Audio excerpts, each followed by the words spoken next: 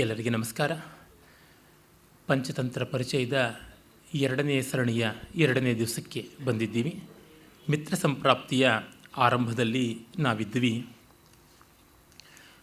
ಅಲ್ಲಿ ಚಿತ್ರಗ್ರೀವ ಅನ್ನುವ ಕಪೋತರಾಜನಿಗೆ ಬಂಧನ ಸಪರಿವಾರವಾಗಿ ಬಂದಾಗ ಅದನ್ನು ಬಿಡಿಸಿಕೊಳ್ಳೋದಕ್ಕೆ ಅಂತ ಹಿರಣ್ಯಕನ ಬಳಿಗೆ ಹೋಗ್ತಾನೆ. ಹಿರಣ್ಯಕ ಅವನಿಗೆ ಎಲ್ಲ ಬಿಡುಗಡೆಯನ್ನು ಮಾಡ್ತಾನೆ ಎನ್ನುವುದನ್ನು ನಾವು ಕಂಡ್ವಿ.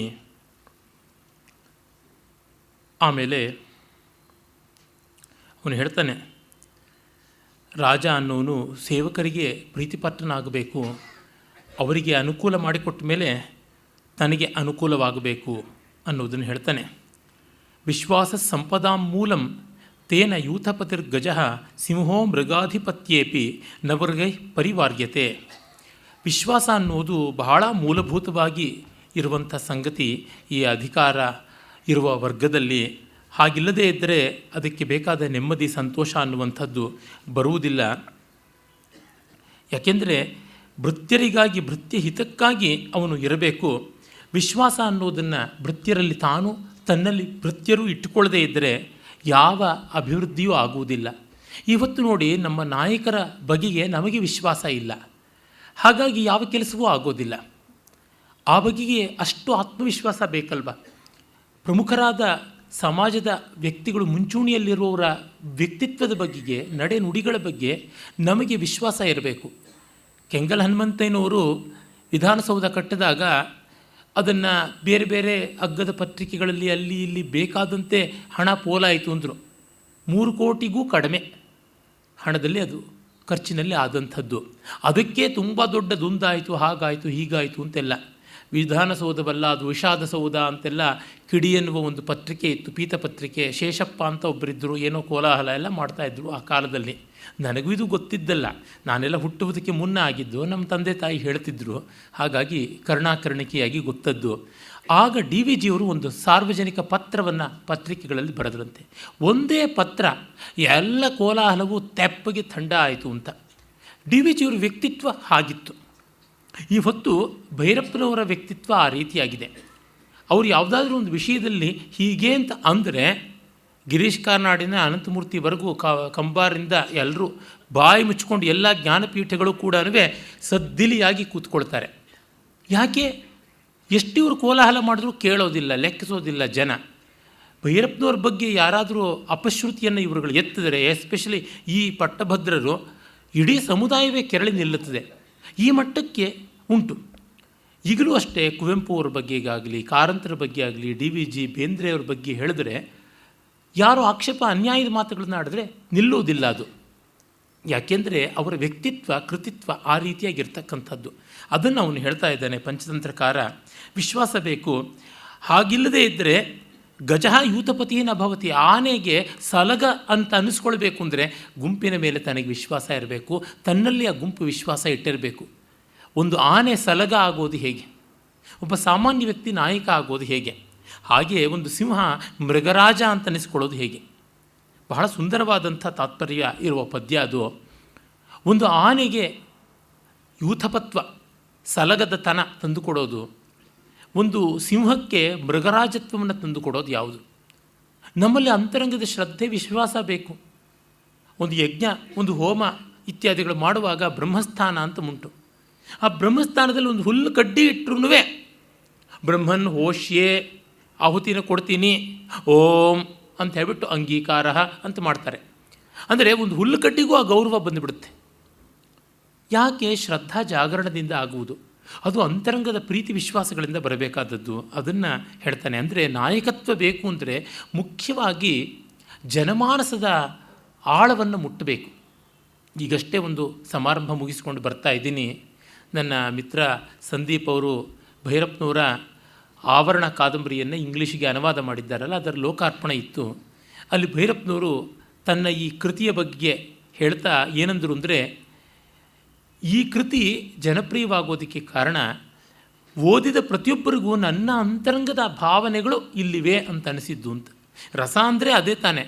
ನಮ್ಮ ಭಾವನೆಗಳನ್ನು ಇವನು ಎಷ್ಟು ಚೆನ್ನಾಗಿ ಹೇಳ್ತಾ ಇದ್ದಾನೆ. ನನಗಿಲ್ಲದ ಬಾಯಿಯನ್ನು ಇವನು ನನಗೆ ಕೊಟ್ಟ. ಭಾವನೆ ಮಾತ್ರ ನನ್ನದೇ, ಬಾಯಿ ಭಾಷೆ ಮಾತ್ರ ಆತನದು ಅಂತ. ಕವಿಗೂ ಕವಿಯಲ್ಲದೇ ಇದ್ದವನಿಗೂ ವ್ಯತ್ಯಾಸ ಏನು? ಭಾವನೆಗಳು ಎಲ್ಲರದೂ ಒಂದೇ. ಅವರ ವಸ್ತು ನಿಮಿತ್ತದಿಂದ ಬೇರೆ ಬೇರೆ ಆಗ್ಬೋದು, ಇರುವ ಮೂಲಭೂತ ಭಾವಗಳೆಲ್ಲ ಒಂದೇ. ಇಷ್ಟ ಅನಿಷ್ಟಗಳು, ಸುಖ ದುಃಖಗಳು, ನೋವು ನಲಿವುಗಳು ಒಂದೇ. ರತಿ, ಹಾಸ, ಕ್ರೋಧ, ಜುಗುಪ್ಸ ಇತ್ಯಾದಿ ಭಯ ಮೊದಲಾದಂಥ 9, 10 ಅನ್ನುವಂಥ ಸ್ಥಾಯಿ ಭಾವಗಳು. ಮತ್ತು ವ್ಯಭಿಚಾರಿ ಭಾವಗಳು ಅಂತ ಏನಂತಾರೆ. ವ್ಯಭಿಚಾರಿ ಭಾವ ಅಂದರೆ ಇನ್ನೇನೂ ಅಲ್ಲ, ಕ್ಷಣಕಾಲ ಮಿಂಚಿ ಮಾಯವಾಗತಕ್ಕಂಥದ್ದು. ಸೋಮಾರಿತನ ಇರ್ಬೋದು, ಉಲ್ಲಾಸ ಇರಬಹುದು, ಅಥವಾ ಸೆಡವಿರಬಹುದು, ಸಂಕೋಚ ಇರಬಹುದು, ಲಜ್ಜಾ ಮತ್ತು ಆಮರ್ಷ, ಗ್ಲಾನಿ, ತಂದ್ರ, ನಿರ್ವೇದ ಇತ್ಯಾದಿಗಳೆಲ್ಲ ಬೇಕಾದಂತೆ ಇರತಕ್ಕಂಥ 33 ಅಂತ ಲೆಕ್ಕ. ಹೆಚ್ಚು ಕಡಿಮೆ ಆಗ್ಬೋದು, 30, 33, 40, 42. ಒಟ್ಟಿನಲ್ಲಿ ಸ್ಥಾಯಿ ಭಾವಗಳು, ವ್ಯಭಿಚಾರಿ ಭಾವಗಳು, ಸಾತ್ವಿಕ ಭಾವಗಳನ್ನು ಸೇರಿಸಿ ಭರತ 49 ಅಂತ ಹೇಳಿದ. ಅದು 49 ಇಲ್ಲದೇ 60 ಆಗಲಿ, 49 ಇಲ್ಲದೆ 30 ಆಗಲಿ, ತೊಂದರೆ ಇಲ್ಲ. ಇವು ವಿಶ್ವಜನೀನವಾದದ್ದು. ಇವುಗಳಿಂದ ಮನುಷ್ಯ ಈ ಭಾವಗಳಿಗೆ ಭಾಷೆಯನ್ನು ಕೊಡುವುದು, ಆ ಭಾಷೆಯನ್ನು ಒಂದು ಕಥನಕ್ಕಾಗಿ ದುಡಿಸ್ಕೊಳ್ಳೋದು ಮಾಡಿದಾಗ, ಆಹಾ ಇದು ನನ್ನ ಬದುಕಿನ ಕಥೆಯೇ, ನನ್ನನ್ನೇ ನೋಡಿ ಬರೆದರು ಅಂತ ಅನ್ನಿಸ್ತಿದೆ ಅಂತ. ಏನಿಲ್ಲ, ನಮ್ಮ ನರಸಿಂಹಸ್ವಾಮಿಯವರು ಮಲ್ಲಿಗೆಯ ಕವಿ, ಅವರು ಶಾನುಭೋಗರ ಮಗಳು ಅಂತ ಪದ್ಯ ಬರೆದ ಮೇಲೆ ಎಷ್ಟೋ ಊರಿನ ಎಷ್ಟೆಷ್ಟೋ ಜನ ಶಾನುಭೋಗರ ಮಕ್ಕಳುಗಳಿಗೆ ಅನಿಸ್ತಂತೆ ಇದು ನಮ್ಮ ಬಗ್ಗೆನೇ ಬರೆದಿದ್ದು ಅಂತ. ಅವರೇ ಬರ್ಕೊಂಡಿದ್ದಾರೆ. ಯಾವುದೋ ಒಂದು ಊರಿಗೆ ಹೋಗಿದ್ದರೆ ಒಬ್ಬರು ಅವರಿಗೆ ತುಂಬ ಸತ್ಕಾರ ಎಲ್ಲ ಮಾಡಿದ್ರಂತೆ. ಏನು ಸತ್ಕಾರ ಅಂದರೆ, ನೀವು ಆ ಊರಿನಲ್ಲಿದ್ದರಂತೆ, ಆ ಊರಿನ ಶಾನುಭೋಗರ ಮಗಳು ನಮ್ಮಮ್ಮನ ವ್ಯಕ್ತಿತ್ವದ ಮೇಲೆ ನೀವು ಬರೆದಿದ್ದೀರಾ ಅಂತ. ಖಂಡಿತ ಅವರು ಹಾಗೆ ಬರೆದದ್ದಲ್ಲ, ಆದರೆ ಯಾರಿಗೂ ಹಾಗನಿಸುವಂಥದ್ದು. ಹೀಗೆ ನಾಯಕತ್ವದ ಗುಣ ಬೇಕು ಅಂದರೆ ಜನಮಾನಸವನ್ನು ಮುಟ್ಟುವಂಥದ್ದಾಗುತ್ತದೆ. ಅದನ್ನು ಹೇಳ್ತಾ ಇರತಕ್ಕಂಥದ್ದು. ಹಾಗಾಗಿ ಕದಾಚಿತ್ ಪಾಶಚ್ಛೇದಂ ಕುರ್ವತಸ್ತೆ ದಂತಭಂಗೋ ಭವತಿ ಅಥವಾ ದುರಾತ್ಮ ಲುಬ್ಧಕ ಸಮಭವೇತಿ ತನ್ನೂನಂ ಮಮ ನರಕಪಾತ ಏವ. ಕೊನೆಗೆ ನನ್ನನ್ನು ಬಿಡಿಸಬೇಕು, ಮೊದಲು ಸೇವಕರನ್ನು, ನನ್ನ ಸಹಯೋಗಿಗಳನ್ನು ಬಿಡಿಸಬೇಕು. ಒಂದು ಪಕ್ಷ ನಿನಗೆ ನನ್ನನ್ನು ಬಿಡಿಸಿದ ಮೇಲೆ ಹಲ್ಲು ಮುರಿದೋಗ್ಬಿಡುತ್ತೆ, ಅಥವಾ ಬೇಡನೇ ಬಂದುಬಿಟ್ಟ ಅಂದರೆ ನಾನು ಬಿಡುಗಡೆಯಾಗಿ ನನ್ನವರಿಗೆ ಬಿಡುಗಡೆ ಆಗಲಿಲ್ಲ, ನಾನು ಸ್ವಚ್ಛಂದನಾಗಿ ಮಿಕ್ಕವರಿಗೆ ಮೃತ್ಯು ಬಂತು ಅಂದರೆ ಇದಕ್ಕಿಂತ ದೊಡ್ಡ ನರಕ ವಿನಿಪಾತ ಇನ್ಯಾವುದು ಅಂತ. ಈ ರೀತಿಯಲ್ಲಿ ನಾಯಕರು ಯೋಚನೆ ಮಾಡೋದು ಎಲ್ಲಿ ಉಂಟು, ಅಲ್ಲಿ ಅಭ್ಯುದಯ ಉಂಟು. ಸದಾಚಾರೇಷು ಭೃತ್ಯೇಷು ಸಂಸೀದತ್ಸು ಚ ಯಃ ಪ್ರಭು ಸುಖೀ ಸ್ಯಾನ್ ನರಕಂ ಯಾತಿ ಪರತ್ರೇಹನ ಸೀದತಿ. ತನ್ನವರು ಸಾಯ್ತಾ ಇದ್ದಾಗ ತಾನು ನೆಮ್ಮದಿಯಾಗಿ ಮಜಾ ಉಡಾಯಿಸಬೇಕು ಅನ್ನೋನು ನರಕಕ್ಕೆ ಬೀಳ್ತಾನೆ ಅಂತ. ನೋಡಿ, ನೆಹರೂಗೆ ಜೈಲುವಾಸ ಆಯಿತು, ಏನು ಒಂದು ಚೂರು ಕುಡಿದ ನೀರು ಅಲ್ಲಾಡಲಿಲ್ಲ, ಉಗುರು ನೋವಾಗಲಿಲ್ಲ, ಬೇಕಾದಷ್ಟು ಕಾಂಗ್ರೆಸ್ ವಾಲಂಟಿಯರ್ಸ್ ಸತ್ರು. ಅದಲ್ಲ, ಧರ್ಮರಾಜನ ಪ್ರತಿಜ್ಞೆ ಎಷ್ಟು ದೊಡ್ಡದು. ಒಬ್ಬ ತಮ್ಮ ಸತ್ರು ತಾನು ಸಾಯ್ತೀನಿ ಅಂತ ಪ್ರತಿಜ್ಞೆ ಮಾಡಿದ್ನಲ್ಲ. ದುರ್ಯೋಧನ ತನ್ನ 99 ಜನ ತಮ್ಮಂದ್ರ ಸತ್ತ ಮೇಲೂ ಬದುಕಿದ್ದು ದುರ್ಯೋಧನನ ಅಸೂಯೆ ಅಹಂಕಾರಗಳು ಹಾಗೇ ಕೆರಳಿದ್ವು. ಏನಾದರೂ ಭೀಮ ಬದುಕೋ ಹೋಗೊಂದು ಬಿಟ್ಟಿದ್ರೆ ಬದುಕು ಬಿಡ್ತಾ ಇದ್ದ ಅನಿಸುತ್ತೆ. ಭೈರಪ್ಪನವರ ಪರ್ವ ಕಾದಂಬರಿಯಲ್ಲಿ ದುರ್ಯೋಧನನ ಭೀಮ ಬದುಕೋ ಹೋಗೊಂದು ಬಿಟ್ಬಿಡ್ತಾನೆ, ಆದರೂ ಅವನು ಬದುಕ್ತಾನೆ. ಅಂದರೆ ಅವನ ನಿರ್ಲಜ್ಜೆ ಯಾವ ಮಟ್ಟದ್ದು ಅಂತ ತೋರಿಸ್ತಾ ಇದ್ದಾರೆ, ದುರ್ಯೋಧನನ ನೀಚತನ ಯಾವ ಮಾತ್ರದ್ದು ಅಂತ. ಇಂದು ಪತ್ರಿಕೆಯಲ್ಲಿ ಓದಿದೆ, ಒಳ್ಳೆಯ ವಿದ್ವಾಂಸರು, ಕನ್ನಡದ ಬಹುಮುಖ ಲೇಖಕರು, 300ಕ್ಕೂ ಹೆಚ್ಚು ಗ್ರಂಥ ಬರೆದಂಥವರು ಪ್ರೊಫೆಸರ್ ಸಿ ಪಿ ಕೃಷ್ಣಕುಮಾರ್ ಅವರು ಭಾರಾವತಾರ ಅಂತ ಯಾವುದೋ ಒಂದು ಮಹಾಭಾರತವನ್ನು ಆಧರಿಸಿದ ಕಾವ್ಯ ಬರೀತಾ ಇದ್ದಾರೆ ಅಂತ. ಅಲ್ಲಿ ದುರ್ಯೋಧನ ಕೊಂಡಾಡ್ತಾರಂತೆ. ಇದೇನು ಬಂತು ಅನಿಷ್ಟ ಅಂತ. ಈ ಕೃಷ್ಣತ್ವಕ್ಕೆ ಯಾಕೆ ಕಂಸತ್ವ ಬಂತು ಅಂತ ಅನ್ನಿಸ್ತು. ಅಂದರೆ ಅಲ್ಲಿ ಮೌಲ್ಯಗಳ ಡಿಸ್ಟಾರ್ಷನ್ ನಡೀತಾ ಇದೆ ಅಂತ ಗೊತ್ತಾಗುತ್ತದೆ. ಮಹಾಭಾರತವನ್ನು ಓದಿದ ಯಾವ ಪಂಡಿತ ಪಾಮರ ಭೇದ ಇಲ್ಲದೆ ಯಾವನಿಗೂ ಗೊತ್ತಾಗಬೇಕು, ಪಾಂಡವರಲ್ಲಿ ಎಷ್ಟು ಕೆಟ್ಟದಿದ್ದರೂ ದುರ್ಯೋಧನ ಅದಕ್ಕಿಂತ ಮಿಗಿಲು ನೀಚ ಅಂತನ್ನುವಂಥದ್ದು. ರಾಮಾಯಣ ಓದಿದಾಗ ಎಂಥವನಿಗೂ ಗೊತ್ತಾಗಬೇಕು, ಎಷ್ಟೇ ಒಳ್ಳೆಯ ಗುಣ ಇದ್ದರೂ ರಾವಣಾಸುರ ರಾಮನಿಗಿಂತ ಕೀಳು ಅಂತ. ಅಷ್ಟಾದ ಮೇಲೆ ಗೊತ್ತಾಯಿತು. ಇನ್ನು ಅದಕ್ಕೆ ಬೇಕಾಗಿಲ್ಲ. ಕವಿಗಳ ಕಾಲಮಾನವನ್ನು ಲೆಕ್ಕ ಮಾಡುವಾಗ ನಮ್ಮ ಪ್ರಾಚೀನ ಕವಿಗಳಲ್ಲಿ 6ರಿಂದ 7ನೇ ಶತಮಾನ, 10ರಿಂದ 11ನೇ ಶತಮಾನ ಅಂತಿವೆ. ಅವ್ರ ಜಾತಕ ಏನು ಗೊತ್ತಿದೆಯಾ, ಅವ್ರ ಬರ್ತ್ ಸರ್ಟಿಫಿಕೇಟ್ ಏನಿದೆಯಾ, ಅದು ಒಂದು ಅಂದಾಜು. ಅಷ್ಟಾದ ಮೇಲೆ ಮುಗೀತು. ಕಾಳಿದಾಸ ಬಾಣಭಟ್ಟನಿಗಿಂತ ಹಿಂದಿನವನು, ಭಾಸನಿಗಿಂತ ಈಚಿನವನು. ಅಷ್ಟು ಸಾಕು, 200-300 ವರ್ಷಗಳ ಅಂತರದಲ್ಲಿ. ಅಷ್ಟಂತೂ ಇದೆಯಲ್ವ. ಇದು ನಮಗೆ ಮುಖ್ಯವಾಗಿ ಬೇಕಾದದ್ದು. ಈ ಆಜಮಾಯಿಷಿ ಅಂದಾಜು ಅಂತಾರಲ್ಲ, ಅಲ್ಲಿ ಒಂದು ನ್ಯಾಯ ಸಿಗುತ್ತದೆ. ಹಾಗೆ ಕಂಡಾಗ ಯಾವ ನಾಯಕನನ್ನು ಆಧರಿಸಬೇಕಾದಂಥ ಜನ ಅವರು ದುಃಖಕ್ಕೆ ಸಂತ್ರಾಸಕ್ಕೆ ಒಳಗಾದಾಗ ಅವರಲ್ಲಿ ಆ ಕಷ್ಟವನ್ನು ಕಾಣ್ತಾ ತಾನು ನೆಮ್ಮದಿಯನ್ನು ಪಡೆಯೋದಕ್ಕೆ ಖಂಡಿತ ಸಾಧ್ಯವಿಲ್ಲ. ಧರ್ಮರಾಜ ನರಕಕ್ಕೆ ಹೋಗಿ ಅಲ್ಲಿ ಪಾಂಡವರನ್ನು ಹುಡುಕೊಂಡು ನನ್ನ ಅಸ್ತಿತ್ವದಿಂದ ಇವರಿಗೆ ನೆಮ್ಮದಿ ಇದ್ದರೆ ನಾನು ಇಲ್ಲಿಯೇ ಉಳಿದು ಬಿಡ್ತೀನಿ ಅಂತಾನೆ. ನಿಜವಾದ ಲೀಡರ್ಶಿಪ್ನ ನಾಯಕತ್ವದ ಲೀಡರ್ಶಿಪ್ನ ಲಕ್ಷಣ ಅಲ್ಲಿ ಇರ್ತಕ್ಕಂಥದ್ದು ಅಂತ ಗೊತ್ತಾಗುತ್ತದೆ. ಆಮೇಲೆ ಹಿರಣ್ಯಕನಿಗೆ ಅದನ್ನು ಕೇಳಿ ತುಂಬ ಸಂತೋಷವಾಗುತ್ತೆ. ಬೋಹೋ ವೇದ್ಯಹಂ ರಾಜಧರ್ಮಂ ಪರಂ ಮಯ ಅಥವಾ ಪರೀಕ್ಷಾಕೃತ. ನನಗೆ ರಾಜಧರ್ಮ ಗೊತ್ತು, ಸುಮ್ಮನೆ ನಿನ್ನ ಪರೀಕ್ಷೆ ಮಾಡಿದೆ. ತತ್ಸರ್ವೇಷಾಂ ಪೂರ್ವಂ ಪಾಶ್ಚಿಚ್ಛೇದಂ ಕರಿಷ್ಯಾಮಿ ಭವಾನಪ್ಯನೇನ ವಿಧಿನ ಬಹು ಕಪೋತ ಪರಿವಾರೋ ಭವಿಷ್ಯತಿ. ನಾನು ಹಾಗೆ ನಿನ್ನ ಇಚ್ಛೆಯಂತೆ ಕಟ್ಟ ಕಡೆಗೆ ನಿನ್ನ ಬಿಡಿಸ್ತೀನಿ, ನೀನು ಮತ್ತು ಹೆಚ್ಚಿನ ಕಪೋತ ವೃಂದಕ್ಕೆ ರಾಜನಾಗು ಅಂತ. ಅಂದರೆ ನಮ್ಮ ಪರೀಕ್ಷೆ ಹೇಗೆ ಬರುತ್ತೆ ಅಂತ ಗೊತ್ತಾಗೋದಿಲ್ಲ, ಅದಕ್ಕೆ ಸಿದ್ಧ ಇರಬೇಕು. ಕಾರುಣ್ಯಂ ಸಂವಿಭಾಗಶ್ಚ ಯಸ್ಯ ಭೃತ್ಯೇಷು ಸರ್ವದಾ ಸಂಭವೇತ್ ಸ ಮಹೀಪಾಲಃ ತ್ರೈಲೋಕ್ಯಸ್ಯಾಪಿ ರಕ್ಷಣೆ. ಕಾರುಣ್ಯ ಸಂವಿಭಾಗ, ತನ್ನ ಆಶ್ರಿತರಲ್ಲಿ ಕರುಣೆಯೂ ಇರಬೇಕು ಮತ್ತು ತನ್ನದನ್ನು ಹಂಚಿಕೊಳ್ಳೋಕ್ಕೂ ಸಿದ್ಧ ಇರಬೇಕು. ಗಾಣಗಿತ್ತೆ ಅಯ್ಯೋ ಅಂದರೆ ಮಗು ತಲೆ ತಣ್ಣಗಾಯ್ತಾ ಅಂತಲ್ಲ, ಕ್ರಿಯಾತ್ಮಕವಾಗಿ ರಚನಾತ್ಮಕವಾಗಿ ಇರಬೇಕು. ಸಹಕಾರ ಆ ಥರ ಇರಬೇಕು. ಹಾಗಿಲ್ಲದೆ ಇದ್ದರೆ ಯಾವ ದೃಷ್ಟಿಯಿಂದಲೂ ಅವನು ದೊಡ್ಡ ಸ್ಥಾನಕ್ಕೆ ಬರುವುದಿಲ್ಲ. ದೊಡ್ಡವರ ಬದುಕು ಯಾವ ದೇಶದಲ್ಲಿ ನೋಡಿದ್ರೂ ಇದೇ ರೀತಿಯಾಗಿರುತ್ತದೆ ಅಂತ ನಮಗೆ ತಿಳಿಯುತ್ತದೆ. ಆಮೇಲೆ ಎಲ್ಲರನ್ನ ಬಿಡುಗಡೆ ಮಾಡಿ, ಮಿತ್ರ ಗಮ್ಯತಾಂ ಅಧುನಾ ಸ್ವಾಶ್ರಯಂ ಪ್ರತಿ ಭೂಯೋಪಿ ವ್ಯಸನೆ ಪ್ರಾಪ್ತೆ ಸಮಾಗಂತವ್ಯಂ. ಹೋಗ್ಬಾಪ್ಪ, ಮತ್ತೇನಾದರೂ ಕಷ್ಟ ಬಂದರೆ ನಾನಿದ್ದೀನಿ ಅಂತ. ಆ ಸ್ನೇಹದ ಲಕ್ಷಣ ಹಾಗೆ, ನಾನಿದ್ದೀನಿ ಯೋಚನೆ ಮಾಡಬೇಡ ಅಂತನ್ನುವುದು. ಆ ಭರವಸೆ ತುಂಬ ತುಂಬ ದೊಡ್ಡದಾದದ್ದು.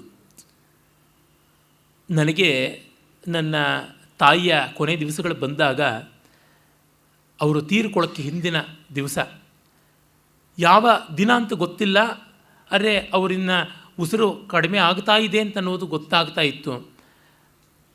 ಇದೆಲ್ಲ 8 ವರ್ಷಗಳಿಂದ ಕಂಡದ್ದೇನೆ, ಇದಕ್ಕೆ ತಯಾರಿ ನಡೀತಾ ಇರ್ತಕ್ಕಂಥದ್ದು ಅಂತಂದಾಗ ಮನಸ್ಸಿನಲ್ಲಿ ಆ ಖೇದ ಹೆಪ್ಪುಗಟ್ತಾ ಇತ್ತು.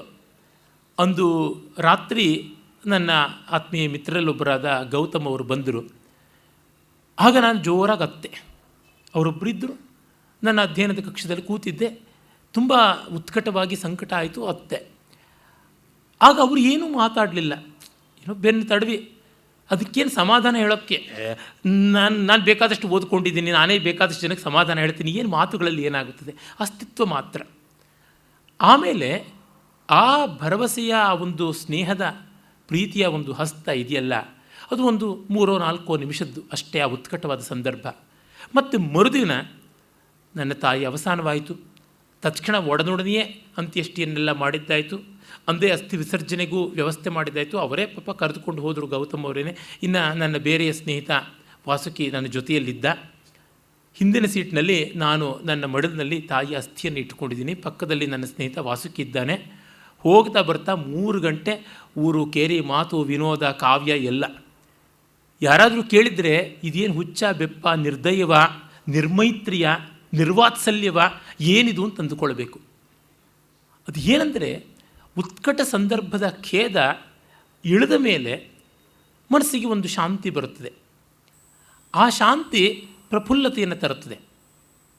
ಆ ರೀತಿಯಾದದ್ದು ಒಬ್ಬರು ಇದ್ದೀನಿ ಅಂತ ಒಂದು ಕ್ಷಣದ ಭರವಸೆ ಕೊಟ್ಟಿದ್ದು ಎಷ್ಟೋ ಕಾಲ ಸಸ್ಟೈನ್ ಮಾಡ್ತಕ್ಕಂಥದ್ದಾಗಿರ್ತದೆ. ಆ ಹಿರಣ್ಯಕ ನಿನಗೆ ನಾನು ಸದಾಕಾಲ ಕಷ್ಟಕ್ಕೆ ಇದ್ದೀನಿ ಅಂತನಲ್ಲ, ಆವುದನ್ನು ಕಾಣದೊಡ ಮಳ್ತಿಯಂ ನಂಬಿಹುದೋ ಆ ವಿಚಿತ್ರಕ್ಕೆ ನಮಿಸೋ ಮಂಕುತಿಮ್ಮ ಅಂತೀವಲ್ಲ. ದೈವ ಸ್ನೇಹ ಅಂದರೆ ಇದೇ ಥರದ್ದೇನೆ. ನಮಗೆ ನೆನೆದಾಗಲೆಲ್ಲ ಒಂದು ಸಮಾಧಾನವನ್ನು ಕೊಡ್ತಕ್ಕಂಥದ್ದು, ಒಂದು ಶಾಂತಿಯನ್ನು ಕೊಡ್ತಕ್ಕಂಥದ್ದು. ಈ ರೀತಿಯಾದದ್ದು ಮಿತ್ರ ಸಂಪ್ರಾಪ್ತಿಯ ಮುಖ್ಯ ಲಕ್ಷಣವಾಗಿ ಹೆಜ್ಜೆ ಹೆಜ್ಜೆಗೂ ಈ ಭಾಗದಲ್ಲಿ ಕವಿ ನಿರೂಪಣೆ ಮಾಡ್ತಾ ಬರ್ತಾನೆ. ಆಮೇಲೆ ಕವಿ ಹೇಳ್ತಾನೆ, ಅಥವಾ ಸಾಧ್ವಿದ ಮುಚ್ಯತೆ ಮಿತ್ರವಾನ್ ಸಾಧಯತ್ಯರ್ಥಾನ್ ದುಸ್ಸಾಧ್ಯಾನಪಿ ವಯ್ಯತಃ ತಸ್ಮಾನ್ ಮಿತ್ರಾಣಿ ಕುರ್ವೀತ ಸಮಾನಾನ್ಯೇವ ಚಾತ್ಮನಃ. ಇದು ಬಹಳ ಮುಖ್ಯ. ಆತ್ಮನಃ ಸಮಾನಾನಿ ಮಿತ್ರಾಣಿ ಕುರ್ಯಾತ್. ನಮ್ಮ ಅಂತರಂಗಕ್ಕೆ ಸಮಾನವಾದವರು, ನಮ್ಮ ಯೋಗ್ಯತೆಗೆ ನಮ್ಮ ಥರದವರೇ ಬರ್ತಾರೆ. ನಾನು ರಾವಣನ ಯೋಗ್ಯತೆಯವನಾದರೆ ರಾವಣನಂಥವನೇ ಬರ್ತಾನೆ, ರಾಮನ ಯೋಗ್ಯತೆಯವನಾದರೆ ರಾಮನಂಥವನೇ ಬರ್ತಾನೆ. ಹೆಚ್ಚು ಕಡಿಮೆ ಹಾಗೆ birds of the same feather flock together ಅಂತ ಉಂಟಲ್ವ, ಆ ರೀತಿಯಾಗಿ ಆಗುತ್ತದೆ. ಅಯ್ಯೋ ನಮಗೆ ಒಳ್ಳೆಯ ಸ್ನೇಹಿತರು ಸಿಗಲಿಲ್ಲ ಅಂದರೆ ನಮ್ಮ ಸ್ನೇಹಿತರು ಅಂದ್ಕೋತಾ ಇರ್ತಾರೆ ನಮಗೆ ಒಳ್ಳೆಯ ಸ್ನೇಹಿತರು ಸಿಗಲಿಲ್ಲ ಅಂತ. ನಮ್ಮ ಯೋಗ್ಯತೆಯನ್ನು ಬೆಳವಣಿಗೆ ಮಾಡಿಕೊಳ್ಳಬೇಕು, ಅದಿಲ್ಲದೆ ಇನ್ಯಾವುದೂ ಅಲ್ಲ. ಮತ್ತು ನೋಡಿ, ಪಂಚತಂತ್ರದ ಬರ್ಬರ ವಾಸ್ತವ ಎಂಥದ್ದು. ಮಿತ್ರ ಭೇದವೂ ಉಂಟು, ಸುಹೃತ್ ಪ್ರಾಪ್ತಿಯೂ ಉಂಟು, ಮಿತ್ರ ಸಂಪ್ರಾಪ್ತಿಯೂ ಇದೆ, ಮಿತ್ರ ಭೇದವೂ ಉಂಟು. ಎರಡನ್ನೂ ಕೂಡ ಅದು ತೋರ್ಪಡಿಸುತ್ತದೆ. ಅಂದರೆ ಸ್ನೇಹಿತರು ಅನ್ನೋರಿಂದ ಹಾಳಾಗೋದುಂಟು, ಸ್ನೇಹಿತರನ್ನು ಒಡೆಯೋದು ಉಂಟು, ಒಡೆಯಲಾಗದ ಸ್ನೇಹವೂ ಉಂಟು. ಬದುಕಿನಲ್ಲಿ ಜಗತ್ತಿನಲ್ಲಿ ಇದೆ. ಆದರೆ ಇದು ಬಹಳ ಗಟ್ಟಿಯಾದದ್ದು, ಅದನ್ನು ಹಿಡಿಯಿರಿ ಅಂತಲೂ ಹೇಳುತ್ತದೆ. ಒಳಿತು ಕೆಡಕು ಎರಡನ್ನೂ ತೋರಿಸಬೇಕು ಮಹಾಕೃತಿ. ಜೊತೆಗೆ ಒಳಿತಿನ ಪಕ್ಷದಲ್ಲಿ ನಾವು ನಿಲ್ಲೋದು ಒಳ್ಳೆಯದು ಅನ್ನುವುದದ್ದು ಧ್ವನಿಯನ್ನು ಇಡಬೇಕಾಗುತ್ತದೆ.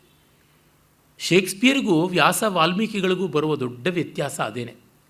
ಶೇಕ್ಸ್ಪಿಯರ್ ಎಷ್ಟು ಮಹಾಕೃತಿಯನ್ನು ಬರೆದರೂ, ಎಷ್ಟು ಮಹಾಪಾತ್ರಗಳನ್ನು ನಿರ್ಮಾಣ ಮಾಡಿದರೂ ಬದುಕಿನ ಬಗ್ಗೆ ಶೇಕ್ಸ್ಪಿಯರ್ ದೊಡ್ಡ ಭರವಸೆ ಕೊಡಲ್ಲ.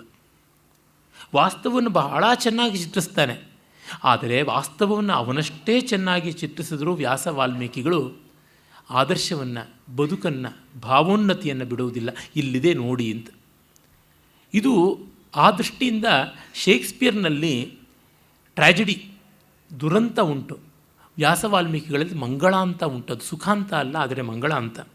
ಸ್ನೇಹ ಸುಖ ದುಃಖಾತೀತವಾದ ಆ ಮಂಗಳಾಂತಕ್ಕೆ, ಆನಂದ ಪರ್ಯಸಾಯಿತ್ವಕ್ಕೆ ಬರಬೇಕಾಗುತ್ತದೆ. ಆಮೇಲೆ ಲಘುಪತನಕ ಕಾಗೆಗೆ ಕೂಡ ತುಂಬ ಕುತೂಹಲ ಆಗುತ್ತದೆ. ಅಹೋ ಬುದ್ಧಿರಸ್ಯ ಹಿರಣ್ಯಕಸ್ಯ ಶಕ್ತಿಶ್ಚ ದುರ್ಗ ಸಾಮಗ್ರೀ ಚ. ಆಹಾ, ಇದರ ಬುದ್ಧಿವಂತಿಕೆ, ಇದರ ಶಕ್ತಿ, ಇದರ ದಂಷ್ಟ್ರ ಸಾಮರ್ಥ್ಯ ಮತ್ತು ಇದರ ಬಹುಮುಖವಾದ ಬಹುದ್ವಾರ ಭರಿತವಾದಂಥ ಆ ಬಿಲವರ್ಗ ಯಾವ ಥರ ಚೆನ್ನಾಗಿದೆ, ಆ ಬಿಲದುರ್ಗದಲ್ಲಿ ಇರುವ ಅಚ್ಚುಕಟ್ಟು ಎಂಥದ್ದು. ಹಾಗಾಗಿ ತದ್ರಗೇವ ವಿಧಿರ್ವಿಹಂಗಾನಾಂ ಬಂಧಮೋಕ್ಷಾತ್ಮಕ. ಆಹಾ, ಈ ಪಕ್ಷಿಗಳ ಬಂಧಮೋಕ್ಷದ ರೀತಿಯೇ ಅವುಗಳ ಒಗ್ಗಟ್ಟು. ಒಂದು ದಿನ ಬೆಳಗ್ಗೆ ಹೊಟ್ಟೆಪಾಡಿಗೆ ಅಂತ ಹೋಗುವಾಗಿದ್ದರೆ ಒಂದು ದೊಡ್ಡ ವಿಶ್ವರೂಪವೇ ಆಯ್ತಲ್ಲ. ಸ್ನೇಹದ್ದು, ವಿಶ್ವಾಸದ್ದು, ಭರವಸೆಯದು, ಸಂಭೂಯ ಸಮುತ್ಥಾನ, ಟುಗೆದರ್ನೆಸ್, ಎಲ್ಲದರ ಒಗ್ಗಟ್ಟಿನ ಬಲ ಎಂಥದ್ದು ಅನ್ನೋದಿಷ್ಟು ಗೊತ್ತಾಯ್ತಲ್ಲ ಅಂತಂದುಕೊಂಡು, ಯದ್ಯಪ್ಯಹಂ ನ ಕಸ್ಯಚಿತ್ ವಿಶ್ವಸಿಮಿ ಚಲಪ್ರಕೃತಿಶ್ಚ ತಥಾಪ್ಯೇನಂ ಮಿತ್ರಂ ಕರೋಮಿ. ನಾನು ತುಂಬ ಚಂಚಲ, ಯಾರನ್ನೂ ವಿಶ್ವಾಸದಲ್ಲಿ ತಗೊಳ್ಳಲ್ಲ. ಇಂಥ ನನಗೆ ಈ ಹಿರಣ್ಯಕನಂಥ ಸ್ನೇಹಿತ ಇರಬೇಕು ಅಂತ ಅನಿಸ್ತಾ ಇದೆ ಅಂತ. ಒಳ್ಳೆಯ ಸ್ನೇಹದ ಲಕ್ಷಣ ಏನಂದರೆ, ನಮಗೂ ಇಂಥದ್ದಿರಬೇಡವಾ ಅಂತ ಅನಿಸುತ್ತದೆ. ಒಳ್ಳೆಯ ವ್ಯಕ್ತಿತ್ವದ ಲಕ್ಷಣ, ನಾವು ಇಂಥವ್ರು ಆಗಬೇಕಲ್ವಾ ಅಂತ. ಹಾಗೆ ಮಾಡುವಂಥದ್ದು ಸಜ್ಜನಿಕೆಯ ಸತ್ವದ, ಸತ್ ಅನ್ನುವುದರ ಮಹಾಲಕ್ಷಣ. ಹೀಗೆ ನಾನು ಆಗಬೇಕಲ್ವಾ, ಹೀಗಾದರೆ ಚೆನ್ನ ಅಲ್ವಾ ಅಂತ ಒಂದು ಕ್ಷಣವಾದರೂ ಅನ್ನಿಸಬೇಕು. ಅದು ಅನ್ನಿಸಿದೆ. ಪ್ರಾಣಿ ಸ್ವಭಾವವನ್ನು ತೋರ್ಪಡಿಸುವ ಮೂಲಕ ಮಾನುಷ ಸ್ವಭಾವಕ್ಕೆ ದೊಡ್ಡ ಕನ್ನಡಿಯನ್ನು ಹಿಡಿದಿದ್ದಾನೆ ಕವಿ. ಅಪಿ ಸಂಪೂರ್ಣತಾಯುಕ್ತೈ ಕರ್ತವ್ಯ ಸುಹೃದೋ ಬುಧೈ ನದೀಶ ಪರಿಪೂರ್ಣೋಪಿ ಚಂದ್ರೋದಯಂ ಅಪೇಕ್ಷತೆ. ಎಷ್ಟು ತುಂಬಿದ್ರೂ ಬದುಕಿನಲ್ಲಿ ಸ್ನೇಹ ಇರಬೇಕು. ಎಷ್ಟು ನದಿಗಳು ಬಂದು ಸಮುದ್ರಕ್ಕೆ ನೀರನ್ನು ಸುರಿಸ್ತಾ ಇದ್ದರೂ ಚಂದ್ರ ಬಂದಾಗ ಉಕ್ಕಿ ಇರುತ್ತೆ. ಚಂದ್ರ ಏನು ಸಮುದ್ರಕ್ಕೆ ನೀರು ಸುರಿಸೋಲ್ಲ, ಆದರೆ ಚಂದ್ರೋದಯದಿಂದ ಸಮುದ್ರ ಉಕ್ಕೇರಿ ದಡ ಮೀರಿ ಬರುತ್ತದೆ.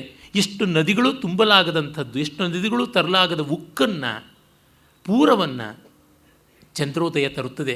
ಸ್ನೇಹ ನಮಗೆ ದ್ರವ್ಯಾತ್ಮಕವಾಗಿ ಏನೂ ಕೊಡದೇ ಇರಬಹುದು, ಆದರೆ ಭಾವಾತ್ಮಕವಾಗಿ ಕೊಟ್ಟದ್ದು ತುಂಬ ದೊಡ್ಡದು ಅಂತ. ಇದನ್ನು ನಾವು ಮರೆಯದೇ ಇಟ್ಕೊಳ್ಬೇಕು. ಒಳ್ಳೆಯ ಸ್ನೇಹಿತರು ಬದುಕಿನ ಭಾಗ್ಯ. ಸತ್ಸಂಗ ಅನ್ನುವುದು ಅಸಾಮಾನ್ಯವಾದದ್ದು. ಈಗೊಂದು 10 ವರ್ಷದಿಂದ ನಾವು ಕೆಲವರು ಸ್ನೇಹಿತರು ಮಹಾಕೃತಿಗಳನ್ನು ಓದಿಕೊಳ್ತೀವಿ. ಟೆಕ್ಸ್ಟ್ ಈಸ್ ಎ ಪ್ರಿಟೆಕ್ಸ್ಟ್ ಅಂತ ಹಲವು ಬಾರಿ ಹೇಳಿದ್ದೀನಿ ಆ ಗೋಷ್ಠಿಯ ಬಗ್ಗೆ. ಕಾಳಿದಾಸ, ಶೂದ್ರಕ ಇತ್ಯಾದಿಗಳನ್ನು, ಇನ್ನು ಮುಂದೆ ಬಾಣಭಟ್ಟನ್ನು ಓದಬೇಕು ಅಂತ ಅಂದ್ಕೋತಿದ್ದೀವಿ. ಹಾಗೆ ಇನ್ನೂ 2-3 ಕಡೆಯಲ್ಲಿಯೂ ಉಂಟು.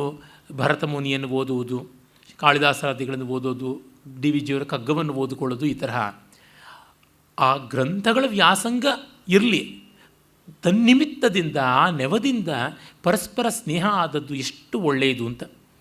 ನಮ್ಮ ಗೋಷ್ಠಿಯನ್ನು ಸೇರೋದಕ್ಕೆ ಕೆಲವೊಂದು ನಿಯಮಗಳನ್ನು ಇಟ್ಕೊಂಡಿದ್ದೀವಿ. ನಿಯಮ ಅಂದರೆ ಏನೂ ಇಲ್ಲ. ಯಾರ ಮನೆಯಲ್ಲಿ ಸೇರ್ತೀವೋ ಆ ಮನೆ ಗೋಡೆಗಳಿಗೆ ತೊಂದರೆ ಆಗಬಾರ್ದು, ನೆಲಕ್ಕೆ ತೊಂದರೆ ಆಗಬಾರ್ದು, ಇರೋ ಕುರ್ಜಿ ಜಮಖಾನಗಳಿಗೆ ಇಕ್ಕಟ್ಟಾಗಬಾರ್ದು. ಬಂದವರು ಎಲ್ಲರಿಗೂ ಪರಸ್ಪರ ಮಾತಾಡೋಕ್ಕೆ ಒಂದು ಅವಕಾಶ ಇರಬೇಕು. ಒಂದು ದೊಡ್ಡ ಸಮೂಹದ ಥರ ಈಗ ಈ ಭಾಷಣ ಪ್ರಕಲ್ಪ ಇದ್ದಂತೆ ಆಗಿಬಿಟ್ರೆ ಚೆನ್ನಾಗೋಲ್ಲ. ಅದು ಪಾಲಿಲಾಗ್ ಆಗಬೇಕು, ಮಾನೋಲಾಗ್ ಆಗಬಾರ್ದು ಅನ್ನುವಂಥದ್ದು. ಅದಕ್ಕೆ ತುಂಬ ಹೆಚ್ಚು ಸಂಖ್ಯೆಯ ಜನ ಇರಬಾರ್ದು, ಪ್ರಚಾರ ಇರಬಾರ್ದು. ಮತ್ತು ಒಂದು ಅಲಿಖಿತ ನಿಯಮ ಏನಂದರೆ ವಯಸ್ಸಾದವರು ಇರಬಾರ್ದು ಅಂತ. ಯಾರಿಗೆ ವಿಷಯ ತಿಳಿದ ಮೇಲೆ ಬದುಕಿನಲ್ಲಿ ಅನುಷ್ಠಾನ ಮಾಡೋದಕ್ಕೆ ಅವ್ರ ಮನೆಯವ್ರಿಗೋ ಅವ್ರ ಮಕ್ಕಳಿಗೋ ಅದನ್ನು ಇನ್ಫ್ಲುಯೆನ್ಸ್ ಮಾಡೋಕ್ಕಾಗಲು ಅವರು ಬರಬಾರ್ದು ಅಂತ. ಭೋಜರಾಜ ಹೇಳಿದ್ನಂತಲ್ಲ, ಯಾವ ನನ್ನ ಧಾರಾನಗರದಲ್ಲಿ ಸಂಸ್ಕೃತ ಗೊತ್ತಿಲ್ಲದೆ ಇರೋ ಬ್ರಾಹ್ಮಣನಿದ್ದರೆ ಗೇಟ್ ಪಾಸ್ ಕೊಡಬೇಕು, ಸಂಸ್ಕೃತ ಗೊತ್ತಿರೋ ಚಂಡಾಲನಿದ್ದರೆ ಸ್ವಾಗತ ಕೊಡಬೇಕು ಅಂತ. ಆ ರೀತಿಯಾಗಿ ಆ ಥರ ಒಂದು ನಿಯಮ ಮಾಡಿಕೊಂಡಿರ್ತಕ್ಕಂಥದ್ದು. ಹೀಗೆ ಚಿಕ್ಕ ವಯಸ್ಸಿನವರಿದ್ದರೆ ಅವರದನ್ನು ಪರ್ಪೇಚೇಟ್ ಮಾಡ್ತಾರೆ ಅಂತ ಅದೊಂದು ನಿಯಮ. ಮತ್ತು ಬಂದು ನಮ್ಮ ಹುಚ್ಚಾಟಗಳ ಮಧ್ಯದಲ್ಲಿ ಯಾರಿಗೂ ಬಂದು ಕೂತ್ಕೊಂಡು ಅಲ್ಲಿ ಕಂಟಿನ್ಯೂ ಮಾಡೋದೊಂದು ಕಷ್ಟ ಇರುತ್ತೆ. ಇಷ್ಟೆಲ್ಲ ಇದ್ದರೂ ಒಂದು ಸ್ವಲ್ಪ ಉಂಟು. ಆ ನನ್ನ ಮಿತ್ರನ ಮನೆಯಲ್ಲಿ ಯಾವುದು ನಡೆಯುತ್ತೆ, ಆತ ಇನ್ನೂ 2-3 ಬರಬೇಕು ಅಂತ ಅಪೇಕ್ಷೆ ಪಡ್ತಾ ಇದ್ದಾರೆ, ಏನು ಮಾಡೋದು ಅಂತ ನನಗೆ ತೀರ್ಮಾನಕ್ಕೆ ಬಿಟ್ಟಾಗ ನಾನು ಹೇಳಿದೆ, ಅಪ್ಪ ನೀನು ನಿನ್ನ ಗೃಹಿಣಿ ಸಹಧರ್ಮಿಣಿ ಅವರಿಬ್ಬರಿಗೆ ಬಿಟ್ಟದ್ದು. ಆಕೆ ಪಾಪ ಎಲ್ಲರಿಗೂ ಟೀ ಕಾಫಿ ವ್ಯವಸ್ಥೆ ಮಾಡಬೇಕು, ಆ ಬಸಿಯೋದಕ್ಕೆ ಶ್ರಮ ಆಗಬಾರ್ದು. 3 ಗಂಟೆ ಮಧ್ಯದಲ್ಲಿ ಕಾಫಿ ಬ್ರೇಕ್ ಇರುತ್ತೆ, it's a very tempting break, tea break. ಮತ್ತು ಕುರ್ಜಿ ಗಿರ್ಜಿ ವ್ಯವಸ್ಥೆ ಮಾಡೋ ನೀನು, ಅವ್ರಿಗೆ ತೊಂದರೆ ಆಗಬಾರ್ದು, ಮನೆಯೆಲ್ಲ ನುಗ್ಗಲಾಗಬಾರ್ದು, ಉಸಿರು ಕಟ್ಟದಂತೆ ಆಗಬಾರ್ದು. ಈ ದೃಷ್ಟಿಯಿಂದ ನನ್ನದೇನೂ ಇಲ್ಲ, ಸಾಮಾನ್ಯದ ನಿಯಮ ಇದ್ದೇ ಇದೆಯಲ್ಲ ಇದಷ್ಟೇ ಅಂತ. ಆಗ ಆತ ಒಂದು ಪ್ರತಿಕ್ರಿಯೆಯನ್ನು ಕೊಟ್ಟ. ಅದು ಗೌಣ, ನಾವು ಕಲಿತಿದ್ದೇನೋ ಅದು ಬೇರೆ, ಆದರೆ ಇಲ್ಲಿ ಕೆಲವು ಸಮಾನ ಧರ್ಮಿಗಳ long standing association and friendship ಇದೆಯಲ್ಲ, ದೀರ್ಘಕಾಲೀನವಾದ ಪ್ರೀತಿ ವಿಶ್ವಾಸಗಳ ಸ್ನೇಹ, ಅದು ತುಂಬ ದೊಡ್ಡ ಭಾಗ್ಯ ಅಂತ. ತುಂಬ ಅಂದರೆ ತುಂಬ ದೊಡ್ಡದಾದದ್ದು. ಸುಮ್ಮನೆ ಒಬ್ಬರು ಮನೆಗೆ ಬನ್ನಿ ಅಂದರೆ ಬರ್ತಾರ್ಯ, ಬನ್ನಿ ನಾವು ಸ್ನೇಹ ಮಾಡ್ಕೊಳ್ಳೋಣ ಅಂದರೆ ಆಗುತ್ತೆಯೇ? ಅದು ಹಾಗೆಲ್ಲ ಆಗುವಂಥದ್ದಲ್ಲ. ಈ ರೀತಿಯಲ್ಲಿ ಆ ಸ್ನೇಹ ಇನ್ನೊಬ್ಬರನ್ನ ನೋಡಿದಾಗ ಹೌದು ಅಂತ ಅನ್ನಿಸಬೇಕು. ನುಡಿದೊಡೆ ಲಿಂಗ ಮೆಚ್ಚಿ ಅಹುದಹುದೆನಬೇಕು ಅಂದ್ರಲ್ಲ, ಅಹುದಹುದು ಅಂತ ಅನ್ನಿಸಬೇಕು. ಆ ರೀತಿ ಆದರೆ ಸ್ನೇಹ. ಲಘುಪತನಕಕ್ಕೆ ಈ ಥರ ಇರಬೇಕು ಸ್ನೇಹ. ಸ್ನೇಹದಲ್ಲಿ ಸಲುಗೆ ತೊಗೋಬೇಕು, ಬೈಬೇಕು, ಬೈಸ್ಕೋಬೇಕು, ಬೇಜಾರು ಮಾಡ್ಕೊಳ್ಬಾರ್ದು. ನಮ್ಮ ಸ್ನೇಹಿತರುಗಳ ಸ್ಥಾಯಿ ಭಾವ ಏನು ಅಂತ ಗೊತ್ತಾದ ಮೇಲೆ ನಮಗೆ ಬೇಜಾರಾಗೋಲ್ಲ. ಅವ್ರು ಹಾಗೆ ಯಾವತ್ತೂ ಕೊಂಕು ಮಾತೇ ಆಡ್ತಾ ಇರ್ತಾರೆ, ಆಡದಿದ್ದರೆ ಬೇಸರ ಆಗುತ್ತೆ. ಇನ್ಯಾರೋ ವಿನೋದದ ಮಾತಾಡ್ತಾರೆ, ಪಾಪ ಗಂಭೀರವಾಗಿರ್ತಾರೆ, ಸ್ವಲ್ಪ ಪೆದ್ದಾಗಿ ಆಡ್ತಾರೆ, ಅದು ಅವರಿಗೆ ಭೂಷಣ. ಒಮ್ಮೆ ಪ್ರೀತಿ ಬಂದ ಮೇಲೆ ಅವರ ಗುಣದೋಷಗಳೆಲ್ಲವೂ ಕೂಡ ಸಹಜಾಲಂಕಾರಗಳಾಗ್ಬಿಡುತ್ತವೆ. ಹಾಗೆ ಸಹಜಾಲಂಕಾರಗಳಾದ ಸ್ಥಿತಿ ತುಂಬ ಮಧುರವಾದಂಥದ್ದು. ಹಾಗೆ ಲಘುಪತನಕಕ್ಕೆ ತನಗೆ ಭಕ್ಷ್ಯವಾಗಬಲ್ಲ ಆ ಮೂಷಕವನ್ನು, ಹಿರಣ್ಯಕನನ್ನು ಕಂಡಾಗ ಇವನು ಸ್ನೇಹ ಮಾಡಿಕೊಳ್ಬೇಕು ಅಂತ ತಿನ್ನಬೇಕು ಅಂತ ಅನಿಸಲಿಲ್ಲ. ಅದು ನೋಡಿ ಇರ್ತಕ್ಕಂಥದ್ದು. ಅಂದರೆ ಭಕ್ಷಕಗಳ ಮಧ್ಯದಲ್ಲಿ ಸ್ನೇಹ ಇರೋಕ್ಕೆ ಸಾಧ್ಯ. ಅದು ಭಕ್ಷಕನಿಂದ ಬಂದದ್ದು. ಹಿರಣ್ಯಕನಿಗೇನೂ ಅನ್ನಿಸಲಿಲ್ಲ, ಇವನಿಗೆ ಅನ್ನಿಸ್ತಲ್ಲ. ಅದು ತುಂಬ ವಿಶೇಷವಾದದ್ದು, ದೊಡ್ಡದಾದದ್ದು ಅಂತ. ಯಾವ ಮೌಲ್ಯವನ್ನು ಕೊಡ್ತಾ ಇದೆ ಈ ಕೃತಿಯಲ್ಲಿ ಅಂತ ನಮಗನ್ನಿಸುತ್ತದೆ. ಆಮೇಲೆ ಅದು ಒಳಗೆ ಹೋದ ಮೇಲೆ ಇದು ಚಿತ್ರಗ್ರೀವದ ಕಂಠಧ್ವನಿಯನ್ನೇ ಅನುಸರಿಸಿಕೊಂಡು ಏಹಿ ಭೋ ಹಿರಣ್ಯಕ ಏಹಿ ಅಂತ, ಬಾಪ ಹಿರಣ್ಯಕ ಬಾ ಅಂತಂದರೆ ಏನು, ಕಿಮನ್ಯೋಪಿ ಕಶ್ಚಿತ್ ಕಪೋತೋ ಬಂಧನ ಶೇಷಸ್ತಿಷ್ಠತಿ, ಇನ್ನೂ ಒಂದು ಏನಾದರೂ ಪಾರಿವಾಳ ಸಿಕ್ಕಾಕ್ಕೊಂಡು ಉಳಿದು ಬಿಟ್ಟಿದೆಯಾ ಏನು ಅಂತ ಅಂದ್ಕೊಂಡು ಏನು ಯಾರು ಅಂತ ಬರುತ್ತೆ. ಅಹಂ ಲಘುಪತನಕೋ ನಾಮ ವಾಯಸ, ನಾನು ಕಾಗೆ. ಲಘುಪತನಕ ಅಂದರೆ ಅಯ್ಯಯ್ಯೋ ಅಂತ ಒಳಗಡೆ ಹೊರಟೋಗುತ್ತೆ. ಬೋಹೋ ಧೃತಂ ಗಮ್ಯತಾಂ ಅಸ್ಮಸ್ಥಾನಾತ್, ಮೊದಲಿ ಜಾಗ ಖಾಲಿ ಮಾಡು, ದೂರ ಹೋಗು ಅಂತ. ಅಹಂ ತವ ಪಾರ್ಶ್ವೇ ಗುರುಕಾರ್ಯೇಣ ಸಮಾಗತಃ ತತ್ಕಿಮ್ನ ಕ್ರಿಯತೆ ಮಯಾ ಸಹ ದರ್ಶನಂ.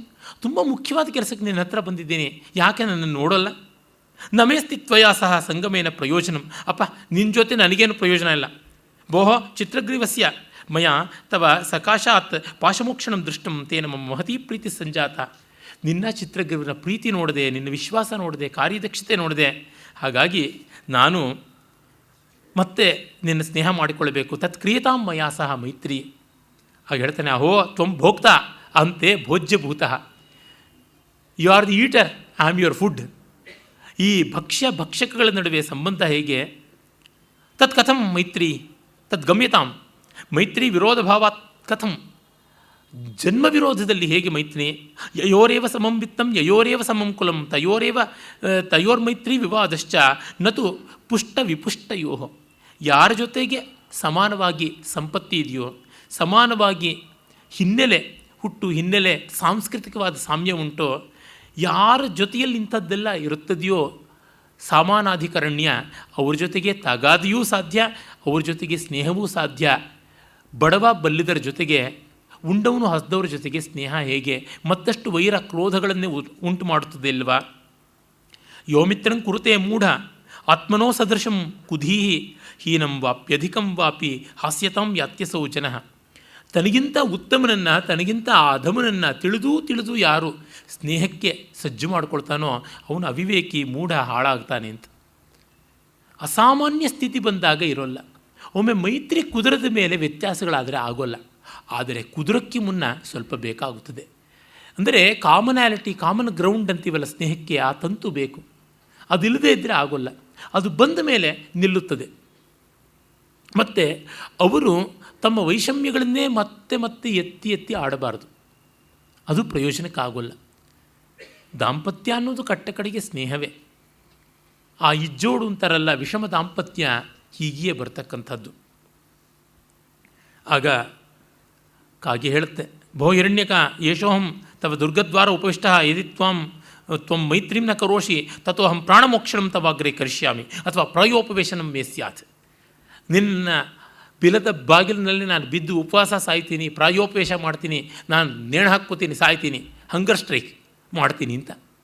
ಅಂದರೆ ಹೀಗೆ ಬಲವಂತ ಮಾಡಿಬಿಟ್ಟು ಅದು ಯಾವುದೋ ಪ್ರೀತ್ಸೆ ಅಂತ ಒಂದು ಅಬ್ಬರದ ಹಾಡಿನ ಇದೆಯಲ್ಲ, ಆ ಥರ ಮಾಡೋಕ್ಕೆ ಸಾಧ್ಯವೇ? ಆಗೋಲ್ಲ. ನಿರ್ಬಂಧದಿಂದ ಸಾಧ್ಯವಾಗುತ್ತಿದೆಯಾ? ಹೇಮಂತೋ ರೋಹಿತ್ತೋ ಯಾರೋ ಹಾಡಿದ್ದು ಇದೆಯಲ್ಲ ಅನಿಷ್ಟಕ್ಕೆಲ್ಲ ಶನಿಶ್ಚರ ಅಂತ ಉಪೇಂದ್ರ, ಅವನ ಸಿನಿಮಾದು ಅಂತ ಅನಿಸುತ್ತದೆ.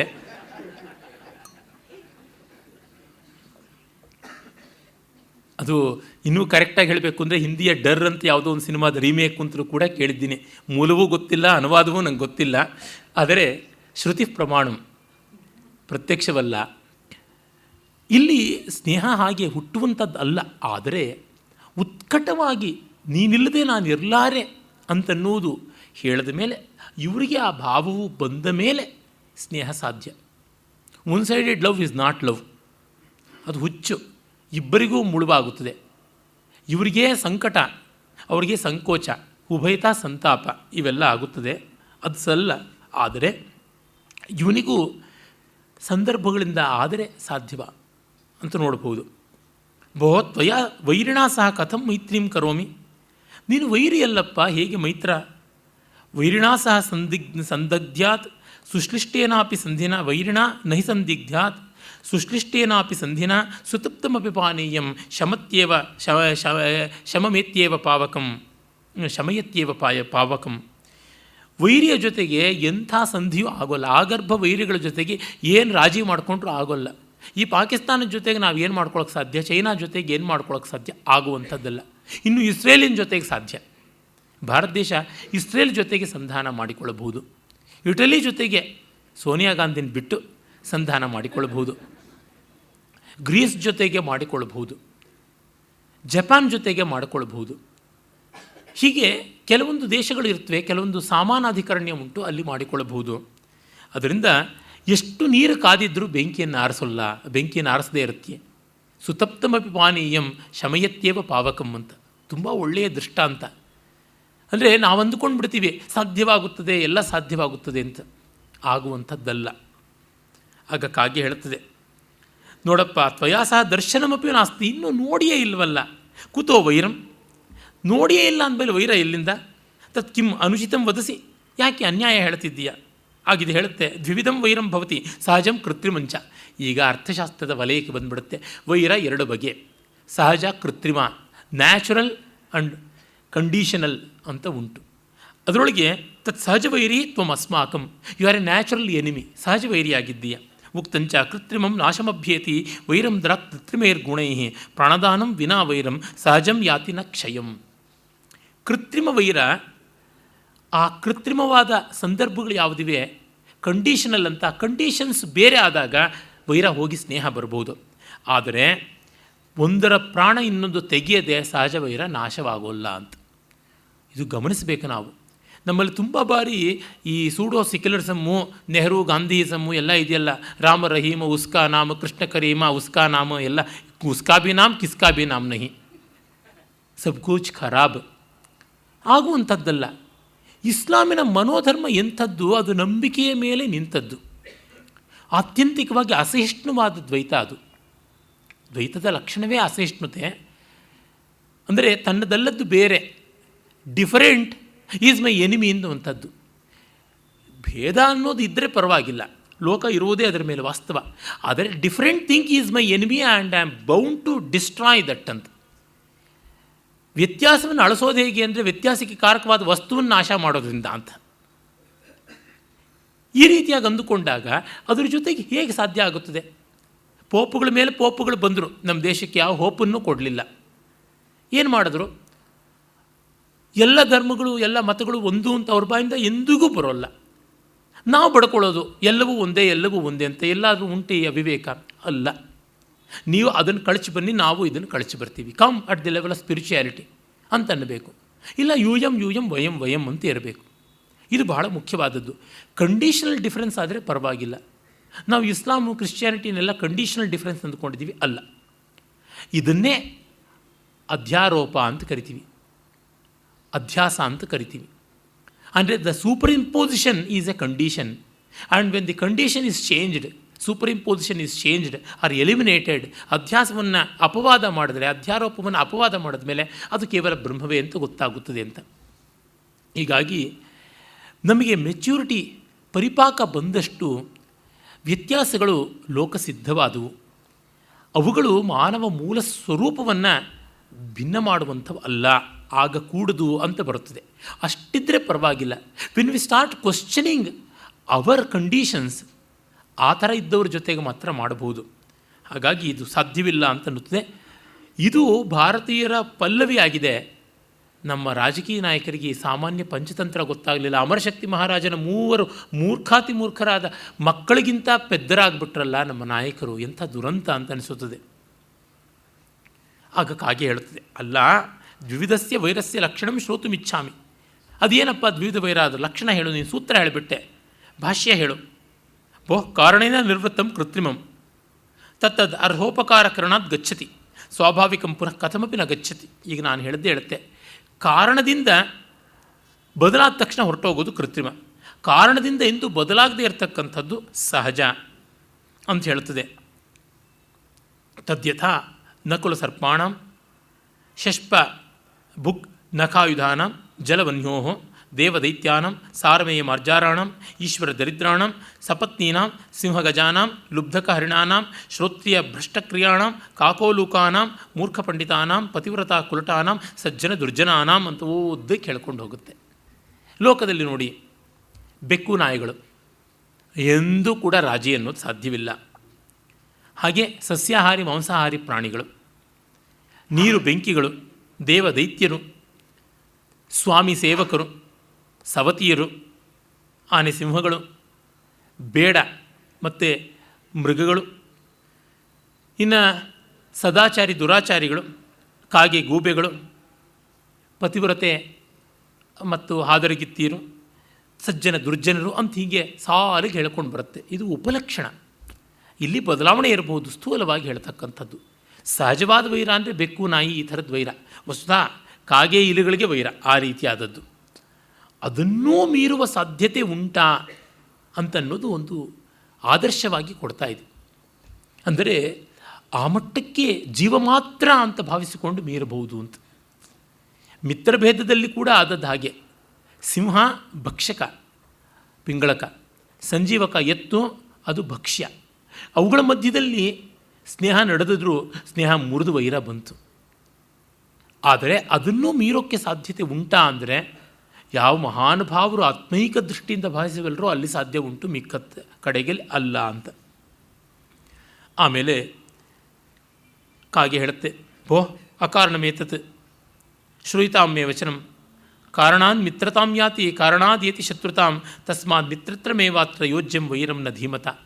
ಕಾರಣಗಳಿಂದ ಸ್ನೇಹ ವೈರವೂ ಆಗ್ಬೋದು, ಆದರೆ ಒಳ್ಳೆಯವನು ಸ್ನೇಹಕ್ಕೇ ಯತ್ನಿಸಬೇಕು. ನಾವು ಸ್ನೇಹ ಪ್ರಯತ್ನ ಮಾಡೋಣ ಅಂತ. ತಸ್ಮಾತ್ ಕುರು ಮಯಾ ಸಹ ಸಮಾಗಮಂ ಮಿತ್ರಧರ್ಮಾರ್ಥಂ. ಆಗ ಇದು ಹೇಳುತ್ತೆ ಇಲ್ಲಿ, ತ್ವಯಾ ಸಹ ಮಮ ಕ್ವ ಸಮಾಗಮ ಶ್ರೂಯತಾಂ ನೀತಿ ಸರ್ವಸ್ವಂ ಸಕೃದ್ದುಷ್ಟಂ ಚಯೋ ಮಿತ್ರಂ ಪುನಃ ಸಂಧಾತುಮಿಚ್ಛತಿ ನ ಮೃತ್ಯುಂ ಉಪಗೃಹಾತಿ ಸಮೃತ್ಯುಂ ಉಪಗೃಹಾತಿ ಗರ್ಭಮಶ್ವತರಿ ಯಥ. ಯಾರು ಸಹಜ ವೈರವನ್ನು ಲೆಕ್ಕಿಸದೆ ಮೈತ್ರಿಯನ್ನು ಮಾಡ್ಕೋತಾನೋ ಅವನು ಸರ್ವನಾಶ ಹೊಂದುತ್ತಾನೆ. ಹೇಸರಗತ್ತೆಗೆ ಗರ್ಭ ಬಂದಂತೆ. ಹೇಸರಗತ್ತೆ ಗರ್ಭ ತಾಳಿದ್ರೆ ಅದು ಸಾಯುತ್ತದೆ ಅಂತ ಪ್ರತೀತಿ. ಆ ರೀತಿಯಾಗಿ ಅಶ್ವತರಿ ಎಂದರೆ ಹೆಣ್ಣು ಹೇಸರಗತ್ತೆ. ಮತ್ತೆ ಹೇಳ್ತಾನೆ ಮುಕ್ತಂಚ ಸಿಂಹೋ ವ್ಯಾಕರಣಸ್ಯ ಕರ್ತುರಹನತ್ ಪ್ರಾಣಾಪ್ರಿಯಾನ್ ಪ್ರಾಣಿನೇಹೆ ಮೀಮಾಂಸಾಕೃತಂ ಉನ್ಮಮಾಥ ಸಹಸಾ ಹಸ್ತಿ ಮುನಿರ್ಂ ಜೈಮಿನಿಂ ಛಂದೋ ಜ್ಞಾನನಿಧಿಂ ಜಗಾನ ಮಕರೋ ವೇಲಾತಟೆ ಪಿಂಗಲಂ ಅಜ್ಞಾನಾವೃತ ಚೇತಸಾಂ ಅತಿರುಷಾಂ ಕೋರ್ತಸ್ಥಿರಶ್ಚಾಂ ಗುಣೈ. ಬಹಳ ಒಳ್ಳೆಯ ಒಂದು ಮಾತು ಇದು. ಒಂದು ದೊಡ್ಡ ಉಪಾಖ್ಯಾನಗಳಿಗೆ ಆಕರವಾದದ್ದು ಅಂತ ಅನಿಸುತ್ತದೆ. ಅಂದರೆ ಸಂಸ್ಕೃತ ಪರಂಪರೆಯ ವ್ಯಾಕರಣ, ಛಂದಸ್ಸು, ಮೀಮಾಂಸೆ ಈ ಮೂರು ಶಾಸ್ತ್ರಗಳ ಪ್ರವರ್ತಕರಾದ ಮೂರು ಮುನಿಗಳ ಸಾವು ಹೇಗೆ ಬಂತು ಅಂತ. ಸಿಂಹ ಅಥವಾ ಹುಲಿ ಅಂತ ಕೂಡ ಹೇಳ್ತಾರೆ. ಪಾಣಿನಿ ಹುಲಿ ಅಥವಾ ಸಿಂಹದಿಂದ ಸತ್ತ ಅಂತ. ದ್ವಾದಶಿ ದಿವಸ ಆತ ಸತ್ತಿದ್ದು, ಹಾಗಾಗಿ ಆತನ ಗೌರವಾರ್ಥವಾಗಿ ದ್ವಾದಶಿ ಅನಧ್ಯಯನವನ್ನು ಮಾಡ್ತಾರೆ.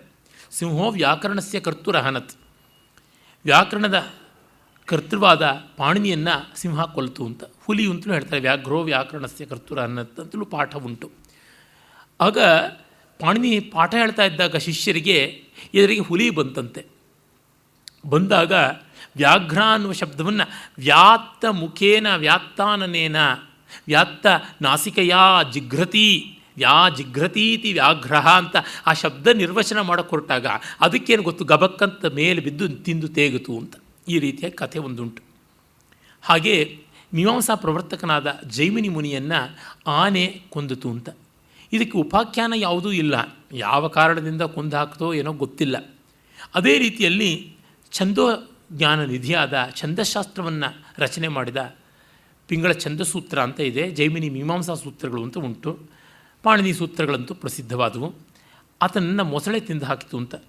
ಹೀಗಾಗಿ ಒಳ್ಳೆಯದು ಕೆಟ್ಟದ್ದು ಅನ್ನೋದು ಈ ಪ್ರಾಣಿಗಳಿಗೆ ಏನು ಗೊತ್ತಾಗುತ್ತದೆ ಅಂದರೆ ಅದು ವ್ಯಂಗ್ಯ. ನೀನು ಪ್ರಾಣಿ, ನಿನಗೆ ನನ್ನನ್ನು ತಿಂದು ಹಾಕೋದೇ ಸ್ವಭಾವ. ಇದೂ ಪ್ರಾಣಿಯೇ, ಆದರೆ ನಿನಗೆ ನನ್ನ ಗುಣವಿಶೇಷಗಳು ಗೊತ್ತಾಗೋಲ್ಲ. ಎಂದೋ ಒಮ್ಮೆ ನೋಡಿಬಿಟ್ಟು ತಿಂದೇ ಬಿಡ್ತೀಯ ಅಂತ. ಅದು ಈ ವಾಲ್ಟ್ ಡಿಸ್ನಿ, ಮಿಕ್ಕಿ ಮೌಸ್ ಇತ್ಯಾದಿ ಕಾರ್ಟೂನ್ಗಳಲ್ಲಿ, ಟಾಮ್ ಆ್ಯಂಡ್ ಜೆರ್ರಿ ಶೋಸ್ ಇತ್ಯಾದಿಯಲ್ಲೆಲ್ಲ ಬರ್ತಾ ಇರ್ತದಲ್ಲ, ಆ ಬೆಕ್ಕು ಇಲಿಯನ್ನು ತುಂಬ ಲಾಲನೆ ಮಾಡುತ್ತೆ. ಯಾವಾಗಲೂ ಅದರ ವಾಸನೆ ಬಂದರೆ ಮೈ ನೆಕ್ಕಿದ್ರೆ ತಕ್ಷಣವೇ ಕೊಂದು ತಿಂದುಬಿಡೋಣ ಅಂತ ಅನಿಸುತ್ತೆ. ಈ ರೀತಿಯಾದ ವಿನೋದ ಚೆನ್ನಾಗಿ ಬರುತ್ತದೆ. ಅಲ್ಲದೇ ಯಾವುದೋ ಒಂದು ದುರ್ಬಲ ಗಳಿಗೆಯಲ್ಲಿ ಇದನ್ನು ತಿಂದೇ ಬಿಡೋಣ, ಕೊಂದೇ ಬಿಡೋಣ ಅಂತ ಅನಿಸುತ್ತದೆ ಅಂತ. ಹಾಗಾಗಿ ಸ್ನೇಹ ಇಲ್ಲ ಅಂತ. ಆಗ ಕಾಗೆ ಹೇಳುತ್ತೆ ಅಸ್ತ್ಯೇತತೆ, ಇದೆಲ್ಲ ನಿಜ. ಆದರೂ ತದಾಪಿ ಶ್ರೂಯತಾಂ, ಕೇಳೋಣವಾಗಲಿ. ಉಪಕಾರಚ್ಚ ಲೋಕಾನಾಂ ನಿಮಿತ್ತಾನ್ ಮೃಗಪಕ್ಷಿಣಾಂ ಭಯಾಲ್ಲೋಭಚ್ಚ ಮೂರ್ಖಾಣಾಂ ಮೈತ್ರಿ ಸ್ಯಾತ್ ದರ್ಶನಾತ್ ಸತಾಂ. ಸಾಮಾನ್ಯ ಲೋಕಕ್ಕೆ ಸ್ನೇಹ ಆಗುವುದು ಉಪಕಾರ ಭಾರದಿಂದ, ಉಪಕಾರ ಪ್ರತ್ಯುಪಕಾರಗಳಿಂದ, ಅಂದರೆ ನಿರೀಕ್ಷೆಗಳಿಂದ ಆಗುತ್ತದೆ. ಮತ್ತು ನಿಮಿತ್ತಾತ್ ಯಾವುದೋ ಒಂದು ಸಂದರ್ಭಗಳಿಂದ ಮೃಗಪಕ್ಷಿಣಾಂ, ಪಕ್ಷಿ ಪ್ರಾಣಿಗಳಿಗೆಲ್ಲ ಏನೋ ಒಂದು ಸಂದರ್ಭ. ನಾವು ನೋಡಿದ್ದೀವಿ, ಮೊಸಳೆ ಬಾಯಿ ದೊಡ್ಡದಾಗಿ ತೆರೆಕೊಂಡಿದ್ದಾಗ ಕೆಲವೊಂದು ಸಣ್ಣ ಪುಟ್ಟ ಹಕ್ಕಿಗಳು ಹೋಗಿ ಮೊಸಳೆ ಬಾಯಿನಲ್ಲಿರ್ತಕ್ಕಂಥ ಹಲ್ಲಿನ ಮಧ್ಯದ ಮಾಂಸದ ತುಂಡುಗಳನ್ನು ಹೆಕ್ಕಿ ಕುಕ್ಕಿ ತಿಂದು ಅವುಗಳಿಗೆ ಡೆಂಟಿಸ್ಟ್ಗಳು ಹೇಗೆ ಮಾಡ್ತಾರಲ್ಲ ಮೌತ್ ಕ್ಲೀನಿಂಗ್ ಅಂತ, ಆ ರೀತಿಯಾಗಿ ಮಾಡಿಕೊಡುತ್ತವೆ. Natural mouth washers and brushing ಆ ರೀತಿಯಾಗಿ ಅಂತ. ಇನ್ನು ಅದೇ ಬಗೆಯಲ್ಲಿ ಗೆಂಡಾಮೃಗ ಮೊದಲಾದವುಗಳ ಮೈಮೇಲಿರ್ತಕ್ಕಂಥ ಉಣ್ಣಿ ಇತ್ಯಾದಿಗಳನ್ನು ತಿನ್ನೋದಕ್ಕೆ ಎಷ್ಟೋ ಪ್ರಾಣಿಗಳು ಬರ್ತವೆ. ದನಗಳ ಮೇಲೂ ಕೂಡ ಕಾಗೆ ಇತ್ಯಾದಿಗಳು ಕೂತ್ಕೊಂಡು ಕಿವಿನೆಲ್ಲ ಕ್ಲೀನ್ ಮಾಡುತ್ತವೆ ಅಂತೆಲ್ಲ ನಾವು ನೋಡಿದ್ದೀವಿ. ಹೀಗೆ ಪ್ರಾಣಿಗಳಿಗೆ ನಿಮಿತ್ತದಿಂದ ಆಗುತ್ತದೆ. ಇಲ್ಲೂ ಅರ್ಥಕಾಮ ಲೋಭವೇ ಉಂಟು. ಇನ್ನು ಸಾಮಾನ್ಯ ಮಾನವರಿಗೆ ಭಯಲೋಭಗಳಿಂದ ಆಗುತ್ತದೆ. ಏನೋ ಒಂದು ರಕ್ಷಣೆ ಇರಬೇಕು ಅಂತ. ತುಂಬ ಜನರಲ್ಲಿ ಮದುವೆಗೆ ಅಂತಂದರೆ ಬೇಯಿಸಾಕೋಕ್ಕೊಬ್ಬಳು ಬೇಕಲ್ಲ ಅಂತ, ಇವನೇ ಸೌಟಿಡಿಬೇಕಾಗಿ ಬಂದರೆ ತುಂಬ ಜನಕ್ಕೆ ಅದು ಅರ್ಥವೇ ಆಗೋದಿಲ್ಲ. ಒಂದು ಡಬ್ಬವಾಲಾಗಳಿಗೆ ಒಂದು ಫೋನ್ ಕಾಲಲ್ಲಿ ಹೋಗುವಂಥದ್ದಕ್ಕೆ ಈ ಸಪ್ತಪದಿ ತುಳಿಬೇಕೆ, ಇಷ್ಟೆಲ್ಲ ಕಷ್ಟಪಡಬೇಕೆ, ಈ ರೀತಿಯಾದದ್ದು. ಹಾಗೆ ಸುಸ್ತಾಗಿ ಮಲಗಿದಾಗ ಒಬ್ಬರು ನೀರು ಕೊಡೋಕ್ಕಿರಬೇಕಲ್ಲ ಅಂತ. ಒಂದು ನರ್ಸ್ಗೆ ಈ ರೀತಿಯಾದಂಥ ಒಂದು ನೈಟಿಂಗೇಲೋ ಪೈಟಿಂಗೇಲೋ ಯಾವುದೋ ಉಂಟಲ್ಲ ಸರ್ವೀಸ್ಗಳು, ಅವುಗಳಲ್ಲಿ ಏನೋ ಒಂದು ಪಡ್ಕೊಳ್ಳೋದಕ್ಕೋಸ್ಕರ ಇಷ್ಟವ. ಹೀಗಾಗಿ ಇವುಗಳೆಲ್ಲವೂ ಸೇರಿ ಇರುತ್ತೆ ನಿಜ. ಆದರೆ ಎಷ್ಟೋ ಜನ ಇಷ್ಟಕ್ಕೇನೆ ಅನ್ನುವಂಥ ರೀತಿಯಲ್ಲೂ ಇಟ್ಕೊಂಡಿರ್ತಾರೆ. ಅದಲ್ಲ, ವ್ಯಾಪಕವಾದದ್ದು, ವಿಸ್ತೃತವಾದದ್ದು. ಸಾಮಾನ್ಯರಿಗೆ ಇಂಥದ್ದೇ ಬಹಳ ಬರ್ತಕ್ಕಂಥದ್ದು. ಅಂದರೆ ಅವರಿಂದ ನಾನು ಏನು ಲಾಭ ಪಡೆಯೋಣ ಅಂತ.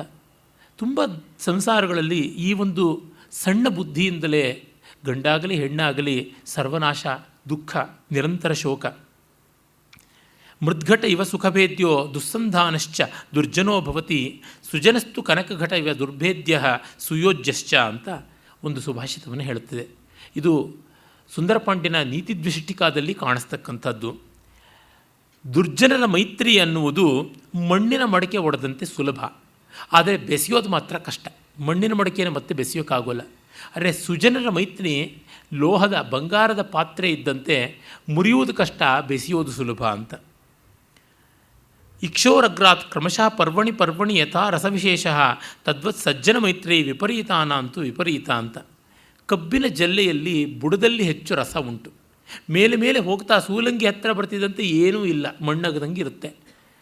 ದುರ್ಜನರ ಮೈತ್ರಿ ಮೊದಲು ಸಿಹಿಯಾಗಿ ಆಮೇಲೆ ಸಪ್ಪೆಯಾಗಿ ಪರಿವರ್ತನೆ ಆಗುತ್ತದೆ, ಮೂಲದಿಂದ ಶಿಖೆಗೆ ಬಂದಂತೆ.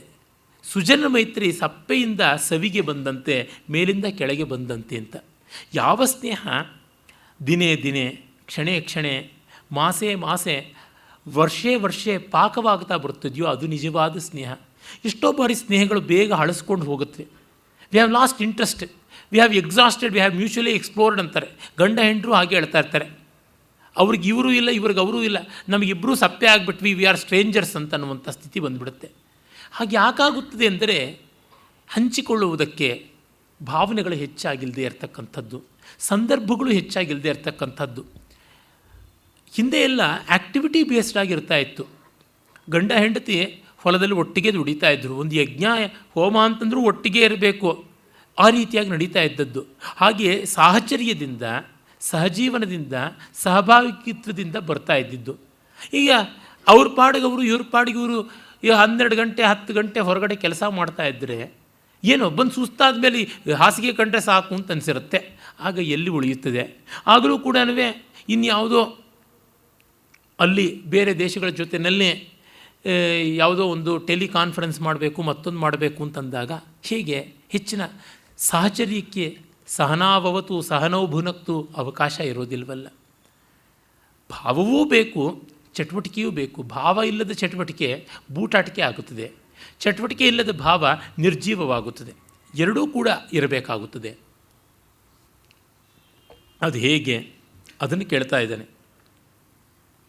ಮತ್ತು ದಿನೇ ದಿನೇ ಅದಕ್ಕೆ ಮತ್ತೂ ಹೆಚ್ಚಿನ ಸ್ವಾರಸ್ಯ ಸಲ್ಲಬೇಕು. ಇಂಟ್ರ್ಯಾಕ್ಷನ್ ಅನ್ನೋದು ತುಂಬ ತುಂಬ ಮುಖ್ಯವಾಗುತ್ತದೆ. ನಾವು ಭೌತದ ಪಾರಮ್ಯವನ್ನು ಮರೆತು ಬಿಡ್ತೀವಿ. ದುರ್ದೈವ, ನಮ್ಮ ಭಾರತೀಯರು ಆಕಾಶ, ದೇವರು, ದಿಂಡ್ರು, ಸುಟ್ಟು ಸುಡುಗಾಡು ಅಂತ ಅಂದುಕೊಂಡು ದ್ರವ್ಯ ಮಹಾತ್ಮ್ಯವನ್ನೇ ಮರೆತು ಬಿಟ್ಟಿದ್ದೀವಿ. ಪಶ್ಚಿಮ ಭಾವ ಮಹಾತ್ಮ್ಯವನ್ನು ಮರೆತು ಕೂತಿದೆ ದ್ರವ್ಯಾತಿಶಯದಲ್ಲಿ. ಮತ್ತೆ ಹೋಗ್ತಿರಬೇಕು, ಬರ್ತಿರಬೇಕು, ನೋಡ್ತಾ ಇರಬೇಕು, ಇಲ್ಲದೇ ಇದ್ದರೆ ಉಳಿಯೋದಿಲ್ಲ. ನನಗೆ ಬೇಕಾದಷ್ಟು ಜನ ಸಹಾಧ್ಯಾಯಿಗಳು ಇಂಜಿನಿಯರಿಂಗ್ ಕಾಲೇಜಲ್ಲಿ 137 ಜನ ಇದ್ದದ್ದು ನಾವು. ಅವರಲ್ಲಿ ಕೆಲವರು ಪರಮಪದ ಸೇರಿದ್ರು, ಇನ್ನು ಕೆಲವರು ವಿದೇಶಗಳಲ್ಲಿದ್ದಾರೆ, ಕೆಲವರು ಬೇರೆ ಊರಲ್ಲಿದ್ದಾರೆ. ಕಡಿಮೆ ಅಂತಂದರೆ ಒಂದು 80 ಜನ ನಮ್ಮ ಬೆಂಗಳೂರಿನಲ್ಲೇ ಇದ್ದಾರೆ. ಆದರೆ ಅಂಥ ಗಾಢ ಸಂಪರ್ಕ ಇಲ್ಲ. ವರ್ಷಕ್ಕೋ 2 ವರ್ಷಕ್ಕೋ ಅಥವಾ ವರ್ಷದಲ್ಲಿ 2 ಸತಿಯೋ ಸೇರೋದಾಗುತ್ತದೆ. ಸೇರೋದಾದರೆ ಈಗ 30 ವರ್ಷದ ಕೆಳಗೆ UVCನ ಕ್ಯಾಂಟೀನ್ ಕಟ್ಟೆ ಮೇಲೆ ಕೂತ್ಕೊಂಡು ಏನು ಮಾತಾಡ್ತಿದ್ವೋ ಅದೇ ಸಾಮಗ್ರಿ, ಇನ್ಯಾವುದೂ ಅಲ್ಲ. ಅಂದರೆ ನಮಗೆ ಸಮಾನಾಧಿಕರಣ್ಯ ಬರಬೇಕು, ಕಾಮನ್ಯಾಲಿಟಿ ಅಂತಂದರೆ 30 ವರ್ಷ ಹಿಂದಕ್ಕೆ ಹೋದರೆ ಮಾತ್ರ ಬೋಳಿ ತುರುಬನ್ನು ನೆನೆಸ್ಕೊಂಡ್ಲು ಅಂತ ಗಾದೆ ಅದಕ್ಕೆ ಬಂದಿರೋದು. ಅಯ್ಯೋ ಎಷ್ಟು ಚೆನ್ನಾಗಿತ್ತು, ಎಷ್ಟು ಉದ್ದ ಇತ್ತು, ಎಷ್ಟು ಗುಂಗುರಿತ್ತು, ಎಷ್ಟು ಕಪ್ಪಗಿತ್ತು, ಮಂಡಿ ಮುಟ್ತಾ ಇತ್ತು, ಹಿಮ್ಮಡಿ ಮುಟ್ತಾ ಇತ್ತು, ಎಣ್ಣೆ ನೀರು ಹಾಕ್ಕೊಂಡ್ರೆ ಬೇಕಾಗ್ತಾಯಿತ್ತು 1 ಡಬ್ಬ ಸೀಗೆ ಪುಡಿ, 2 ಡಬ್ಬ ಎಣ್ಣೆ ಅಂತ ಹೀಗೆಲ್ಲ ಹೇಳ್ಕೊಂಡು ಹೋದರೆ ಅಜಾತಪುತ್ರ ನಾಮೋತ್ಕೀರ್ತನಂ ತರಹ ಪ್ರಯೋಜನ ಇಲ್ಲ. ಈ ಹೊತ್ತಿಗೇನು ನಾನು ಹೇಳಿದ್ದುಂಟು ನನ್ನ ಸಹಾಧ್ಯಾಯಿಗಳಿಗೆ, ಏನಾದರೂ ಒಂದು ಕಾಮನ್ ಆ್ಯಕ್ಟಿವಿಟಿ ಅಂತ ಇಟ್ಕೊಳ್ಳೋಣ. ಬೇಕಾದಷ್ಟು ಕೊಳತು ಹುಳಿತು ಹೋಗುವಷ್ಟು ಸಂಪಾದಿಸಿದ್ದೀರಾ, ಅದ್ರ ಜೊತೆಗೆ ರೋಗಗಳನ್ನು ಸಂಪಾದಿಸ್ಕೊಂಡಿದ್ದೀರಾ, ದುರ್ವ್ಯಸನಗಳನ್ನು ಸಂಪಾದಿಸ್ಕೊಂಡಿದ್ದೀರಾ. ಸ್ವಲ್ಪ ತೊಳ್ಕೊಳ್ಳೋ ಪ್ರಯತ್ನ ಮಾಡೋಣ, ಏನಾದರೂ ಲೋಕಹಿತವನ್ನು ಸಾಧಿಸೋಣ. ಅಂದರೆ ಕಂಡಿದ್ದೀವಿ ಬಿಡು, ನಿನಗೇನು ಹೆಂಡ್ರ ಮಕ್ಕಳ ಮನೆಯ ಏನೂ ಇಲ್ಲ, ಸೇವೆ ಅಂತೆ ಪಾವೆ ಅಂತೆ. ನಮಗೆ ಹೆಂಡತಿ ಮಕ್ಕಳು ಕಾಟ ಬಿಟ್ಟು ಒಂದು ಸ್ವಲ್ಪ ಹೊತ್ತು ಗುಂಡು ಹಾಕೋಣ ಅಂತ ಬಂದರೆ ನೀನು ಅದಕ್ಕೂ ಕಲ್ಲು ಹಾಕ್ತೀಯಾ ಅಂತಂದರು. ಸರಿ ಅಂತ ಸುಮ್ಮನಾದೆ. ಇನ್ನೇನು ಮಾಡೋದು? ಚಟುವಟಿಕೆ ಬೇಕಾಗುತ್ತದೆ. ಹಾಗಿಲ್ಲದೇ ಇದ್ದರೆ ಸ್ನೇಹ ನಿಲ್ಲುವಂಥದ್ದಲ್ಲ. ಅದರಿಂದಲೇ ಗಾಹ ಸಪ್ತಸಿಯಲ್ಲಿ ಪ್ರೀತಿ ಸ್ನೇಹ ಹೇಗೆ ಹೋಗುತ್ತೆ ಅಂದರೆ, ಕೆಲವೊಮ್ಮೆ ಮುನಿಸಿಂದ ಹೋಗುತ್ತದೆ, ಕೆಲವೊಮ್ಮೆ ಅಭಿಮಾನದಿಂದ ಬಿಂಕದಿಂದ ಹೋಗುತ್ತದೆ, ಕೆಲವೊಮ್ಮೆ ಚಾಡಿಕೋರರಿಂದ ಹೋಗುತ್ತೆ, ಕೆಲವೊಮ್ಮೆ ಹಾಗೇ ಹೊರಟೋಗುತ್ತೆ ಅಂತ. ಅದು ಹೇಗೆ ಅಂದರೆ, ಬೊಗಸೆಯಲ್ಲಿಟ್ಟುಕೊಂಡು ನೀರು ನಾವು ಎಷ್ಟು ಸೋರಿಸ್ದೇ ಇದ್ರೂ ತಾನಾಗಿ ಸೋರು ಹೋಗುತ್ತೆ ಅಂತ. ಮುಷ್ಟಿಯಲ್ಲಿ ಹಿಡ್ಕೊಂಡು ಮರಳು ಎಷ್ಟು ಗಟ್ಟಿ ಮಾಡಿದ್ರು ಸುರ್ರಂತ ಸೋರು ಹೋಗ್ಬಿಡುತ್ತಲ್ಲ, ಆ ರೀತಿಯಾಗಿ ಅಂತ. ಅದರಿಂದಲೇ ಮತ್ತೆ ಮತ್ತೆ ಹೋಗ್ತಾ ಇರಬೇಕು, ನೋಡ್ತಾ ಇರಬೇಕು, ಮಾತಾಡ್ತಾ ಇರಬೇಕು, ಎಲ್ಲಿ ಉಳಿಸ್ಕೊಳ್ಬೇಕು ಅಂತಲ್ಲಿ. ಎಲ್ಲೋ ಪುಣ್ಯಾತ್ಮರಲ್ಲಿ ಎಷ್ಟೋ ವರ್ಷಗಳಾದ ಮೇಲೂ ಎಷ್ಟೋ ತಿಂಗಳುಗಳಾದ ಮೇಲೂ ಕೂಡ ನೆನ್ನೆ ನೋಡಿದ್ವಿ ಆ ಮಾತು ನಿಂದು ಮುಂದುವರಿಸ್ತಾ ಇದ್ದೀವಿ ಅನ್ನುವಂತೆ ಮಾತಾಡ್ತಾರೆ. ಅವರು ಯಾರು ಅಂದರೆ ವ್ಯಾಪಕವಾದ ಲೋಕ ಸಂಪರ್ಕ, ಭಾವ ಸಂಪರ್ಕ ಇದ್ದವರು. ಕಾವ್ಯ, ನಾಟಕ, ಇತಿಹಾಸ, ಸಂಗೀತ, ನೃತ್ಯಾದಿಗಳನ್ನು ಆಸ್ವಾದ ಮಾಡಬಲ್ಲವರು, ರಚನಾತ್ಮಕವಾಗಿ ಅದನ್ನು ಕುರಿತು ಚರ್ಚಿಸಬಲ್ಲವರು ಮತ್ತು ಜೀವಕಾರುಣ್ಯವನ್ನು ಇಟ್ಟುಕೊಂಡು ತಮ್ಮದನ್ನು ಹಂಚಿಕೊಳ್ಳಬಲ್ಲರು. ಅದು ಊಟ ತಿಂಡಿ ಇರಬಹುದು, ಪ್ರವಾಸ, ಸಮಯ ಇತ್ಯಾದಿಗಳನ್ನು ಆಗಿರುವವರಲ್ಲಿ ಉಂಟು. ಅದಕ್ಕೆ ವೈಶಾಲ್ಯ ಬೇಕು. ವೈಶಾಲ್ಯದ ಬದುಕಿಲ್ಲದೆ ಇದ್ದರೆ ಯಾವ ಸ್ನೇಹಕ್ಕೂ ಸಾಧ್ಯ ಇಲ್ಲ. ಸ್ನೇಹ ಆಗಬೇಕು ಅಂದರೆ ಓವರ್ಲ್ಯಾಪಿಂಗ್ ಇರಬೇಕಲ್ಲ. ನಾವಿರೋದೇ ಒಂದು ಬಿಂದುವಿನಷ್ಟು ಅಂತಂದರೆ ಓವರ್ಲ್ಯಾಪ್ ಏನಿದೆ? ಎಂಥದ್ದೂ ಇಲ್ಲ. ಅಂತರಂಗ ವಿಸ್ತಾರದಿಂದ ಬೇರೆ ಬೇರೆಯವ್ರ ಜೊತೆಗೆ ಬೇರೆ ಬೇರೆ ಗೋಷ್ಠಿಗಳಲ್ಲಿ ನಡ್ಕೊಳ್ಳೋದಾಗುತ್ತದೆ. ನಮ್ಮ ಎಸ್.ಆರ್. ರಾಮಸ್ವಾಮಿಯವರು ಡಿ ವಿ ಜಿಯವರ ಮಿತ್ರಗೋಷ್ಠಿಯ ವೈವಿಧ್ಯದ ಬಗ್ಗೆ ಹೇಳ್ತಾರೆ. ಅವರಿಗೆ ವಕೀಲರ ಗೋಷ್ಠಿ ಇತ್ತು, ಪಂಡಿತರ ಗೋಷ್ಠಿ ಇತ್ತು, ಅಪಾಪೋಲಿಗಳ ಗೋಷ್ಠಿ ಇತ್ತು, ಪತ್ರಿಕಾಕರ್ತರ ಗೋಷ್ಠಿ ಇತ್ತು, ರಾಜಕೀಯ ವ್ಯಕ್ತಿಗಳ ಗೋಷ್ಠಿ ಇತ್ತು, ಸರ್ಕಾರಿ ಅಧಿಕಾರಿಗಳ ಗೋಷ್ಠಿ ಇತ್ತು, ಸಾಹಿತ್ಯ ಕೋವಿದರ ಗೋಷ್ಠಿ ಇತ್ತು. ಈಗ ಬೇರೆ ಬೇರೆ ಇತ್ತು. ಎಲ್ಲರ ಗೋಷ್ಠಿಯ ಜೊತೆಗೂ ಯುಕ್ತವಾದ ರೀತಿಯಲ್ಲಿ ನಡ್ಕೊಳ್ತಾ ಇದ್ರು ಅಂತ. ಎಲ್ಲ ಕಡೆ ಒಂದೇ ಮಂತ್ರ ಅಲ್ಲ. ತುಂಬ ಜನಕ್ಕೆ ಅದೊಂದು ಮೊಳೆ ಹೊಡಿತಾರೆ. ದಯವಿಟ್ಟು ತಪ್ಪಾಗಿ ಭಾವಿಸ್ಕೊಳ್ಬೇಡಿ. ನನಗೂ ವಯಸ್ಸಾಗ್ತಾ ಬಂತು, ನಾನೇನು ಬಾಲಕುಮಾರ ಅಲ್ಲ. ಈ ವಯಸ್ಸಾದವ್ರಿಗಂತೂ ತಮ್ಮದು ಏನೋ ತಿಳ್ಕೊಂಡು ಬಿಟ್ಟಿರ್ತಾರೆ. ಮೂರತ್ತೂ ಅದರ ಮೊಳೆ ಹೊಡಿತಾ ಇರ್ತಾರೆ. ಆಯಿಲ್ ಪುಲ್ಲಿಂಗ್ ಮಾಡಿ ಆರೋಗ್ಯ ಆಯಿತು ಅಂತಂದರೆ ಅನ್ನಪೂರ್ಣೇಶ್ವರಿಯಿಂದ ಮೊದಲುಗೊಂಡು ದರಿದ್ರನಾರಾಯಣದವರೆಗೆ ಎಲ್ಲರತ್ತೂ ಆಯಿಲ್ ಪುಲ್ಲಿಂಗ್ ಮಾಡಿ ಅಂತ ಹೇಳ್ತಾರೆ. ಅಥವಾ ಸಂಪತ್ ವೈಭವ ಲಕ್ಷ್ಮೀ ವ್ರತ ಮಾಡಬೇಕು ಅಂದರೆ ಎಲ್ಲ ಕಡೆಗೂ ಅದೇ ಹೇಳ್ತಾರೆ. ಯಾವ ಸೆಮಿನಾರಲ್ಲೂ ಅದೇ. ನನಗೊಬ್ಬರು ವಯಸ್ಸಾದವರು ಪರಿಚಯ ಇದ್ದರು. ಬಹಳ ಉತ್ತಮರಾದವರು, ಪಾಪ ಪ್ರಾಮಾಣಿಕರಾದವರು. ಅವ್ರಿಗೇನೋ ಒಂದು ಭ್ರಮೆ ಬಂದುಬಿಡ್ತು. ಆ ಭ್ರಮೆ ಎಂಥದ್ದು ಅಂತಂದರೆ, ಈಗ ನೋಡಿ, ಬ್ರಹ್ಮಚರ್ಯ, ಗಾರ್ಹಸ್ಥ್ಯ, ವಾನಪ್ರಸ್ಥ ಮತ್ತು ಸನ್ಯಾಸ ಅಂತ 4 ಆಶ್ರಮ ಇದೆ. ಈ ಸನ್ಯಾಸಾಶ್ರಮ ಅನ್ನೋದು ಇದೆ. ಬ್ರಹ್ಮಚರ್ಯ, ವಾನಪ್ರಸ್ಥಗಳು, ಗೃಹಸ್ಥಗಳು ಇವೆ. ವಾನಪ್ರಸ್ಥ ಅನ್ನೋದು 3ನೇ ಆಶ್ರಮ ಇಲ್ಲಿಗೆ ಕಾಣಿಸ್ತಾ ಇಲ್ಲ. ಅದು ಬಂದುಬಿಟ್ರೆ ಸಮಾಜ ಎಲ್ಲ ಸರಿಯಾಗುತ್ತೆ ಅಂತ. ಪ್ರೆಸಿಡೆಂಟ್ ಆಫ್ ಇಂಡಿಯಾಯಿಂದ ಪ್ರೆಸಿಡೆಂಟ್ ಆಫ್ ಅಮೇರಿಕಾವರೆಗೂ ಎಲ್ಲರಿಗೂ ಪತ್ರಗಳು ಬರೆಯೋರು. ವಾನಪ್ರಸ್ಥಾಶ್ರಮದ ಮಾಹಾತ್ಮ್ಯ ಬಗ್ಗೆ ಸನ್ಯಾಸೋಪನಿಷತ್ತಲ್ಲಿ ಏನು ಹೇಳಿದೆ, ಬೇರೆ ಉಪನಿಷತ್ತಲ್ಲಿ ಏನು ಹೇಳಿದೆ, ಮನುಸ್ಮೃತಿನಲ್ಲಿ ಹೇಳಿದೆ, ಯಾಜ್ಞವಲ್ಕ್ಯ ಸ್ಮೃತಿಯಲ್ಲಿ ಹೇಳಿದೆ ಅಂತ ಪಾಪ ಅವ್ರಿಗೆ ಸಂಸ್ಕೃತ ಬರೋದು. ನನ್ನಂಥವ್ರ ಹತ್ರ ಹೋಗಿ ಹಗಲು ಇರುಳು ನಿಂತು ಪ್ರಾಣ ತೆಗೆದು ಬರೆಸ್ಕೊಳ್ಳೋರು, ಪ್ರಿಂಟ್ ಮಾಡಿಸೋರು. ಎನ್ವೆಲಪ್ಗಳನ್ನು ವಿತ್ ರಿಪ್ಲೇ ಕಾರ್ಡ್ಸ್ಗಳ ಸಮೇತ, ರಿಪ್ಲೇ ಎನ್ವೆಲಪ್ಗಳ ಸಮೇತ ರಿಜಿಸ್ಟರ್ ಪೋಸ್ಟ್ಗಳನ್ನು ಮಾಡೋರು. ಅವ್ರ ಪೆನ್ಷನ್ ಎಲ್ಲ ಇದಕ್ಕೆ ಖರ್ಚಾಗ್ತಾ ಇತ್ತು. ಅಜ್ಜಿ ನೂತದ್ದೆಲ್ಲ ಅಜ್ಜನ ಉಡ್ದಾರಕ್ಕೆ ಅಂತ ಸೆಮಿನಾರ್ಗಳು ಮಾಡಿಸಿದ್ರು. ಅದೊಂದೇ. ಅವ್ರು ನೋಡಿದ್ರೆ ಎಲ್ಲರೂ ಅಂಜಿ ಹೆದರು ಓಡೋಗೋ ಥರ ಆಗ್ತಾಯಿತ್ತು. ಬಂದ್ರಪ್ಪ ವಾನಪ್ರಸ್ಥದವರು, ನಾವೇನು ಜಾಗ ಖಾಲಿ ಮಾಡಬೇಕು, ನಾವು ಇಲ್ಲಿಂದ ಪ್ರಸ್ಥಾನ ಮಾಡಬೇಕು ಅಂತ. ನಿಮ್ಮಲ್ಲಿಯೇ ನೀವು ಗಮನಿಸಿಕೊಳ್ಳಿ, ನಾನು ಹೇಳ್ತಿದ್ದೀನಿ. ಆ ಥರ 1 ಪಾಯಿಂಟ್ ಅಬ್ಸೆಷನ್ ಇರುತ್ತೆ. If you have a hammer in your hand, the whole world looks like bunch of nails ಅಂತ. ಎಲ್ಲ ಕಡೆ ಹೊಡಿತಾ ಇರೋಣ ಅಂತ. ವಯಸ್ಸಾದ ಮೇಲೆ ಹೊಸದು ಬರೋಲ್ಲ. ನನ್ನ ಸ್ನೇಹಿತ ಹೇಳ್ತಿರ್ತಾರೆ, ಇನ್ಪುಟ್ ಮೋಡಲ್ಲೇ ಇಲ್ಲ ಸರ್, ಬರೀ ಔಟ್ಪುಟ್ ಮೋಡೋ ಅವ್ರಿಗೆ ಅಂತ. ಮನೆಯಲ್ಲೂ ಅಷ್ಟೇ. ಅದಕ್ಕೆ ಅವ್ರ ಜೊತೆ ಯಾರೂ ಸೇರೋಕ್ಕೆ ಇಷ್ಟಪಡೋದಿಲ್ಲ. ಅವ್ರು ಕೆಟ್ಟವರು ಅಂತಲ್ಲ, ಒಂದನ್ನೇ ಹಿಡ್ಕೊಂಡು ತೆಗಿತಾ ಇರ್ತಾರೆ. ನಾನೀಗ ನೋಡಿ ಕಾಳಿದಾಸನ ಓದಿ ಅಂತ ಜಗತ್ತಲ್ಲೆಲ್ಲ ಬಡ್ಕೊಳ್ತಾ ಇದ್ರೆ ನಾನು ಹುಚ್ಚ ಆಗ್ತೀನಿ ಅಷ್ಟೇ, ಇನ್ನೇನೂ ಇಲ್ಲ. ಎಲ್ಲಿ ಏನು ಹೇಳಬೇಕು ಅದನ್ನು ಹೇಳಬೇಕು. ಒಂದು ವೈಶಾಲ್ಯವಿರಬೇಕು. ಏಕಮೂಲಿಕ ಪ್ರಯೋಗದಿಂದ ಏನೂ ಆಗೋದಿಲ್ಲ. ಲೋಕದ ಬಗ್ಗೆ ಪ್ರೀತಿ ಇರಲಿ, ಹಿತಾಸಕ್ತಿ ಇರಲಿ, ಅದರ ಔಚಿತ್ಯ ಇಲ್ಲವೇ, ಒಂದು ವಿಸ್ತಾರ ಬೇಕು. ನಾನು ಒಂದೇ ಕಾಳಿದಾಸನ ಕಾವ್ಯವನ್ನು ನರ್ತಕರಿಗೆ ಒಂಥರ ಪಾಠ ಮಾಡ್ತೀನಿ, ಸಾಹಿತ್ಯ ಪ್ರೀತಿ ಇರ್ತಕ್ಕಂಥವ್ರಿಗೆ ಒಂದು ಥರ ಪಾಠ ಮಾಡ್ತೀನಿ. ಸಂಗೀತದವರ ಹತ್ತಿರಕ್ಕೆ ಹೋದರೆ ನಾನು ಇಂಜಿನಿಯರಿಂಗ್ ವಿಷಯ ಮಾತಾಡೋದಿಲ್ಲ. ನಾನು ಇಂಜಿನಿಯರಿಂಗ್ ಸ್ನೇಹಿತರ ಹತ್ರ ಹೋದರೆ ಸಂಸ್ಕೃತ ಸಾಹಿತ್ಯದ ಗಂಧಗಾಳಿನೂ ಇರೋದಿಲ್ಲ. ಯಾಕೆ ಬೇಕು ಹತ್ತಿ ತೂಗಲ್ ನೊಣಕು ಉಪವಾಸ ಅಂತ? ವ್ಯಾಪಕವಾದ ಮೈತ್ರಿ ಬೇಕು ಅಂದರೆ ಆಯಾ ಕ್ಷೇತ್ರಗಳಿಗೆ ಸಲ್ಲುವಂಥದ್ದಾಡಬೇಕು. ನನ್ನನ್ನು ಹೆಚ್ಚು ಮಾಡ್ಕೊಳ್ಳೋದಕ್ಕೆ ನಾನು ಹೇಳ್ತಿಲ್ಲ. ಅಂದರೆ ನಮ್ಮ 1 ಪಾಯಿಂಟ್ ಅಜೆಂಡಾನ ಕಡಿಮೆ ಮಾಡಿಕೊಂಡ್ರೆ ಮೇಲು. ಅದಕ್ಕೆ ನಮಗೆ ಬದುಕಿನಲ್ಲಿ ಯಾವುದನ್ನು ಮೈಗೂಡಿಸಿಕೊಳ್ಳೋದಿಲ್ಲ. ಹಾಗೇನಾಗುತ್ತದೆ, ಟಿ ವಿ ಸೀರಿಯಲ್ ಬಗ್ಗೆ ಮಾತಾಡಬೇಕಾಗುತ್ತದೆ, ಮೊದಲು ಪಲಾಯನ ಮಾಡ್ತಾರೆ ಜನ. ಹೀಗಾಗಿ ಒಂದು ಮಟ್ಟದ ಚಿಕ್ಕ ವಯಸ್ಸಿನಲ್ಲಿ ಅಧ್ಯಯನವನ್ನು, ಜೀವಕಾರುಣ್ಯವನ್ನು ಬೆಳೆಸಿಕೊಂಡ್ರೆ ಬಹಳ ಚೆನ್ನಾಗಿ ಹೇಳ್ತಾರೆ ಎಸ್ ಜಿ ನರಸಿಂಹಾಚಾರ್ಯರು. ಡಿ ವಿ ಜಿಯವರಿಗೆ ತುಂಬ ಪೂಜನೀಯರಾದವರು. ನಮ್ಮ ಜನ ಯಾಕೆ ಇಷ್ಟ ವಿವೇಕಿಗಳಾಗಿದ್ದಾರೆ, ಒಳ್ಳೆ ಅಡುಗೆ ಮಾಡೋದು ಕಲ್ತ್ಕೊಂಡು 4 ಜನಕ್ಕೆ ಅಡುಗೆ ಮಾಡಿ ಸ್ನೇಹಗೋಷ್ಠಿ ಮಾಡಿ ಚೆನ್ನಾಗಿರುತ್ತದೆ ಅಂತ ಭಾಳ ಮುಖ್ಯ ಅಲ್ವೇ? ಹಾಗೆ ಮಾಡುವಾಗಲೂ ನನಗೇನು ರುಚಿನೋ ಅದೇ ಮಾಡ್ತೀನಿ ಅಂತ ಮಾಡಿದ್ರೆ, ನನಗೆ ಗೊತ್ತಿರೋದು ಒಂದೇ ಒಂದು ಬೆಂಡೆಕಾಯಿ ಪಲ್ಯ ಮಾಡಿ ಬಡಿತೀನಿ ಅಂತಂದರೆ ಯಾರ ಬಂಕೆ ತಿನ್ನೋಕೆ ಬರ್ತಾರೆ? ಬಂದವರಿಗೆ ರುಚಿ ಆಗಬೇಕಲ್ವ. ನನಗಿಷ್ಟವಾಗಿದ್ದು ನಾನು ಮಾಡ್ತೀನಿ, ನೀನೇ ಮೂಗಿನವರೆಗೂ ತಿನ್ನು ಅಂತ ಅನ್ನಬೇಕು. ಇನ್ನೊಬ್ಬರಿಗೂ ಬೇಕಾದದ್ದು ಮಾಡಬೇಕು ಅಂತ ಸ್ನೇಹದಲ್ಲಿ ಮತ್ತೊಂದು ಮುಖವನ್ನು ಕಾಣಬೇಕಾಗುತ್ತದೆ. ಅವರಿಗೆ வெகಟಾಗದಂತೆ ಒಂದಿಷ್ಟು ನಡೆಯಬೇಕು ಅಂತ ಇರುತ್ತದೆ. ಯಾರಿಗೆ ಭಾವನೆ ಇರೋಲ್ಲ, ಯಾರಿಗೆ ಸಂಕಟ ಇರೋದಿಲ್ಲ, ಯಾರಿಗೆ ಅವ್ರದ್ದಾದ ಕಲ್ಪನೆ ಇರೋದಿಲ್ಲ, ಅರೆ ಮತ್ತೊಬ್ಬರದು ಒಂದು ಇದೆ ಅನ್ನುವ ಭಾವ ಬೇಕು. ಅಥವಾ ತನ್ನದು ಅವರ ಕಾರ್ಯಕ್ಕೆ ಪ್ರಯೋಜನಕ್ಕೆ ಬರುತ್ತದೆಯಾ ಅನ್ನುವುದು ನೋಡಬೇಕು. ಆ ಮೈತ್ರಿಯಲ್ಲಿ ವಿಸ್ತೃತಿಯನ್ನು ಗಮನಿಸಿಕೊಳ್ಬೇಕು. ಸುಖಸಂಕತ ವಿನೋದದಲ್ಲಿ ಈ 4 ಜೀವಿಗಳು ಇದ್ದವು ಅಂತ ಮುಂದೆ ಬರುತ್ತವೆ. ಸುಖಸಂಕತೆಗೆ ಸಾಮಗ್ರಿ ಬೇಕಲ್ವ? ಅದನ್ನೇ ಪಂಚತಂತ್ರ ಹೇಳುತ್ತದೆ. ಸುಭಾಷಿತ ಮಯದ್ರವ್ಯ ಸಂಗ್ರಹನ್ನ ಕರೋತಿಯ ಸತು ಪ್ರಸ್ತಾವ ಯಜ್ಞೇಶು ದಕ್ಷಿಣಾಂ ಕಾಂ ಪ್ರಯಚ್ಛತಿ. ಒಳ್ಳೆಯ ವಿಚಾರಗಳ, ಒಳ್ಳೆಯ ಮಾತುಗಳ, ಸಾರವತ್ತಾದ ಜೀವನಾನುಭವದ ಸಾಮಗ್ರಿಯನ್ನು ಯಾರು ಇಟ್ಕೊಂಡ್ರಲ್ವೋ ಸ್ನೇಹ ಸಂಭಾಷಣೆಯ ಯಜ್ಞದಲ್ಲಿ ಯಾವುದನ್ನು ದಕ್ಷಿಣೆಯಾಗಿ ಕೊಡ್ತಾರೆ ಅಂತ ಇರಬೇಕು. ಒಂದು ಸ್ಟಫ್ ಅನ್ನುವಂಥದ್ದು ಇರಬೇಕು. ನಾನು ಹಾಗಿಲ್ಲದೇ ಇದ್ದವ್ರನ್ನ ಮೂದಲಿಸೋಕ್ಕೆ ಹೇಳ್ತಿಲ್ಲ, ಒಂದಿಷ್ಟು ಪ್ರಯತ್ನ ಪಡೋಣ, ನೋಡೋಣ ಅಂಥೇಳಿ. ಹಾಗೆ ಮಾಡದೇ ಇದ್ದರೆ ನಮಗೆ ಬರಡಾಗುತ್ತೆ ಜೀವನ, ನಮಗೆ ಅದೇ ದಂಡನೆ ಆಗುತ್ತದೆ. ಇನ್ನು ಹೊಸ ದಂಡನೆ ಬೇಕಿಲ್ಲ. ನಿಸ್ನೇಹವೇ ದಂಡನೆ ಆಗುತ್ತದೆ, ನಿರ್ಮೈತ್ರಿಯೇ ದಂಡನೆ ಆಗುತ್ತದೆ. ನನ್ ಶುಡ್ ಬಿಕಮ್ ಎ ಲೋನರ್. ಒಂಟಿ ಆಗಬಾರ್ದು, ಅಲೋನ್ ಆಗಬಹುದು, ಲೋನ್ಲಿ ಆಗಬಾರ್ದು. ಹೀಗಾಗಿ ಅಲ್ಲೇ ಅದು ಹೇಳುತ್ತದೆ. ಹಾಗೆಲ್ಲ ಇಲ್ಲ, ಒಳ್ಳೆ ವಿಶ್ವಾಸ ಇಟ್ಕೊಳ್ಬೇಕು. ಆರಂಭ ಗುರ್ವಿ ಕ್ಷೈಣಿ ಕ್ರಮೇಣ ಲಘ್ವೀಪುರ ವೃದ್ಧಿಮತಿ ಚ ಪಶ್ಚಾತ್ ದಿನಸ್ಯ ಪೂರ್ವಾರ್ಧ ಪರಾರ್ಧ ಭಿನ್ನ ಛಾಯೇವ ಮೈತ್ರಿ ಖಲಸಜ್ಜನಾನಾಂ.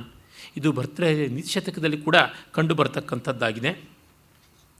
ಹೇಳುತ್ತದೆ, ಆದ್ಯಂ ಸುದೀರ್ಘಂ ಕ್ರಮದಿಂದ ಹ್ರಸ್ವಂ ಸುಸ್ವಲ್ಪ ಮಿರ್ದಾದಿಯೊಳೈದೆ ಪೆಚ್ಚುಗುಂ ಪೂರ್ವಾಪರಾಣ್ಣಂಗಳ ಛಾಯೆ ಒಲ್ಗಡ ಸ್ನೇಹಂ ಸದಾ ಸಜ್ಜನ ದುರ್ಜನರ್ಕಳ. ನರಸಿಂಹಶಾಸ್ತ್ರಿಗಳು ಹೇಗೆ ಮೂಲ ಛಂದಸ್ಸನ್ನು ಬಲುಮಟ್ಟಿಗೆ ಅನುಸರಿಸಿದ್ದಾರೆ ಅಂತ ನಮಗೆ ಗೊತ್ತಾಗುತ್ತದೆ. ಇದು ಪೂರ್ಣವಾಗಿ ಮೂಲ ಉಪಜಾತಿ ಛಂದಸ್ಸಲ್ಲಿದ್ದರೆ ಇವರು ಇದನ್ನು ಕರಂಬ ಜಾತಿಯಾಗಿ ಮಾಡಿಕೊಂಡಿದ್ದಾರೆ. ಸ್ನೇಹ ಹಗಲಿನ ಪೂರ್ವಾರ್ಧದ ನೆರಳು ಹೇಗೆ ಉದ್ದವಾಗಿದ್ದು ಚಿಕ್ಕದಾಗಿದ್ದು ಅಪರಾಹ್ನದಲ್ಲಿ ಕಡಿಮೆ ದೊಡ್ಡದಾಗ್ತಾ ಬರುತ್ತದೆಯೋ ಆ ರೀತಿ ದಿನಸ್ಯ ಪೂರ್ವಾರ್ಧ ಪರಾರ್ಧ ಭಿನ್ನ. ಮೊದಲು ಚಿಕ್ಕದಾಗಿದ್ದ ನೆರಳು ಮತ್ತೆ ಮತ್ತೆ ಮತ್ತೆ ಮತ್ತೆ ಬೆಳೆಯುತ್ತಾ ಹೋಗುತ್ತದೆ. ಸಾಯಂಕಾಲ ಆಗ್ತಾ ಇದ್ದಂತೆ ಅಪರಾಹ್ನದಲ್ಲಿ, ಪೂರ್ವಾಹ್ನದಲ್ಲಿ ದೊಡ್ಡದಾಗಿದ್ದು ಚಿಕ್ಕದಾಗ್ತಾ ಹೋಗುತ್ತದೆ. ಮಧ್ಯಾಹ್ನದಲ್ಲಿ ಇರೋದೇ ಇಲ್ಲ ನೆರಳು. ಸಜ್ಜನರ ಮೈತ್ರಿ ಅಪರಾಹ್ನದ ನೆರಳಿನಂತೆ ನಿರಂತರವಾಗಿ ಬೆಳೆಯುತ್ತದೆ. ದುರ್ಜನರ ಮೈತ್ರಿ ಬೆಳೆದದ್ದು ನಿರಂತರವಾಗಿ ಕೃಷಿಸುತ್ತದೆ. ಹಾಗಾಗಿ ನಾವು ಒಳ್ಳೆಯ ಸಜ್ಜನರಾಗೋಣ ಅನ್ನುವ ಮಾತನ್ನು ಹೇಳುತ್ತದೆ. ತತ್ಸರ್ವತಾ ಸಾಧುರೇವ, ಅದೆಲ್ಲ ಚೆನ್ನ. ಅಪರಂ ತ್ವಾಂ ಶಪಥಾದಿಭಿ ನಿರ್ಭಯಂ ಕರಿಷ್ಯಾಮಿ, ಮತ್ತು ಆಣೆಯ ಪ್ರಮಾಣ ಮಾಡಿ ನಿನಗೆ ನಿರ್ಭೀತಿಯನ್ನು ಉತ್ಪಾದನೆ ಮಾಡ್ತೀನಿ. ಆಗ ಅದು ಹೇಳುತ್ತೆ, ನಮೇ ಸ್ಥಿತೇ ಶಪಥೈ ಪ್ರತ್ಯಯ. ಅಪ್ಪ ನೀನೆಷ್ಟು ಪ್ರತಿಜ್ಞೆ ಮಾಡಿದ್ರು ನನಗೆ ವಿಶ್ವಾಸ ಇಲ್ಲ. ಶಪಥೈ ಸಂಧಿತಸ್ಯಾಪಿ ನ ವಿಶ್ವಾಸಂ ವ್ರಜೇದ್ರಿಪೋಃ ಶ್ರೂಯತೆ ಶಪಥಂ ಕೃತ್ವಾ ವೃತ್ತಶಕ್ರೇಣ ಸೂದಿತಃ ನ ವಿಶ್ವಾಸಂ ವಿನಾ ಶತ್ರು ದೇವಾನಾಮಪಿ ಸಿದ್ಧ್ಯತಿ ವಿಶ್ವಾಸಾತ್ ತ್ರಿದಶೇಂದ್ರೇಣ ದಿತೇರ್ಗರ್ಭೋ ವಿದಾರಿತಃ. ಪುರಾಣದ ಬಗ್ಗೆ ತಿಳುವಳಿಕೆಯನ್ನು ಹೇಳುತ್ತದೆ ನೋಡಿ. ಆ ಪ್ರಾಣಿಗಳ ಸಂವಾದದಲ್ಲಿ ಎಷ್ಟೆಲ್ಲ ಬರುತ್ತದೆ ಎನ್ನುವ ಚಮತ್ಕಾರ ಮಾಡ್ತಾರೆ. ಇಂದ್ರ ವೃತ್ರನ ಜೊತೆಗೆ ಸ್ನೇಹ ಮಾಡಿಕೊಂಡ, ಕಡೆಗೆ ವೃತ್ರಾಸುರನ ದೌರ್ಬಲ್ಯವನ್ನು ತಿಳಿದು ವಜ್ರವನ್ನು ಸಮುದ್ರದ ನೊರೆಯ ಹಿನ್ನೆಲೆಯಲ್ಲಿ ಆರೋಪ ಮಾಡಿ ಅವನನ್ನು ಕೊಂದೇ ಬಿಟ್ಟ. ಹಾಗೆಯೇ ದಿತಿಯ ಅಂದರೆ ತನ್ನ ಮಲತಾಯಿಯಾದ ದಿತಿಯನ್ನು ತಾನು ಸೇವೆ ಮಾಡಿ ಒಲಿಸ್ಕೋತೀನಿ ಅಂತ ಹೇಳಿ ಹೋಗಿ ಅವಳ ಗರ್ಭವನ್ನು ಉದ್ದಕ್ಕೆ 7 ಬಾರಿ ಅಡ್ಡಕ್ಕೆ 7 ಬಾರಿ ಸೀಳಿ ಗರ್ಭಚ್ಛೇದ ಮಾಡಿಬಿಟ್ಟ. ಇದೆಲ್ಲ ಕಥೆ ಉಂಟು. ಹಾಗಾಗಿ ಏನು ಪ್ರಮಾಣ ಮಾಡಿದ್ರೂ ಕೂಡ ನಾನು ಒಪ್ಕೊಳ್ಳೋದಿಲ್ಲ. ಹೀಗೆ ಇಂದ್ರ ಪ್ರಮಾಣ ಮಾಡಿ ಯಾವುದನ್ನು ನಡೆಸಲಿಲ್ಲ. ಅನ್ಯಚ್ಚ ಬೃಹಸ್ಪತೇರಪಿ ಪ್ರಾಜ್ಞಃ ತಸ್ಮಾನ್ ನೈವಾತ್ರ ವಿಶ್ವಸೇತ್ ಯ ಇಚ್ಛೇದಾತ್ಮನೋ ವೃದ್ಧಿಂ ಆಯುಷ್ಯಂಚ ಸುಖಾನಿಚ. ಎಷ್ಟು ಮೇಧಾವಿಯಾಗಿದ್ದರೂ ಬೃಹಸ್ಪತಿಗಿಂತ ಕೂಡ ಮಿಗಿಲಾಗಿದ್ದವನು ಅಂತ ಆದರೂ ಕೂಡ ಇಂಥ ವಿಷಯಗಳಲ್ಲಿ ನಂಬಬಾರದು. ಹಾಗಾಗಿ ಸುಸೂಕ್ಷ್ಮೇಣಾಪಿ ರಂಧ್ರೇಣ ಪ್ರವಿಶ್ಯಾಭ್ಯಂತರಂ ರಿಪು ನಾಶಯಚ್ಚ ಶನಿ ಪಶ್ಚಾತ್ ಪ್ಲವಂ ಸಲಿಲಪೂರ್ವತ್. ಪ್ರವಾಹದಲ್ಲಿ ಒಂದು ತೆಪ್ಪವನ್ನು ಹಿಡ್ಕೊಂಡು ಹೋದರೆ, ಒಂದು ಹರಿಗೋಲನ್ನು, ಅದಕ್ಕೆ ರಂಧ್ರ ಬಂದರೆ ಹೇಗೋ ಹಾಗೆ ಇಂಥ ಸ್ನೇಹದಲ್ಲೆಲ್ಲ ಭಿನ್ನ ಬಂದರೆ ಹೊರಟೋಗ್ಬಿಡ್ತದೆ. ನ ವಿಶ್ವಸೇತ್ ವಿಶ್ವಸ್ತಂ ವಿಶ್ವಸ್ತಂ ನಾತಿ ವಿಶ್ವಸೇತ್ ವಿಶ್ವಾಸಾತ್ ಭಯಮುತ್ಪನ್ನಂ ಮೂಲಾನ್ಯಪಿ ನಿಕೃಂತತಿ. ಮತ್ತು ಅಷ್ಟು ಮಾತ್ರವಲ್ಲದೆ ಇನ್ನೊಂದು ಉಂಟು, ಅದೇನೆಂದರೆ ನ ವಿಶ್ವಸೇತ್ ಅವಿಶ್ವಸ್ತಂ. ವಿಶ್ವಾಸ ಇಲ್ಲದೆ ಇರೋನು ವಿಶ್ವಾಸ ಮಾಡಿಕೊಳ್ಬಾರ್ದು. ವಿಶ್ವಸ್ತಂ ನಾತಿ ವಿಶ್ವಸೇತ್, ನಂಬುದವನನ್ನು ಮಿಗಿಲಾಗಿ ನಂಬಬಾರ್ದು. ವಿಶ್ವಾಸಾತ್ ಭಯಮುತ್ಪನ್ನಂ, ಎಷ್ಟೋ ಬಾರಿ ವಿಶ್ವಾಸದಿಂದ ಭಯ ಉತ್ಪತ್ತಿ ಆಗಿಬಿಟ್ಟು ಮೂಲವನ್ನೇ ಛೇದ ಮಾಡಿಬಿಡ್ತದೆ. ಹಾಗಾಗಿ ಇದನ್ನು ಒಲಿಯಬಾರದು. ಮತ್ತು ನವಧ್ಯತೆ ಹವಿಶ್ವಸ್ತೋ ದುರ್ಬಲೋಪಿ ಮದೋತ್ಕಟೈ ವಿಶ್ವಸ್ತಾಶ್ಚಾಶು ಬದ್ಧಂತೆ ವಿಶ್ವಸ್ತಾಶ್ಚ ಆಶು ಬದ್ಧಂತೆ ಬಲವಂತೋಪಿ ದುರ್ಬಲೈ. ಎಷ್ಟು ದುರ್ಬಲನಾಗಿದ್ದರೂ ಅವನ ವಿಶ್ವಾಸವನ್ನು ನಾವು ಮಾಡಿದ ಮೇಲೆ ಇಂಥ ಪ್ರಬಲರಾಗಿದ್ದರೂ ನಮ್ಮನ್ನು ಅವರು ಬಲಿ ಹಾಕಿಬಿಡ್ತಾರೆ. ಸಂದರ್ಭ ಹೇಗೆ ಬರುತ್ತದೆ ಅಂತ ಹೇಳೋಕ್ಕಾಗೋಲ್ಲ.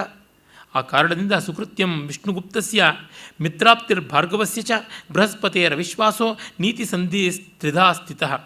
ಹಾಗಾಗಿ ಮೂರು ಬಗೆಯಲ್ಲಿ ಉಂಟು ನೀತಿ ಸಂಧಾನದಲ್ಲಿ: ಚಾಣಕ್ಯ ನೀತಿ, ಶುಕ್ರನೀತಿ, ಬೃಹಸ್ಪತಿ ನೀತಿ ಅಂತ ಹೇಳಿಬಿಟ್ಟಿದ್ನುವೆ. ಹಾಗಾಗಿ ಒಳ್ಳೆಯದು ಸ್ನೇಹ ವಿಶ್ವಾಸ ಅನ್ನೋದು ಚಾಣಕ್ಯಂದು. ಸ್ನೇಹ ವಿಶ್ವಾಸಗಳನ್ನು ಒಂದು ಮಟ್ಟಕ್ಕೆ ಇಟ್ಕೊಳ್ಬೇಕು ಅನ್ನೋದು ಬೃಹಸ್ಪತಿ ಶುಕ್ರಾಚಾರ್ಯನದು. ಸ್ನೇಹ ವಿಶ್ವಾಸಗಳೇ ಕೂಡುದು ಅಂತ ಬೃಹಸ್ಪತಿಯದು ಅಂತ. ಏನಿದು ವಿಪರೀತ ಅಂತ ಅನಿಸ್ಬೋದು. ಬೃಹಸ್ಪತಿ ಅಂದರೆ ಇಲ್ಲಿ ಚಾರ್ವಾಕ ಮತ ಪ್ರವರ್ತಕ. ಅವರು ಯಾವತ್ತೂ ಯಾರ ಜೊತೆನೂ ಸೇರೋದಿಲ್ಲ, ಎಲ್ಲ ಕಡೆಯೂ ಅವಿಶ್ವಾಸವೇ ಕಮ್ಯುನಿಸ್ಟ್ಗಳು. ಇನ್ನು ಮೆಟೀರಿಯಲಿಸ್ಟ್ಗಳು ಅವರು ಶುಕ್ರ. ಅಂದರೆ ಕ್ಯಾಪಿಟಲಿಸಮ್ ಯಾವುದಿದೆ ಅದು ಒಂದು ಮಟ್ಟಕ್ಕೆ ಇಟ್ಕೊಳ್ಬೇಕು ಅಂತ. ಆದರೆ ವೇದಿಸಮ್ ಅಂತ ಯಾವುದಿದೆ ಅದು ಚಾಣಕ್ಯನದು. ಆದರ್ಶವಾದ ಮೈತ್ರಿನ ಉಳಿಸ್ಕೊಳ್ಬೇಕು ಅನ್ನುವಂಥದ್ದು ಹಾಗೂ ಉಂಟು. ಇದು ಮೂರು ಬಗೆಯಲ್ಲಿದೆ ಅಂತ. ಆ ಮಕ್ಕಳಿಗೆ ಎಷ್ಟು ಬಗೆಯ ರಾಜನೀತಿಯೂ ಆಗ್ತಾ ಇದೆ ನೋಡಿ. ಮಹತಾಪ್ಯರ್ಥಸಾರೇಣ ಯಹ ವಿಶ್ವಸಿತಿ ಶತ್ರುಷು ಭಾರ್ಯಾಸು ಚ ವಿರಕ್ತಾಸು ತದಂತಂ ತಸ್ಯ ಜೀವಿತಂ. ಮತ್ತೆ ಹೇಳ್ತಾನೆ, ವೈರಿಯಲ್ಲಿ ವಿಶ್ವಾಸ ಉಳಿತಲ್ಲ, ಒಲ್ಲದ ಗಂಡ ಹೆಂಡರಲ್ಲಿ ವಿಶ್ವಾಸ ಉಳಿತಲ್ಲ, ಬರೀ ದುಡ್ಡಿನ ಮೇಲೆ ವಿಶ್ವಾಸ ಉಳಿತಲ್ಲ. ಹಾಗಾಗಿ ನಿನ್ನ ಜೊತೆಗೆ ಸ್ನೇಹ ಕಷ್ಟ ಉಂಟು ಅಂತ. ಮತ್ತೆ ಲಘುಪತ್ರಕ ಹೇಳುತ್ತದೆ, ನಾನು ನೋಡ್ತೀನಿ ಅಂತ. ಆದರೆ ಮತ್ತೆ ಅದಕ್ಕೆ ಉತ್ತರವೇ ಬರೋಲ್ಲ. ನಿರುತ್ತರಶ್ಚ ಚಿಂತೆಯ ಮಾಸಾಹೋ ಬುದ್ಧಿ ಪ್ರಾಗಲ್ಭ್ಯಮಸ್ಯ ನೀತಿ ವಿಷಯ. ಅಬ್ಬಾ, ಈ ಇಲಿಯ ನೀತಿ ವೈಶಾರದ್ಯವೇ ವೈಶಾರದ್ಯ, ಅಥವಾ ಅತಯೇವ ಅಸ್ಯೋಪರಿ ಮೈತ್ರಿ ಪಕ್ಷಪಾತ. ಆದ್ದರಿಂದಲೇ ಇದರ ಮೇಲೆ ಮತ್ತೂ ಪ್ರೀತಿ ಹೆಚ್ಚಾಗ್ತಾ ಇದೆ ಅಂತ. ಬಹುಹಿರಣ್ಯಕ ಸತಾಂ ಸಾಪ್ತಪದಂ ಮೈತ್ರಂ ಇತ್ಯಾಹುರ್ ವಿಬುಧಾ ಜನಾ ತಸ್ಮಾತ್ ತ್ವಂ ಮಿತ್ರತಾಂ ಪ್ರಾಪ್ತೋ ವಚನಂ ಮಮ ತಚ್ಛೃಣು. ಸಖ್ಯಂ ಸಾಪ್ತಪದೀನಂ ಅಂತ ಪಾಣಿನಿ ಸೂತ್ರ. ಸ್ನೇಹಕ್ಕೆ 7 ಹೆಜ್ಜೆ ಸಾಕು ಅಂತ. ನಾವು ಇಷ್ಟೊತ್ತು ಮಾತಾಡಿದ್ವಲ್ಲ, ಪದ ಅನ್ನೋದಕ್ಕೆ ಶಬ್ದ ಅಂತಲೂ ಇದೆಯಲ್ಲ. ಹಾಗಾಗಿ ಇಷ್ಟು ಮಾತಾಡಿದ್ರಿಂದ ನೋಡು, ದುರ್ಗಸ್ಥೇನಾಪಿ ತ್ವಯಾ ಮಯಾ ಸಹ ನಿತ್ಯಮೇವ ಆಲಾಪ ಗುಣದೋಷ ಸುಭಾಷಿತ ಗೋಷ್ಠೀ ಕಥಾ ಸರ್ವದಾ ಕರ್ತವ್ಯ. ನೀನು ಬಿಲದೊಳಗೆ ಇದ್ದುಕೊಂಡು ಮಾತಾಡು. ಹೀಗೇನೆ ನಾವು ಮಾತಾಡೋಣ, ಒಳ್ಳೊಳ್ಳೆ ಸುಭಾಷಿತಾದಿಗಳನ್ನು, ಗೋಷ್ಠಿ ವಿನೋದವನ್ನು ಮಾಡೋಣ ಅಂತ. ಅಂದರೆ ನಮ್ಮ ಚೌಕಟ್ಟಲ್ಲಿ ನಾವು ಮಾಡ್ಬೋದಲ್ವ. ನಮ್ಮ ಮಿತಿ ಅಂತ ಹೊಂದಿರುತ್ತೆ, ಅಷ್ಟರೊಳಗೆ ಸ್ನೇಹ ತೋರ್ಬೋದಲ್ವ. ಕೆಲವರು ಸ್ನೇಹವನ್ನು ಅತಿಯಾಗಿ ನಿರ್ಬಂಧಿಸ್ತಾರೆ. ನಿನಗೆ ನನ್ನ ಮೇಲೆ ಸ್ನೇಹ ಇದ್ದರೆ ಇದನ್ನು ಮಾಡಲೇಬೇಕು ಅಂತ. ಹಾಗೆಲ್ಲ ಅದನ್ನು ಅಡ ಇಡಬಾರ್ದು. ಮತ್ತು ಕೆಲವೊಮ್ಮೆ ನೀನು ಮಾಡೋ ಹಂಗಿದ್ರೆ ಹೇಳ್ತೀನಿ ಅಂದ್ಬಿಡೋದು. ಹಾಗೆಲ್ಲ ನಾವು ನಿರ್ಬಂಧಕ್ಕೆ ಒಳಪಡಿಸಬಾರ್ದು. ನೋಡಪ್ಪ, ಇದು ಸಾಧ್ಯವಾ ಅಂತ ಕೇಳಬೇಕು. ಕೆಲವರು ಕಾರ್ಯಕ್ರಮ ಕೊಡ್ತಕ್ಕಂಥವ್ರು, ಕೇಳ್ತಕ್ಕಂಥವ್ರು ಯಾವ ಥರ ಈ ಥರ ಅಡ್ಡ ಮಾತುಗಳು ಆಡ್ತಾರೆ ಅಂದರೆ, ನಿಮಗೆ ಆವತ್ತು ಬಿಡುವಿದೆಯಾ ಅಂತ. ಬಿಡುವಿದೆಯೋ ಬಿಟ್ಟಿದ್ಯೋ, ಏನಪ್ಪ ಆವತ್ತಿನ ಕೆಲಸ, ನಿನ್ನ ತಿಥಿನ ಆಗುತ್ತೆ, ಈ ಥರ ಕಾರ್ಯಕ್ರಮ ಇದೆ, ಆ ದಿವಸದಲ್ಲಿ ಇಟ್ಕೊಂಡ್ರೆ ನೀವು ಬರೋಕ್ಕಾಗತ್ತಾ ಅಂತ ಕೇಳಬೇಕಲ್ವ. ಹಾಗಲ್ಲದೆ ನೀವು ಆವತ್ತಿರ್ತೀರಾ, ಸಿಗ್ತೀರಾ, ಈ ರೀತಿಯಾಗಿ ಕೇಳ್ತಕ್ಕಂಥದ್ದು ಕುಹಕ. ಇದು ಸಾಮಾನ್ಯ, ಇದು ಲೋಕ ಸಾಮಾನ್ಯದಲ್ಲಿ ನಡೀತಕ್ಕಂಥದ್ದು. ಅಂದರೆ ಇಕ್ಕಟ್ಟಿಗೆ ಸಿಲುಕಿಸ್ಬಿಡೋದು, ಆಮೇಲೆ ಎಲ್ಲ ಕೇಳತಕ್ಕಂಥದ್ದು, ಮತ್ತು ಕೆಟ್ಟ ಗೂಬೆ ಕೂಡಿಸ್ಬಿಡೋದು. ನೋಡಿ, ಅವ್ರು ನೋಡ್ಕೊಂಡು ಹೇಳಿದ್ರು ಅಂತ. ನಾನು ನನ್ನ ಕೆಲಸಕ್ಕೆ ಆತನ ಕೇಳ್ತಾ ಇದ್ದೀನಿ, ನಾನೇ ಕಾರ್ಯಕ್ರಮ ಕೊಡ್ತೀನಿ, ಏನಪ್ಪ ಹಂಗಿದೆಯಾ ಅಂತ ಕೇಳಬೇಕು. ಯಾರಿಗೆ ಮೊದಲು ಬೇಕಾಗಿರೋದು ನೋಡಬೇಕು. ಉಭಯತಾ ಇರುವುದೇ ಹೌದಾದರೂ ಯಾರು ಮೊದಲು ಕೇಳ್ತಾರೋ ಅವ್ರು ಮೊದಲು ಹೇಳಬೇಕು. ಹಾಗೆ ಧರ್ಮ ಅನ್ನುವುದು ಅದೇ ತರಹ. ಈಗ ನಾನು ಪರಿಚಯ ಬೆಳೆಸ್ಕೊಳ್ಬೇಕು ಅಂದರೆ I am so and so ಅಂತ ಹೇಳಿ ತನ್ನನ್ನು ತಾನು ಹೇಳ್ಕೊಂಡು ಕೈ ಮುಂಚಾಚಬೇಕು. ಹೂ ಆರ್ ಯು ಅಂತ ಕೇಳಿ ಕೈ ಚಾಚೋದಲ್ಲ. ಅಂದರೆ ನಮ್ಮಲ್ಲಿ ಸಾಮಾನ್ಯ ಎಟಿಕೆಟ್ ಕೂಡ ಇಲ್ಲದಂತೆ ಆಗಿಬಿಡ್ತದೆ. ಇದು ತುಂಬ ತಪ್ಪಾಗಿರ್ತಕ್ಕಂಥದ್ದು. ಅದರಿಂದ ಅದು ಹೇಳುತ್ತದೆ, ನಾವು ನಮ್ಮ ಮಿತಿಯೊಳಗೇ ಮಾಡೋಣ, ಅಷ್ಟಂತೂ ಒಪ್ಪಿಗೆ ಆಗುತ್ತದಲ್ಲ. ಇದ್ದೇವಂ ನ ವಿಶ್ವಸಿಸಿ ಇಷ್ಟನ್ನಾದರೂ ಮಾಡ್ತೀಯಲ್ಲ ಅದು ಅಗತ್ಯ. ಹಾಗೆ ಹಿರಣ್ಯಕ ಯೋಚನೆ ಮಾಡ್ತಾನೆ. ವಿದಗ್ಧವಚನೋಯಂ ದೃಶ್ಯತೆ ಲಘುಪತನಕ ಸತ್ಯವಾಕ್ಯಶ್ಚ ತದ್ಯುಕ್ತಮನೇನ ಮೈತ್ರೀಕರಣಂ ಪರಂ ಕದಾಚಿನ್ ಮಮ ದುರ್ಗೆ ಚರಣಪಾತೋಪಿ ನ ಕಾರ್ಯ. ನೋಡಿದ್ರೆ ಬುದ್ಧಿವಂತ ವಿವೇಕಿ ಅಂತ ಅನ್ನಿಸ್ತಾನೆ. ಆಗಲಿ, ಆದರೆ ನನ್ನ ಗೂಡಿನ ಹತ್ತಿರಕ್ಕೂ ಇವನು ಕಾಲಿಡಬಾರ್ದು. ಉಕ್ತಂಚ ಭೀತಭೀತೈ ಪುರಾ ಶತ್ರುಂ ಮಂದಂ ಮಂದಂ ವಿಸರ್ಪತಿ ಭೂಮೋ ಪ್ರಹೇಲಯ ಪಶ್ಚಾತ್ ಜಾರಹಸ್ತೋಂಗನಾಸ್ವಿವ. ನಾವು ಮೊದಲು ಎಚ್ಚರದಿಂದ ನಡ್ಕೊಳ್ಬೇಕು, ಹೆಜ್ಜೆ ಹೆಜ್ಜೆಗೂ ಅಂಜಿಕೊಳ್ಳಬೇಕು. ಹೇಗೆ ವ್ಯಭಿಚಾರ ಮಾಡುವಾಗ ಜಾರನ ಕೈ ಮೇಲೆ ಬಿದ್ದಾಗ ಜಾರಣಿ ಸಂಕೋಚ ಪಟ್ಕೊಳ್ತಾರಲ್ಲ, ಹಾಗೆ ಆಮೇಲೆ ಲೀಲೆ ಬರ್ತಕ್ಕಂಥದ್ದು. ಆ ರೀತಿಯಾದ ಒಂದು ಗೌಪ್ಯ ಬೇಕಾಗುತ್ತದೆ. ಹಾಗಾಗಿ ಶತ್ರು ಮೊದಲು ಸಂಕೋಚ ಪಟ್ಕೊಂಡು ಹೆಜ್ಜೆ ಇಟ್ಟು ಕಡೆಗೆ ಸ್ವೈರತ್ವಕ್ಕೆ ಬರ್ತಾನೆ. ಅದರಿಂದ ಎಚ್ಚರದಲ್ಲಿರಬೇಕು. ಅದನ್ನು ಹೇಳಿಬಿಡುತ್ತೆ, ನೋಡಪ್ಪ ನಮ್ಮ ಗೂಡಿನ ಹತ್ತಿರಕ್ಕೆ ಬರಬಾರ್ದು ಅಂತ. ಕೆಲವರಿಗೆ ಇರುತ್ತದೆ, ತುಂಬ ಒಳ್ಳೆಯದಾದದ್ದು. ನಮ್ಮ ಮಿತಿಗಳೊಳಗೆ ನಾವಿರಬೇಕು ಅಂತಂದರೆ ಆ ಸ್ನೇಹ ತುಂಬ ಚೆನ್ನಾಗಿರುತ್ತೆ. ನನಗೆ ನೆನಪಾಗುತ್ತೆ, ನನಗೆ ತುಂಬ ಪ್ರಾಣಪ್ರದರಾದ ಸ್ನೇಹಿತರಲ್ಲಿ ಒಬ್ಬರು. ಅವರು ಶ್ರದ್ಧಾವಂತರಾದ ಮಾಧ್ವರು. ಮೊದಲನೇ ದಿವಸವೇ ಅವ್ರು ಹೇಳಿಬಿಟ್ರು, ನೋಡಿ ನೀವು ತುಂಬ ಶಂಕರರ ಭಕ್ತಿ ಇರ್ತಕ್ಕಂಥವ್ರು, ಅದ್ವೈತದಲ್ಲೇ ಪರಮ ತಾತ್ಪರ್ಯ ಇರ್ತಕ್ಕಂಥದ್ದು. ನಾನು ಓದಿಲ್ಲ ದ್ವೈತವನ್ನು. ಅರೆ ನಮಗೆ ನಮ್ಮ ಆಚಾರ್ಯರು ದೊಡ್ಡವರು, ನಿಮಗೆ ನಿಮ್ಮ ಆಚಾರ್ಯರು ದೊಡ್ಡವರು. ಅರೆ ನೀವು ಉಡುಪಿಗೆ ಹೋಗಿ ಬರ್ತೀರಾ, ನಾವು ಶೃಂಗೇರಿಗೆ ಹೋಗಿ ಬರ್ತೀವಿ, ಏನೂ ಸಮಸ್ಯೆ ಇಲ್ಲ. ನಮ್ಮ ಮಧ್ಯದಲ್ಲಿ ಮತವಿಷಯಕವಾಗಿ ಏನೂ ಬರಬಾರ್ದು. ನೀವು ದ್ವೈತದ ವಿಷಯದಲ್ಲಿ ಯಾವ ತಗಾದೆನೇ ಎತ್ತಬಾರ್ದು. ನಾನಂತೂ ಅದ್ವೈತದ ವಿಷಯದಲ್ಲಿ ತಗಾದೆ ಎತ್ತೋಕ್ಕೆ ಸಾಧ್ಯವೇ ಇಲ್ಲ. ಇದು ಓದಿಲ್ಲ ಅದು ಓದಿಲ್ಲ, ನನ್ನ ಶ್ರದ್ಧೆ ನನಗುಂಟು. ಹಾಗಿದ್ದರೆ ಒಳ್ಳೆ ಸ್ನೇಹ ಆಗುತ್ತೆ ಅಂತ ಸಂತೋಷವಾಗಿ. ನಮ್ಮ ಬದುಕಿನಲ್ಲಿ ಅದ್ವೈತ ಎರಡೇನ ಇರೋದು. ಜಗತ್ತು ಅನೇಕ, ಅದು ದ್ವೈತವೂ ಅಲ್ಲ ಅದ್ವೈತವೂ ಅಲ್ಲ, ಅನೇಕ, ಅನಂತ. ನೋಡಿ, ಒಂದು ಬಾರಿಯೂ ಕೂಡ ಯಾವ ಹಂತದಲ್ಲಿಯೂ ಕೂಡ ವೈರ ಬಂದಿಲ್ಲ. ವರ್ಷಗಟ್ಟಲೆ ನಡೆದಿದೆ ಸ್ನೇಹ. ಯಾಕೆಂದರೆ ಈ ದ್ವೈತಾದ್ವೈತಗಳ ಭಾವ ನಮ್ಮ ಅಂತರಂಗದ ಯಾವುದೋ ಮೂಲೆದು. ಈ ದೊಡ್ಡ ಜಗತ್ತಿನಲ್ಲಿ ಎಷ್ಟೊಂದು ವಿಷಯಗಳು ಉಂಟು. ಇಬ್ಬರ ಸಮಾನಾಧಿಕರಣ್ಯ ಒಂದೇ ಮಾನವತ್ವದಲ್ಲಿ ಇದೆಯಲ್ವ. ಯಾಕೆ ಬರುತ್ತದೆ? ತುಂಬ ಜನ ಅವ್ರ ಜಾತಿ ಯಾವುದು, ಅವ್ರ ಮತ ಯಾವುದು, ಅವ್ರ ಕುಲ ಯಾವುದು, ಅವ್ರ ಗೋತ್ರ ಯಾವುದು ಅಂತ ಅದು ಬಿಟ್ಟಿಲ್ವ ಬೇರೆ ಬದುಕಿನಲ್ಲಿ. ಈ ಥರ ಎಷ್ಟೋ ಕಡೆಯಲ್ಲಿ ನಡೆಯೋದಕ್ಕೆ ಸಾಧ್ಯ ಉಂಟು. ನನಗೆ ತುಂಬ ನನ್ನ ಸಿದ್ಧಾಂತಗಳಿಗೆ ಆದರ್ಶಗಳಿಗೆ ವ್ಯತಿರಿಕ್ತರಾದಂಥ ಎಷ್ಟೋ ಜನರು ಒಳ್ಳೆಯ ಅಂತರಂಗ ಇರತಕ್ಕಂಥ ಸ್ನೇಹಿತರಿದ್ದಾರೆ. ತೊಂದರೆಯೇ ಬಂದದ್ದಿಲ್ಲ. ಹಣಾಹಣಿ ತಗಾದೆ ಮಾಡಿಕೊಳ್ಳೋದು ಉಂಟು, ಆದರೆ ಯಾವತ್ತೂ ಕಸಿವಿಸಿ ಆಗೋದಿಲ್ಲ. ಕಾರಣ ಏನಂತಂದರೆ ಅವ್ರದ್ದಾದ ಒಂದು ಸ್ಪೇಸ್ ಅಂತ ಇರುತ್ತದಲ್ಲ. ಅವ್ರ ಬಚ್ಚಲ ಮನೇಲಿ ಅವ್ರ ಬೆತ್ತಲು, ನಮ್ಮ ಬಚ್ಚಲ ಮನೇಲಿ ನಾವು ಬೆತ್ತಲು. ಅದಕ್ಕೆ ಅವರೂ ಇಲ್ಲ ನಾವೂ ಇಲ್ಲ. ಆ ರೀತಿಯಾಗಿ ಎಷ್ಟೋ ಸ್ನೇಹ ವಿಶ್ವಾಸಗಳನ್ನು ಚೆನ್ನಾಗಿ ಕಾಪಾಡಿಕೊಳ್ಬಹುದು. ಅದಕ್ಕೆ ಬೇಕಾಗಿರ್ತಕ್ಕಂಥದ್ದು ಒಂದು ಮಟ್ಟದ ಪ್ರಾಮಾಣಿಕತೆ. Yes, we agree to disagree here. ಆ ಮಟ್ಟದ ಗೌರವ ಅವರ ಅಭಿಪ್ರಾಯಗಳಿಗೆ, ಅವರ ಶ್ರದ್ಧೆಗಳಿಗೆ ಕೊಡಬೇಕು. ಅದು ಸಾಧ್ಯ, ಅದು ಸಾಧುವೂ ಹೌದು, ಅದಾಗುತ್ತದೆ. ಇವರಿಬ್ಬರೂ ಹಾಗೆ ಮಾಡಿಕೊಳ್ತಾರೆ. ಆಮೇಲೆ ಭದ್ರಾ ಏವಂ ಭವತು, ಆಯ್ತಪ್ಪ ಮಿಸ್ಟರ್ ಆಗಿರಲಿ. ತತಃ ಪ್ರವರ್ತಿತವು ದ್ವಾವಪಿ ಸುಭಾಷಿತ ಗೋಷ್ಠಿ ಸುಖಂ ಅನುಭವಂತವು ತಿಷ್ಠತಃ. ಸುಭಾಷಿತದಲ್ಲಿ ಬಂತು ಸೌಖ್ಯ. ಪರಸ್ಪರಂ ಕೃತೋಪಕಾರವು ಕಾಲಂ ನೈತಃ. ಮತ್ತು ಒಬ್ಬರಿಗೊಬ್ಬರು ಉಪಕಾರ ಮಾಡ್ತಾಯಿದ್ರು. ಲಘುಪತನಕೋಪಿ ಮಾಂಸಶಕಲಾನಿ ಮೇಧ್ಯಾನಿ ಬಲಿಶೇಷಾಣ್ಯನ್ಯಾನಿ ವಾತ್ಸಲ್ಯ ಆಹೃತಾನಿ ಪಕ್ವಾನ್ನ ವಿಶೇಷಾಣಿ ಹಿರಣ್ಯಕಾರ್ಥಂ ಆನಯತಿ. ಲಘುಪತನಕ ಮಾಂಸದ ಅವರಿವ್ರು ಹಾಕಿದಂಥ ಕಾಕಪಿಂಡವನ್ನು ಅಥವಾ ಯಾವುದೋ ಚಿರೋಟಿ, ಜಿಲೇಬಿ, ಜಹಾಂಗೀರ್ ತುಂಡುಗಳನ್ನು ರುಚಿಯಾಗಿರೋದನ್ನು ತಂದು ಹಿರಣ್ಯಕನಿಗೆ ಕೊಡ್ತಾಯಿತ್ತು. ಹಿರಣ್ಯಕವೂ ಕೂಡ ತಂಡುಲಾನಿ ಧಾನ್ಯಾಂಶ್ಚ ಭಕ್ಷ್ಯವಿಶೇಷಾನ್ ಲಘುಪತನಕಾರ್ಥಂ ರಾತ್ರವ ಆಹೃತ್ಯ ತತ್ಕಾಲ ಆಯಾತಸ್ಯ ಅರ್ಪಯತಿ. ಇದು ಎಲ್ಲೋ ರಾತ್ರಿ ಹೊತ್ತು, ಇದು ನಾಕ್ಟರ್ನಲ್ ಅನಿಮಲ್ ತಾನೆ, ಇಲಿ. ಬಿಲದಿಂದ ಹೊರಗಡೆ ಹೋಗಿ ಏನೋ ಧಾನ್ಯವನ್ನು, ಯಾವುದೋ ತಿಂಡಿ ತಿನಿಸುಗಳನ್ನು ತೊಗೊಂಡು ಬಂದು ರಾತ್ರಿ ತೊಗೊಂಡು ಬಂದಿದ್ದಲ್ಲಿ ಬೆಳಗ್ಗೆ ಕೊಡ್ತಾಯಿತ್ತು ಅಂತ. ಅಥವಾ ಯುಜ್ಯತೆ ದ್ವಯೋರಪ್ಯೇತತ್. ಚೆನ್ನಾಗಿತ್ತು ನೋಡಿ. ದದಾತಿ ಪ್ರತಿಗೃಹ್ಣಾತಿ ಗುಹ್ಯಮಾಖ್ಯಾತಿ ವಕ್ತಿ ಚ ಭುಂಕ್ತೆ ಭೋಜಯತೆ ಚೈವ ಷಡ್ವಿಧಂ ಸ್ನೇಹಲಕ್ಷಣಂ ಅಂತ. ಸ್ನೇಹದ ಲಕ್ಷಣ ಯಾವುದು? ಕೊಡಬೇಕು, ತಗೊಳ್ಬೇಕು, ಗುಟ್ಟು ಹೇಳಬೇಕು, ಗುಟ್ಟು ಕೇಳಬೇಕು, ತಿನ್ನಬೇಕು, ತಿನ್ನಿಸಬೇಕು, ಹಾಗಿದ್ದರೆ ಸ್ನೇಹ ಅಂತ. ಗಾಢವಾಗಬೇಕಾದ್ರೆ ಅದೇ ಆ್ಯಕ್ಟಿವಿಟಿ ಅಂತಕ್ಕಂಥದ್ದು.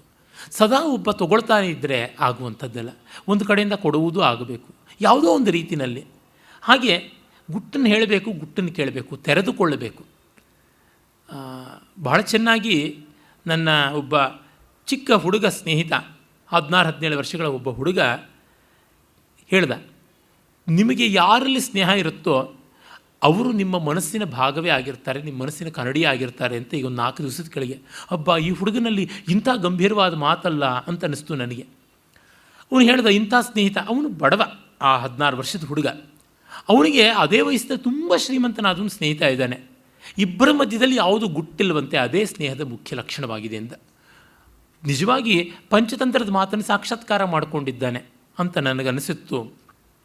ಭುಂಕ್ತೆ ಭೋಜಯಿತೆ ಚೈವ, ಒಂದಷ್ಟು ತಿನ್ನಬೇಕು, ತಿನ್ನಿಸಬೇಕು ಅಂತಂದರೆ ಭೋಗ, ಪಂಚೇಂದ್ರಿಯ ಭೋಗಗಳಲ್ಲಿ ಒಂದಲ್ಲ ಒಂದು ರೀತಿಯ ಸಾಹಚರ್ಯ ಇರಬೇಕಾಗುತ್ತದೆ. ಹಾಗಿದ್ದರೆ ಗಟ್ಟಿಯಾಗುತ್ತದೆ. ಅದನ್ನು ಈ ಪ್ರಾಣಿಗಳ ಮೂಲಕ ತೋರ್ಪಡಿಸ್ತಾ ಇದ್ದಾನೆ ಕವಿ. ನೋಪಕಾರಂ ವಿನಾ ಪ್ರೀತಿ ಕಥಂಚಿತ್ ಕಸ್ಯಚಿತ್ ಭವೇತ್ ಉಪಯಾಚಿತ ದಾನೇನ ಯಥೋ ದೇವ ಅಭೀಷ್ಟದಾಹ ಅಂತನ್ನುವಂಥದ್ದು ತುಂಬ ಚೆನ್ನಾಗಿದೆ, ಬಹಳ ಸೊಗಸಾಗಿರ್ತಕ್ಕಂಥದ್ದು. ಯಾವುದೇ ಒಂದು ಉಪಕಾರವಿಲ್ಲದೆ ಪ್ರೀತಿ ನಿಲ್ಲಿಸೋದು ಕಷ್ಟ. ದೇವತೆಗಳಿಗೂ ಕೂಡ ನಾವು ಪೂಜೆ ಮಾಡಿದ್ರೆ ಅವರ ಅನುಗ್ರಹ ಮಾಡ್ತಾರೆ ಅಂತಿರುವಾಗ ಅಂತ. ಹಾಗಾಗಿ ಏನಾದರೂ ಒಂದು ಇಂಟ್ರ್ಯಾಕ್ಷನ್ ಇರಬೇಕಲ್ಲ, exchange of thoughts are things ಯಾವುದಾದ್ರೂ ಒಂದು ಬೇಕಾಗುತ್ತದೆ. ಏನಿಲ್ಲ, ಒಟ್ಟಿಗೆ 10 ಜನ ಪ್ರವಾಸ ಮಾಡಿದರೆ ಎಷ್ಟು ಸ್ನೇಹ ವಿಶ್ವಾಸ ದೃಢವಾಗುತ್ತದೆ, ಸ್ವಭಾವ ದರ್ಶನ ಆಗುತ್ತದೆ ನೋಡಿ. ಆಗ ಒಂದು ಸಲಿಗೆ ಬರ್ತದೆ, ಕೇಳ್ತೀವಿ, ಮಾಡ್ತೀವಿ, ಇದೆಲ್ಲ ಬೆಳೀತದೆ. ಒಟ್ಟಿಗೆ 4 ಜನ ಹೋಗುವಾಗ ಯಾರ್ಯಾರ ಮನೋಧರ್ಮ ಹೇಗೆ ಅಂತ ಗೊತ್ತಾಗುತ್ತದೆ. ನಾವು ಕೆಲವರು ಸ್ನೇಹಿತರು ಒಟ್ಟಿಗೆ ಹೋದಾಗ ಮೊಟ್ಟ ಮೊದಲು ಬೆಳ್ಳಂಬೆಳಗ್ಗೆ ನಾನಿದ್ದು ಸ್ನಾನ ಮುಗಿಸ್ಕೊಂಡ್ಬಿಡ್ತೀನಿ. ಯಾಕೆಂದರೆ ನನಗೆ ನಿದ್ರೆ ಕಡಿಮೆ, ನನ್ನ ತರುಣ ಮಿತ್ರರಿಗೆಲ್ಲ ನಿದ್ರೆ ಸಹಜವಾಗಿ ಹೆಚ್ಚು. ಜೊತೆಗೆ ಅವರೆಲ್ಲ ಬೇಗ ಅಣಿಯಾಗಬೇಕು ಅಂತಂದರೆ ಮೊದಲು ನಾನು ನನ್ನ ಕೆಲಸ ಮುಗಿಸ್ಕೊಂಡ್ಬಿಟ್ರೆ ಮೇಲು ಅಂತ. ಆಮೇಲೆ ಯಾರು ಬೇಗ ಹೇಳ್ತಾರೋ ಅಂಥವ್ರು ಗೊತ್ತಿದೆ. ನನ್ನ ಮತ್ತೊಬ್ಬ ಸ್ನೇಹಿತ ಚಂದ್ರ, ಅವನು ಬೇಗ ಹೇಳ್ತಾನೆ, ಅವನು ನಾನಾದ ತಕ್ಷಣ ಅವನು ಸಿದ್ಧ ಇರ್ತಾನೆ, ಅವನಾಗ್ತಾನೆ. ಕಟ್ಟ ಕಡೆಗೆ ನಮ್ಮ ಸಂದೀಪ, ವಾಸುಕಿ ಇಂಥವ್ರು ಬರ್ತಾರೆ. ಅಂದರೆ ನಮ್ಮ ಅರಿವಿಲ್ಲದೆಯೇ ಒಂದು ಆನುಪೂರ್ವಿ, ಒಂದು ಶ್ರೇಣಿ ಆಗಿರ್ತದೆ. ಇವ್ರಿಗೆ ನಿದ್ರೆ ಜಾಸ್ತಿ ಬೇಕು, ಇವರು ಸೋಮಾರಿಗಳು, ಇವರು ನಿಧಾನವಾಗಿ ಅವರಿಗೆ ಸೂರ್ಯೋದಯ ಆಗತಕ್ಕಂಥದ್ದು. ಎಲ್ಲರೂ ಒಟ್ಟಿಗೆ ಸ್ನಾನಕ್ಕೆ ಕ್ಯೂ ನಿಂತು ಬಿಟ್ಟರೆ ಹೇಗೆ, ಈ ರೀತಿಯಾಗಿ ಆಗಿರ್ತದೆ. ಅದೇ ಬಗೆಯಲ್ಲಿ ಯಾರ್ಯಾರು ಏನೇನು ತಿಂದಾರು, ಏನೇನು ಮಾಡ್ಯಾರು ಅದರಂತೆ ಯೋಚನೆ ಮಾಡ್ಕೊಳ್ತಕ್ಕಂಥದ್ದು ನಡೀತಾ ಇರ್ತದೆ. ಆಗ ಸ್ವಭಾವ ಗೊತ್ತಾಗ್ತಾ ಇದ್ದಂತೆ ಅವ್ರ ಜೊತೆಯಲ್ಲಿ ವರ್ತಿಸೋದು ತುಂಬ ಅನುಕೂಲವಾಗುತ್ತೆ. ಅದಕ್ಕೆ ತಕ್ಕಂತೆ ಅಡ್ಜಸ್ಟ್ ಆಗ್ತೀವಿ. ಇದು ಹೇಗೆ ಅಂದರೆ ಹೊಸ ಚಪ್ಪಲಿ ಕೊಂಡುಕೊಂಡು ಪಳಗದ ಮೇಲೆ ಆಗುವಂಥದ್ದು. ನಮ್ಮ ಕಾಲಕ್ಕೆ ತಕ್ಕಂತೆ ಅದು ಆಗುತ್ತದೆ. ಬಟ್ಟೆಯೂ ಅಷ್ಟೇ, ಹೊಸ ಬಟ್ಟೆ ಎಷ್ಟು ಆಕರ್ಷಕವಾಗಿದ್ದರೂ ಅದು ಹಿತ ಅನಿಸೋಲ್ಲ. 4 ಬಾರಿ ನೀರಿಗೆ ಹಾಕಿ ಅದು ಬಿಸಿಲಿಗೆ ಬಾಡದ ಮೇಲೆ ನಮಗೆ ಹದ ಆಗುತ್ತದೆ. ಅಷ್ಟೇಕೆ ಹೊದ್ದಿಗೆ ನಾವು ಹೊದ್ದುಕೊಳ್ಳೋ ಬಟ್ಟೆಗೆ ನಮ್ಮದಾದ ಯಾವುದೋ ಒಂದು ದೇಹ ಗಂಧ ಇರ್ತದೆ, ಅದು ನಮಗೆ ಅನುಕೂಲ. ಇನ್ನೊಬ್ಬರ ಮನೆಗೆ ಹೋಗಿದ್ದಾಗ ಅವರು ಒಬ್ಬರು ಒಂದು ದಿವಸ ಹೊದ್ದುಕೊಂಡಿದ್ರು, ಆ ಹೊದಿಕೆ ಅವರ ದೇಹಗಂಧ ವ್ಯಾಪ್ತವಾಗಿದ್ದರೆ ಅದು ಹಿತವಲ್ಲದೆ ಹೋಗ್ಬೋದು. ಹೀಗಿರುತ್ತದೆ. ನಾನು ಯಾವುದೇ ಹೋಟೆಲ್ಗೆ ಎಲ್ಲಿಗೆ ಹೋದರೂ ಎಷ್ಟು ಒಳ್ಳೆಯ ಹಾಸಿಗೆ ಹೊದಿಕೆ ಕೊಟ್ಟರು ಒಂದು ಹೊದಿಕೆ ಅಂತೂ ಮುಖದ ಮೇಲೆ ಬರುವಂಥದ್ದು, ಮೈ ಮೇಲೆ ಬರುವಂಥದ್ದು ನಮ್ಮದಿರಬೇಕು ಅಂತ. ಅಂದರೆ ಸರ್ವೇ ಸ್ವಗಂಧೇ ವಿಶ್ವಸಿತಿ ಅಂತಿದೆಯಲ್ಲ, ಆ ರೀತಿಯಾಗಿ. ಹೀಗೆ ಕಾಳಿದಾಸನ ಮಾತು ಸರ್ವೇ ಸಗಂಧೇಶು ವಿಶ್ವಸಿತಿ ಅಂತ ಉಂಟು. ಸರ್ವೋಪಿ ಸಗಂಧೆ ವಿಶ್ವಸಿತಿ ಅಂತ. ನಾನು ಸ್ವಗಂಧೆ ಅಂತ ಅದನ್ನು ಬದಲಾಯಿಸಿದೆ ಅಷ್ಟೇ. ಹೀಗಾಗಿ ಅವರುಗಳು ಆ ಕೊಟ್ಟು ಬಿಟ್ಟು ಮಾಡುವಂಥದ್ದು ಲೋಕ ಸಾಮಾನ್ಯಕ್ಕೆ ಅದು ಬೇಕು. ಒಂದು ಮದುವೆ ಮನೆ ಅಂತಂದರೆ ಕೊಟ್ಟು ಬಿಟ್ಟು ಮಾಡೋದು ಅಂತಾರೆ. ಒಂದು ಗೌರಿ ಬಾಗ್ನಾನ ಇವರು ಅವ್ರ ಮರದ ಜೊತೆ ಕೊಡೋದು, ಅವ್ರು ಇವ್ರಿಗೆ ತೊಗೊಳ್ಳೋದು. ಹಾಗಿಲ್ಲದೆ ಇದ್ದರೆ ಸ್ವಾರಸ್ಯ ಇರೋಲ್ಲ. ಹಿಂದೆ ಎಲ್ಲ ಅಕ್ಕಪಕ್ಕದ ಮನೆಗಳವರು ಈ ಮನೆಯಿಂದ ಆ ಮನೆಗೆ ಚಟ್ನಿ ಪುಡಿ, ಆ ಮನೆಯಿಂದ ಈ ಮನೆಗೆ ದೋಸೆ ಇಟ್ಟು, ಈ ಮನೆಯಿಂದ ಆ ಮನೆಗೆ ಬಿಸಿಬೇಳೆ ಬಾತು, ಒಂದಿಷ್ಟೋ ಅಷ್ಟೋ ಒಂದು ಬಟ್ಲೋ ಒಂದು ಕಪ್ಪೋ ಬದಲಾವಣೆ ಮಾಡ್ಕೊಳ್ತಾ ಇದ್ರು. ಆ ಸಾಹಚರ್ಯ ತುಂಬ ಬೇಕು ಅಂತ ಅನಿಸುತ್ತದೆ. ಆಮೇಲೆ ಹೇಳ್ತಾನೆ, ವತ್ಸ ಕ್ಷೀರ ಕ್ಷಯಂ ದೃಷ್ಟ ಪರಿತ್ಯಜತಿ ಮಾತರಂ ತಾವತ್ ಪ್ರೀತಿರ್ಭವೇ ಲೋಕೆ ಯಾವದ್ದಾನಂ ಪ್ರದೀಯತೆ. ತಾಯಿ ಹಾಲು ಕೊಡೋದು ನಿಲ್ಲಿಸ್ತಾ ಇದ್ದಂತೆ ಕರುವಿಗೆ ತಾಯಿ ಅನ್ನೋ ಪ್ರೀತಿ ಹೊರಟೋಗುತ್ತೆ. ಎಲ್ಲಿವರೆಗೂ ಕೊಡ್ತಾ ಇರ್ತಾರೋ ಅಲ್ಲಿವರೆಗೂ ಇರುತ್ತದೆ ಅಂತ. Hard reality. ಪೆಡತೆ ಪೆಂಡ್ಲಿ ಲೇಕುಂಟೆ ಶ್ರಾದ್ದಮು ಅಂತ ಅಂದಿದ್ದೀನಲ್ಲ ನಾನು. ಒಂದಷ್ಟು ಬೇಕಾಗುತ್ತದೆ. ಯಾರು ಸದಾ ಸ್ವೀಕರಿಸ್ತಾ ಇರೋರನ್ನ ಯಾರೂ ನಚ್ಚುವುದಿಲ್ಲ. ಯಾವುದೋ ಒಂದು ರೀತಿಯಲ್ಲಿ ಪರ್ಯಾಯವಾಗಾದರೂ ಇರಬೇಕಾಗುತ್ತದೆ. ನಾನು ಕೆಲವರು ತುಂಬ ಸ್ನೇಹಿತರು ಪಾಪ ವಿಶ್ವಾಸದಿಂದ ಊಟ ತಿಂಡಿ ಮತ್ತೊಂದು ಕೊಟ್ಟಾಗ ನಾನು ಸಂಕೋಚ ಇದಕ್ಕಾಗಿ ಪಡೋದುಂಟು. ನಾನು ನಿಮಗೆ ಮಾಡಿ ಮಾಡಿ ಹಾಕೋದಕ್ಕೆ ನನ್ನ ಕೈಲಿ ಆಗೋದಿಲ್ಲ, ಅದಕ್ಕೆ ಈ ಕೊಡುಗೆಯನ್ನು ಸ್ವಲ್ಪ ಕಡಿಮೆ ಮಾಡಿ ಅಂತೀನಿ. ಅವರಲ್ಲಿ ಕಿಲ್ಬಿಷವೇ ಇಲ್ಲದೆ ಬಹಳ ಪ್ರೀತಿಯಿಂದ ನಡ್ಕೊಳ್ತಾರೆ, ನನಗೆ ಸಂಕೋಚ ಆಗುತ್ತದೆ ಅಂತಂತೀನಿ. ಆ ತರಹ ಉಂಟಲ್ವ. ಆಮೇಲೆ ಹೇಳ್ತಾನೆ, ಪಶ್ಯ ದಾನಸ್ಯ ಮಾಹಾತ್ಮ್ಯಂ ಸದ್ಯ ಪ್ರತ್ಯೇಕ ಕಾರಣಂ ಯತ್ಪ್ರಭಾವಾದಪಿ ದ್ವೇಷಿ ಮಿತ್ರತಾಂ ಯಾತಿ ತತ್ಕ್ಷಣಾತ್. ಮಾನವ ಲೋಕದಲ್ಲಿ ದತ್ತ ಅನ್ನುವ ಬ್ರಹ್ಮವಾಕ್ಯ ಅದು ತುಂಬ ಮುಖ್ಯ. ಬೃಹದಾರಣ್ಯಕೋಪನಿಷತ್ತಿನಲ್ಲಿ ಬರುತ್ತದಲ್ಲ, ಆ ಪ್ರಜಾಪತಿ ಮೇಘರೂಪಿಯಾಗಿ ದ ಅಂತಂದದ್ರಲ್ಲಿ ಮಾನವ ಲೋಭಿ. ಹಾಗಾಗಿ ಕೊಟ್ಟಾಗ ತುಂಬ, ಅದರಿಂದಲೇ ಭೋಜ ಪ್ರಬಂಧದಲ್ಲಿ ಬರ್ತದೆ, ದಾತಾರಂ ಜಲದಂ ಪಶ್ಯ ಗರ್ಜಂತಂ ಭುವನೋಪರಿ ಅಂತ. ನೋಡು, ಎಲ್ಲ ಕಡೆಯಿಂದಲೂ ನೀರನ್ನು ತಗೊಳ್ಳೋಂಥ ಸಮುದ್ರ ಕೆಳಗೆ ಇದೆ, ನೀಚ. ಆದರೆ ಎಲ್ಲಕ್ಕೂ ಕೊಡ್ತಕ್ಕಂಥ ಮೋಡ ಆಕಾಶದ ಮೇಲೆ ಗರ್ಜನೆ ಮಾಡ್ಕೊಂಡು ಹೋಗ್ತಾ ಇರ್ತದೆ ಅಂತ. ಹೀಗಾಗಿ ಕೊಡುವುದು ಬಹಳ ಉದಾರತೆ, ತುಂಬ ಮುಖ್ಯವಾದದ್ದು. ಆದರೆ ಅದಕ್ಕೇನೆ ನೀಲಕಂಠ ದೀಕ್ಷಿತನು ಹೇಳ್ತಾನೆ, ಕಾಲಿಮಾನಂ ಕಿಲಾಲಂಬ್ಯ ಕಾಲಮೇಘ ಇತಿ ಶ್ರುತಿ ಅಂತ. ಮೋಡ ಕಪ್ಪಗಿದ್ದರೂ ಕೊಡೋದ್ರಿಂದ ಅದನ್ನು ಕಾಲಮೇಘ ಅಂತ ನೀಲಮೇಘ ಅಂತೆಲ್ಲ ಗೌರವಿಸ್ತೀವಿ. ಆ ಔದಾರ್ಯ ಅಲ್ಲಿ ಉಂಟು ಅಂತ. ಹಾಗಾಗಿ ದ್ವೇಷಿಯು ಕೊಟ್ಟರೆ ಮಿತ್ರನಾಗ್ತಾನೆ. ಪುತ್ರಾದಪಿ ಪ್ರಿಯತರಂ ಖಲು ತೇನ ದಾನಂ ಮನ್ಯೆ ಪಶೋರಪಿ ವಿವೇಕ ವಿವರ್ಜಿತಸ್ಯ ದತ್ತೆ ಖಲೇನ ನಿಖಿಲಂ ಖಲು ಏನ ದುಗ್ಧಂ ನಿತ್ಯಂ ದದಾತಿ ಮಹಿಷಿ ಸುಸುತಾಪಿ ಪಶ್ಯ. ಮತ್ತು ನೀಡುವುದು ದೊಡ್ಡದು ಅಂತ ಪ್ರಾಣಿ ಪಶುಗಳಿಗೂ ಗೊತ್ತು. ಹಾಗಾಗಿ ಆ ಕಾರಣದಿಂದಲೇ ಎಮ್ಮೆ ಕರಿಯೋ ಎಮ್ಮೆಗೆ ಹೆಚ್ಚಿನ ಬೆಲೆ ಹಸುಗಿಂತ. ನಿತ್ಯಂ ದದಾತಿ ಮಹಿಷಿ ಸಸುತಾಪಿ ಪಶ್ಯ. ಕರು ಇರುವುದಾಗಿದ್ದಾಗಲೂ ಒಂದು ಕರು ಕುಡಿದ ಮೇಲೂ ಹೆಚ್ಚು ಹಾಲನ್ನು ಎಮ್ಮೆ ಕೊಡುತ್ತೆ. ಅದಕ್ಕೆ ಎಮ್ಮೆ ಬಗ್ಗೆ ಅಭಿಮಾನ ಇರುತ್ತೆ ಲೋಕಕ್ಕೆ. ದನ ಕಟ್ಕೊಳ್ಳೋಕೆ ಬದಲಾಗಿ ಎಮ್ಮೆ ಕಟ್ಕೊಳ್ಳೋಣ ಅಂತಂತಾರೆ. ಮಿಲ್ಕ್ ಟೆಸ್ಟಿನವರು ಎಮ್ಮೆನೇ ಕಟ್ತಾರೆ. ಅಮೂಲೆ ದೊಡ್ಡ ನಿದರ್ಶನ ಅದಕ್ಕೆ. ಕಿಂ ಬಹುನಾ ಪ್ರೀತಿಂ ನಿರಂತರಾಂ ಕೃತ್ವ ದುರ್ಭೇದ್ಯಾಂ ನಖಮಾಂಸವತ್ ಮೂಷಕೋ ವಾಯಸಶ್ಚೈವ ಗತಾವೇಕಾಂತ ಮಿತ್ರತಾಂ. ಇನ್ನು ಹೆಚ್ಚಿನ ಹೇಳೋಣ, ಉಗುರು ಮಾಂಸದಂತೆ ಈ ಕಾಗೆ ಮತ್ತು ಎಲಿಗಳಿಗೆ ಮೈತ್ರಿ ಗಾಢವಾಯಿತು. ಉಗುರನ್ನ ಕತ್ತರಿಸುವಾಗ ಸ್ವಲ್ಪ ಆಳಕ್ಕೆ ಹೋದ ತಕ್ಷಣ ಎಷ್ಟು ನೋವಾಗುತ್ತದೆ. ಉಗುರು ಮಾಂಸ ಪ್ರತ್ಯೇಕವಾಗಿರೋದಿಲ್ಲ. ಉಗುರು ನಿರ್ಜೀವ ಅಂತಂದರೂ ಅದಕ್ಕೆ ಆ ಸಾಜೀವ್ಯ ಎಷ್ಟು ಬಂದುಬಿಡುತ್ತದೆ ಅಂತನ್ನುವಂಥದ್ದು.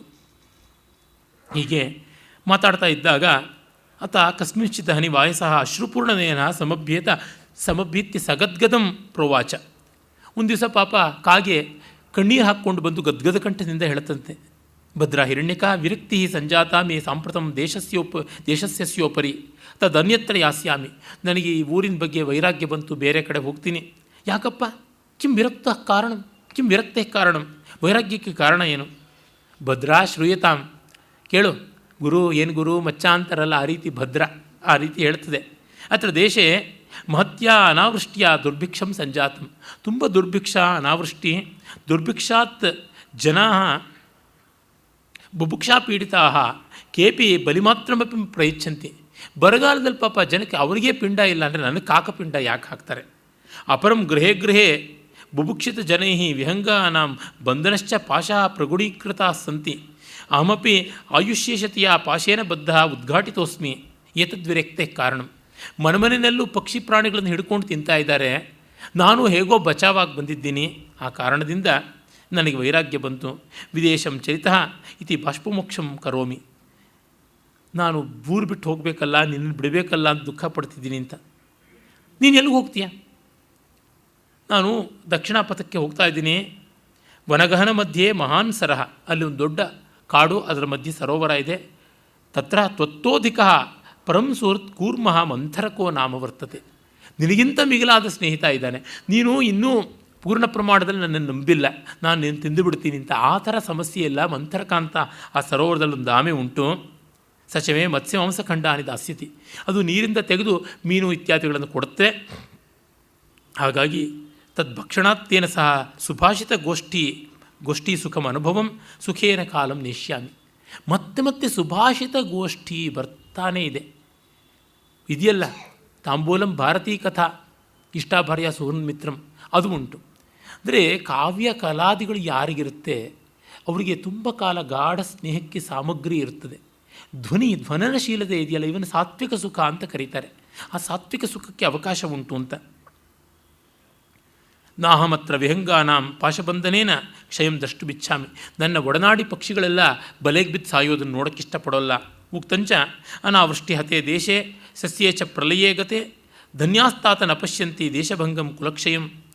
ನೋಡಪ್ಪ, ಎಲ್ಲಿ ಅನಾವೃಷ್ಟಿ ಆಗಿದೆಯೋ, ಎಲ್ಲಿ ಸಸ್ಯಗಳೆಲ್ಲ ಮುಣಗ್ತಾ ಇದೆಯೋ, ಎಲ್ಲಿ ತನ್ನ ಸ್ವಜಾತಿಯು ನಾಶ ಆಗ್ತಾ ಇದೆಯೋ ಅಂಥದ್ದನ್ನು ನೋಡದೆ ಊರು ಬಿಡೋನು ಯಾವನಿದ್ದಾನೆ ಅವನೇ ಪುಣ್ಯವಂತ.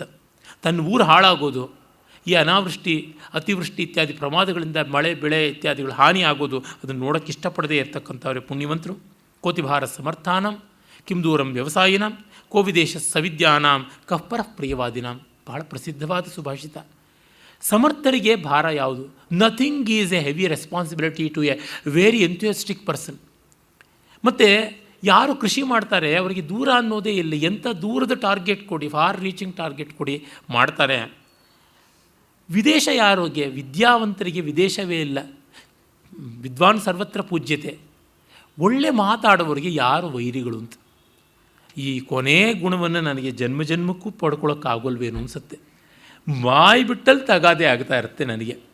ಆ ಕ್ಷಣಕ್ಕೆ ಆ ಇರಿಟೇಷನ್ ಬಂದು ಉಕ್ಕೇರಿ ಬಂದುಬಿಡುತ್ತೆ. ಎಂಥ ಆತ್ಮೀಯರನ್ನು, ಬಂಧುಗಳನ್ನು, ಸ್ನೇಹಿತರನ್ನು, ಹಿರಿಯರನ್ನು, ಗುರುಗಳನ್ನು ಯಾರನ್ನೂ ಲೆಕ್ಕಿಸದೆ ತಟಕ್ಕಂತ ಅಂದುಬಿಡ್ತಾ ಇರ್ತೀನಿ. ಅದನ್ನು ಬಿಟ್ಟು ಹಂಗಿರೋಣ ಅಂದರೆ ಅದು ನನ್ನ ಥರವೇ ಆಗೋದಿಲ್ಲ, ಬಹಳ ಕಷ್ಟವಾಗಿಬಿಡುತ್ತೆ. ನಾನಾಗದೇ ಇದ್ದಂತೆ ತುಂಬ ಕಿರಿಕಿರಿ ಆಗಿಬಿಡುತ್ತೆ. ಎಲ್ಲಿವರೆಗೂ ಆ ಥರ ಆಗಿಬಿಡುತ್ತೆ ಅಂತಂದರೆ, ಹಿಂದೆ ಎಲ್ಲ ಕನ್ನಡ ಚಲನಚಿತ್ರಗಳಲ್ಲಿ ರಮಾದೇವಿ ಅಂತ ಒಬ್ಬ ಗಯ್ಯಾಳಿ ಪಾತ್ರ ಮಾಡೋ ನಟಿ ಇದ್ದಳು. ತೆಲುಗಿನಲ್ಲಿ ಹಾಗೆ ಸೂರ್ಯಕಾಂತಂ ಅಂತ, ಹಿಂದಿನಲ್ಲಿ ಆ ರೀತಿಯಾಗಿ ಲಲಿತಾ ಪವಾರ್, ಈ ಥರ ಎಲ್ಲ ಇದ್ದರು. ಅವರುಗಳೆಲ್ಲ ಸಾಧ್ವಿಮಣಿಗಳಾದಂತೆ ಆಗಿಬಿಡುತ್ತೆ. ನಾನು ಹೀಗಾಗೋದು ಅದನ್ನು ನಂಬೋದೇ ಇಲ್ಲ. ಸಿನಿಮಾ ಸೂಪರ್ ಫ್ಲಾಪ್ ಆಗಿಬಿಡುತ್ತೆ. ಲಲಿತಾ ಪವಾರನ್ನ ಒಳ್ಳೆ ಸಾಧ್ವಿ ತಾಯಿ ಅನ್ನೋ ಥರ ಹೋಗ್ಬಿಟ್ಟಿದ್ದನು ನಾವು. ಮತ್ತೊಬ್ಬ ತುಂಬ ತಾಯಿ ಪಾತ್ರವನ್ನೆಲ್ಲ ಬಹಳ ಚೆನ್ನಾಗಿ ಮಾಡ್ತಾಯಿದ್ದ ಒಬ್ಬ ಹಿಂದಿ ಚಲನಚಿತ್ರ ನಟಿ ಇದ್ದರು, ನಿರೂಪಾ ರಾಯ್. ಹೌದು, ನಿರೂಪಾ ರಾಯ್ ಪಾತ್ರಕ್ಕೆ ಆಕೆಯನ್ನಿಟ್ಟರೆ ಗತಿ ಏನು, ಅಂಜಲಿ ಪಾತ್ರಕ್ಕೆ ಸೂರ್ಯಕಾಂತಮ್ಮನಿಟ್ಟರೆ ಗತಿ ಏನು, ಹಾಗಾಗ್ಬಿಡುತ್ತೆ. ಅದಕ್ಕೆ ಮಿಲ್ಟನನ್ನು ಸೇಟನನ್ನು ಹಾಗೆ ಈ ವಿಲ್ ಬಿ ದೋ ಮೈ ಫೇಟ್ ಅಂತ ಹೀಗೆ ಉಳಿದು ಬಿಟ್ಟಿದ್ದೀನಿ. ನಿಮ್ಮ ಪ್ರಾರಬ್ಧ ನೀವು ನನ್ನನ್ನು ಕೇಳೋದಾಗಿದೆ. ವಿದ್ವತ್ವಂಚ ನೃಪತ್ವಂಚ ನೈವತುಲ್ಯಂ ಕದಾಚನ ಸ್ವದೇಶೇ ಪೂಜ್ಯತೆ ರಾಜ ವಿದ್ವಾನ್ ಸರ್ವತ್ರ ಪೂಜ್ಯತೆ ಎನ್ನುವ ಮಾತನ್ನು ಹೇಳುತ್ತೆ. ವಿದ್ವತ್ತೆಗೂ ರಾಜ್ಞತ್ವಕ್ಕೂ ತುಂಬ ವ್ಯತ್ಯಾಸ ಇದೆ. ವಿದ್ವತ್ತೆ ಎಲ್ಲ ಕಡೆಯಲ್ಲೂ ಪೂಜನೀಯವಾದದ್ದು ಅಂತ. ಬಹಳ ಪ್ರಸಿದ್ಧವಾದ ಕಥೆ ನಮಗೆ ಗೊತ್ತಿದೆ. ಮೈಸೂರು ಮಹಾರಾಜರು ಯುರೋಪ್ ಯಾತ್ರೆ ಮಾಡಿದಾಗ ಅಲ್ಲಿ ಒಬ್ಬರು ಕೇಳಿದ್ರಂತೆ, ನೀವು ಎಲ್ಲಿಂದ ಬಂದಿದ್ದೀರಾ ಅಂದರೆ ಮೈಸೂರಿಂದ. ಅಂದರೆ ಓಹೋ, ಶ್ಯಾಮಶಾಸ್ತ್ರಿಗಳ ಮೈಸೂರಿನ ಮಹಾರಾಜರ ನೀವು ಅಂದ್ರಂತೆ. ಇವರಿಗೆ ಶ್ಯಾಮಶಾಸ್ತ್ರಿಗಳ ಬಗ್ಗೆ ಗೊತ್ತಿರಲಿಲ್ಲ. ಅರ್ಥಶಾಸ್ತ್ರವನ್ನು ಆವಿಷ್ಕರಿಸಿ ಅನುವಾದ ಮಾಡಿ ಲೋಕಕ್ಕೆ ದೊಡ್ಡ ಕೊಡುಗೆಯನ್ನು ಕೊಟ್ಟಂಥವ್ರು. ಇನ್ನೂ ಅನೇಕ ಗ್ರಂಥಗಳನ್ನು ನಿರ್ಮಾಣ ಮಾಡಿದ್ರು ಅವರು. ವೈದಿಕ ಜ್ಯೋತಿಷ ಇತ್ಯಾದಿಗಳ ಬಗ್ಗೆ ಎಲ್ಲ ಸಂಶೋಧನೆ ಮಾಡಿದವರು ಅವರು. ಆಮೇಲೆ ಬಂದು ಅವ್ರನ್ನ ಕರೆಸಿ ಸನ್ಮಾನ ಮಾಡಿ, ಶಾಸ್ತ್ರಿಗಳೇ, ಇಲ್ಲಿ ನೀವು ನನ್ನ ಪ್ರಜೆ, ಅಲ್ಲಿ ನಾನು ನಿಮ್ಮ ಪ್ರಜೆ ಅಂತಂದ್ರಂತೆ. ಅದರಿಂದಲೇ ಒಮ್ಮೆ ಪಾಕಿಸ್ತಾನಿಗಳು ಭಾವುಕತೆಯಿಂದ ಹೇಳಿದರು, ನೀವು ನಮಗೆ ಲತಾ ಮಂಗೇಶ್ಕರ್ ಕೊಟ್ಬಿಡಿ, ನಾವು ಕಾಶ್ಮೀರದ ತಗಾದೆ ಮಾಡೋದಿಲ್ಲ ಅಂತ. ಅದು ಮಿಥ್ಯೆಯೇ ಆಗಬಹುದು, ಸತ್ಯವಲ್ಲದೇ ಇರಬಹುದು. ಆದರೆ ಆ ಮಟ್ಟಕ್ಕೆ ಅನಿಸಿರುತ್ತಲ್ಲ ಭಾವ, ಅದು ತುಂಬ ಸತ್ಯವಾದದ್ದು ಅಂತ ಅನಿಸಿರ್ತದೆ. ಅವರು ದೇಶ ಕಾಲಾತೀತವಾಗಿ ಆಕರ್ಷಣೆಯನ್ನು ಪಡ್ಕೊಂಡಿರ್ತಾರೆ. ಇಂಗ್ಲೆಂಡನ್ನು ಎಷ್ಟು ದ್ವೇಷಿಸಿದ್ರು ಶೇಕ್ಸ್ಪಿಯರನ್ನು ದ್ವೇಷಿಸೋಕ್ಕಾಗೋದಿಲ್ವಲ್ಲ, ಈ ರೀತಿಯಾಗಿರುತ್ತದೆ. ಹಾಗಾಗಿ ವಿದ್ವಾನ್ ಸರ್ವತ್ರ ಪೂಜ್ಯತೆ ಅಂತ. ಆಗ ಹಿರಣ್ಯಕ ಹೇಳ್ತೆ, ಯದ್ಯೇವಂ ತದಹಮಪಿ ತ್ವಯಾ ಸಹ ಆಗಮಿಷ್ಯಾಮಿ. ಹಾಗಿದ್ರೆ ನಾನು ನಿನ್ನ ಜೊತೆ ಬರ್ತೀನಿ. ಮಮಾಪಿ ಮಹದ್ದುಃಖಂ ವರ್ತತೆ, ನನಗೂ ಬಹಳ ಬೇಸರ ಆಗ್ತಾ ಇದೆಯಪ್ಪ. ಬಹು ಕಿಂ ಕಾರಣಮತ್ರ, ಅದೇನು ಅಂದರೆ ಬಹುವಕ್ತವ್ಯಮಸ್ತಿ ತತ್ರೈವ ಗತ್ವಾ ಸವಿಸ್ತರಂ ಕಥಯಿಷ್ಯಾಮಿ. ತುಂಬ ಹೇಳೋದಿದೆ, ನಾನು ಅಲ್ಲಿಗೆ ಬಂದು ಹೇಳ್ತೀನಿ. ಆಗಿದು ಹೇಳುತ್ತೆ, ಅಹಂತಾವದ ಆಕಾಶಗತಿ ತತ್ಕಥಂ ಬಹುತೋ ಸಹ ಮಯ ಗಮನ. ನಾನು ಆಕಾಶದಲ್ಲಿ ಹಾರಾಡುವನು, ನಿನ್ನ ಜೊತೆ ನಾನು ಹೇಗೆ ಬರಲಿ, ನಡೆಯೋಕ್ಕಾಗೋಲ್ವಲ್ಲ ನನಗೆ ಹಾಗೆ ಹೇಳ್ತೆ, ಯದಿಮೇ ಪ್ರಾಣಾನ್ ರಕ್ಷಸಿ ತದಾ ತತ್ಪೃಷ್ಠಮಾರೋಪ್ಯ ಮಾಂ ತತ್ರ ಪ್ರಾಪಯ ನಾನ್ಯಥಾ ಮಮ ಗತಿರಸ್ತಿ. ನೀನು ನನ್ನನ್ನು ರಕ್ಷಿಸ್ತೀನಿ ಅಂತ ನಂಬಿಸೋದಾದರೆ ನಿನ್ನ ಬೆನ್ನ ಮೇಲೆ ಕೂತ್ಕೊಂಡು ನಾನು ಬರ್ತೀನಿ, ನನ್ನನ್ನು ಅಲ್ಲಿವರೆಗೂ ಹಾರಿಸಿ ಕರ್ಕೊಂಡು ಹೋಗ್ತೀಯಾ ಅಂತ. ಸಾನಂದಂ ವಾಯಸ ತಚ್ಛ್ರುತ್ವ ಪ್ರೋವಾಚ. ಸಂತೋಷವಾಗಿ ಹೇಳುತ್ತೆ, ಯದ್ಯೇವಂ ತದ್ ಧನ್ಯೋಹಂ, ಹಾಗಿದ್ದು ನಾನು ಧನ್ಯ. ಯದ್ ಭವತಾಪಿ ಸಹ ತತ್ರ ಕಾಲಂ ನಯಾಮಿ, ನಿನ್ನ ಜೊತೆನೂ ನಾನು ಅಲ್ಲಿರೋಕ್ಕಾಗುತ್ತೆ ಬಾ ಅಂತ. ಅಹಂ ಸಂಪಾದಾದಿಕಾನ್ ಅಷ್ಟಾವ್ ಉಡ್ಡೀನ ಗತಿ ವಿಶೇಷಾನ್ ವೇದ್ಮಿ, ನಾನು 8 ಬಗೆಯ ಗತಿಗಳನ್ನು ನಾನು ಬಲ್ಲೆ ಅಂತ. ಇದು ನೋಡಿ ಶಾಸ್ತ್ರವನ್ನು ಎಷ್ಟು ಚೆನ್ನಾಗಿ ಹೇಳ್ತದೆ ಅಂತ. 8 ಟೈಪ್ಸ್ ಆಫ್ ಫ್ಲೈಟ್ಸ್, ಸಂಪಾತಂಚ ವಿಪಾತಂಚ ಮಹಾಪಾತಂ ನಿಪಾತನಂ ವಕ್ರಂ ತಿರ್ಯಕ್ ತಥಾ ಚೋರ್ಧ್ವಂ ಅಷ್ಟಮಂ ಲಘು ಸಂಜ್ಞಕಂ ಅಂತ 8 ಬಗೆಯ ಗತಿಗಳನ್ನು ನಾನು ಬಲ್ಲೆ.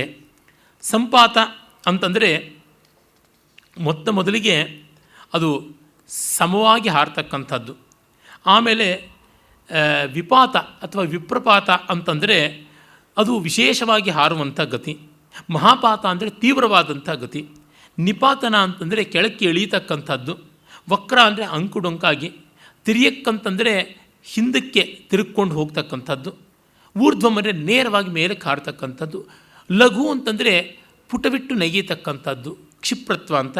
ಈ ರೀತಿಯಾದ 8 ಗತಿಗಳನ್ನು ನಾನು ಬಲ್ಲೆ, ಹಾಗಾಗಿ ಬಹಳ ವೇಗವಾಗಿ ನಿನ್ನ ನೆಮ್ಮದಿಯಾಗಿ ಕರ್ಕೊಂಡು ಹೋಗ್ತೀನಿ ಅಂತ.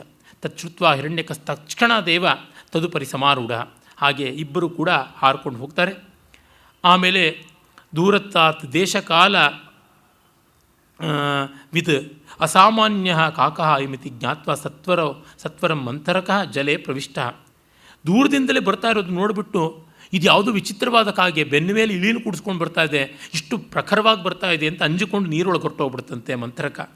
ಆಗ ಶಾಖಾಮಾರುಹ್ಯ ಅದನ್ನು ನೆಲದ ಮೇಲೆ ಬಿಟ್ಟು ತರುಕೋಟರೆ ಹಿರಣ್ಯಕಂ ಮುಕ್ತ, ಆ ಮರದ ಬುಡದ ಬಿಲದಲ್ಲಿ ಅದನ್ನು ಸೇರಿಸಿ ಇಲಿಯನ್ನು ತಾನು ಮರದ ಕೊಂಬೆಯಲ್ಲಿ ಹತ್ತಿ ತಾರಸ್ವರೇಣ ಪ್ರವಾಚ ಬಹು ಮಂಥರಕ ಆಗಚ್ಛ ಯಾ ಮಂಥರಕ ಬಾ ತಾವು ಮಿತ್ರಮಹಂ ಲಘುಪತನಕೋ ನಾಮ ವಾಯಸಃ ಚಿರಾತ್ ಸೋತ್ಕಂಠ ಸಾಮಾಗತಃ, ಬಹಳ ಉತ್ಕಂಠತೆಯಿಂದ ತುಂಬ ದಿವಸ ಆದಮೇಲೆ ಬಂದಿದ್ದೀನಿ. ತದಾಗತ್ಯ ಆಲಿಂಗ್ಯ ಮಾಂ ಸುಖಯ, ಬಂದು ಅಪ್ಪಿಕೊಂಡು ನನಗೆ ನೆಮ್ಮದಿ ಕೊಡು. ಕಿಂಚಂದನೈ ಸಕರ್ಪೂರೈ ತುಹನೈ ಕಿಂಚ ಶೀತಲೈ ಸರ್ವೇ ತೇ ಮಿತ್ರಗಾತ್ರಾಯ ಕಲಾಂ ನರ್ಹಂತಿ ಷೋಡಶೀಂ. ಅಪ್ಪ, ಚಂದನ ಏನು, ಕರ್ಪೂರ ಏನು, ಮಂಜುಗಡ್ಡೆ ಏನು, ಇವುಗಳು ತಣ್ಣಗಿರೋದಲ್ಲ. ಸ್ನೇಹಿತನ ಅಂಗಸಂಗ ಇದೆಯಲ್ಲ ಅದು ತುಂಬ ಶೀತಲವಾದದ್ದು.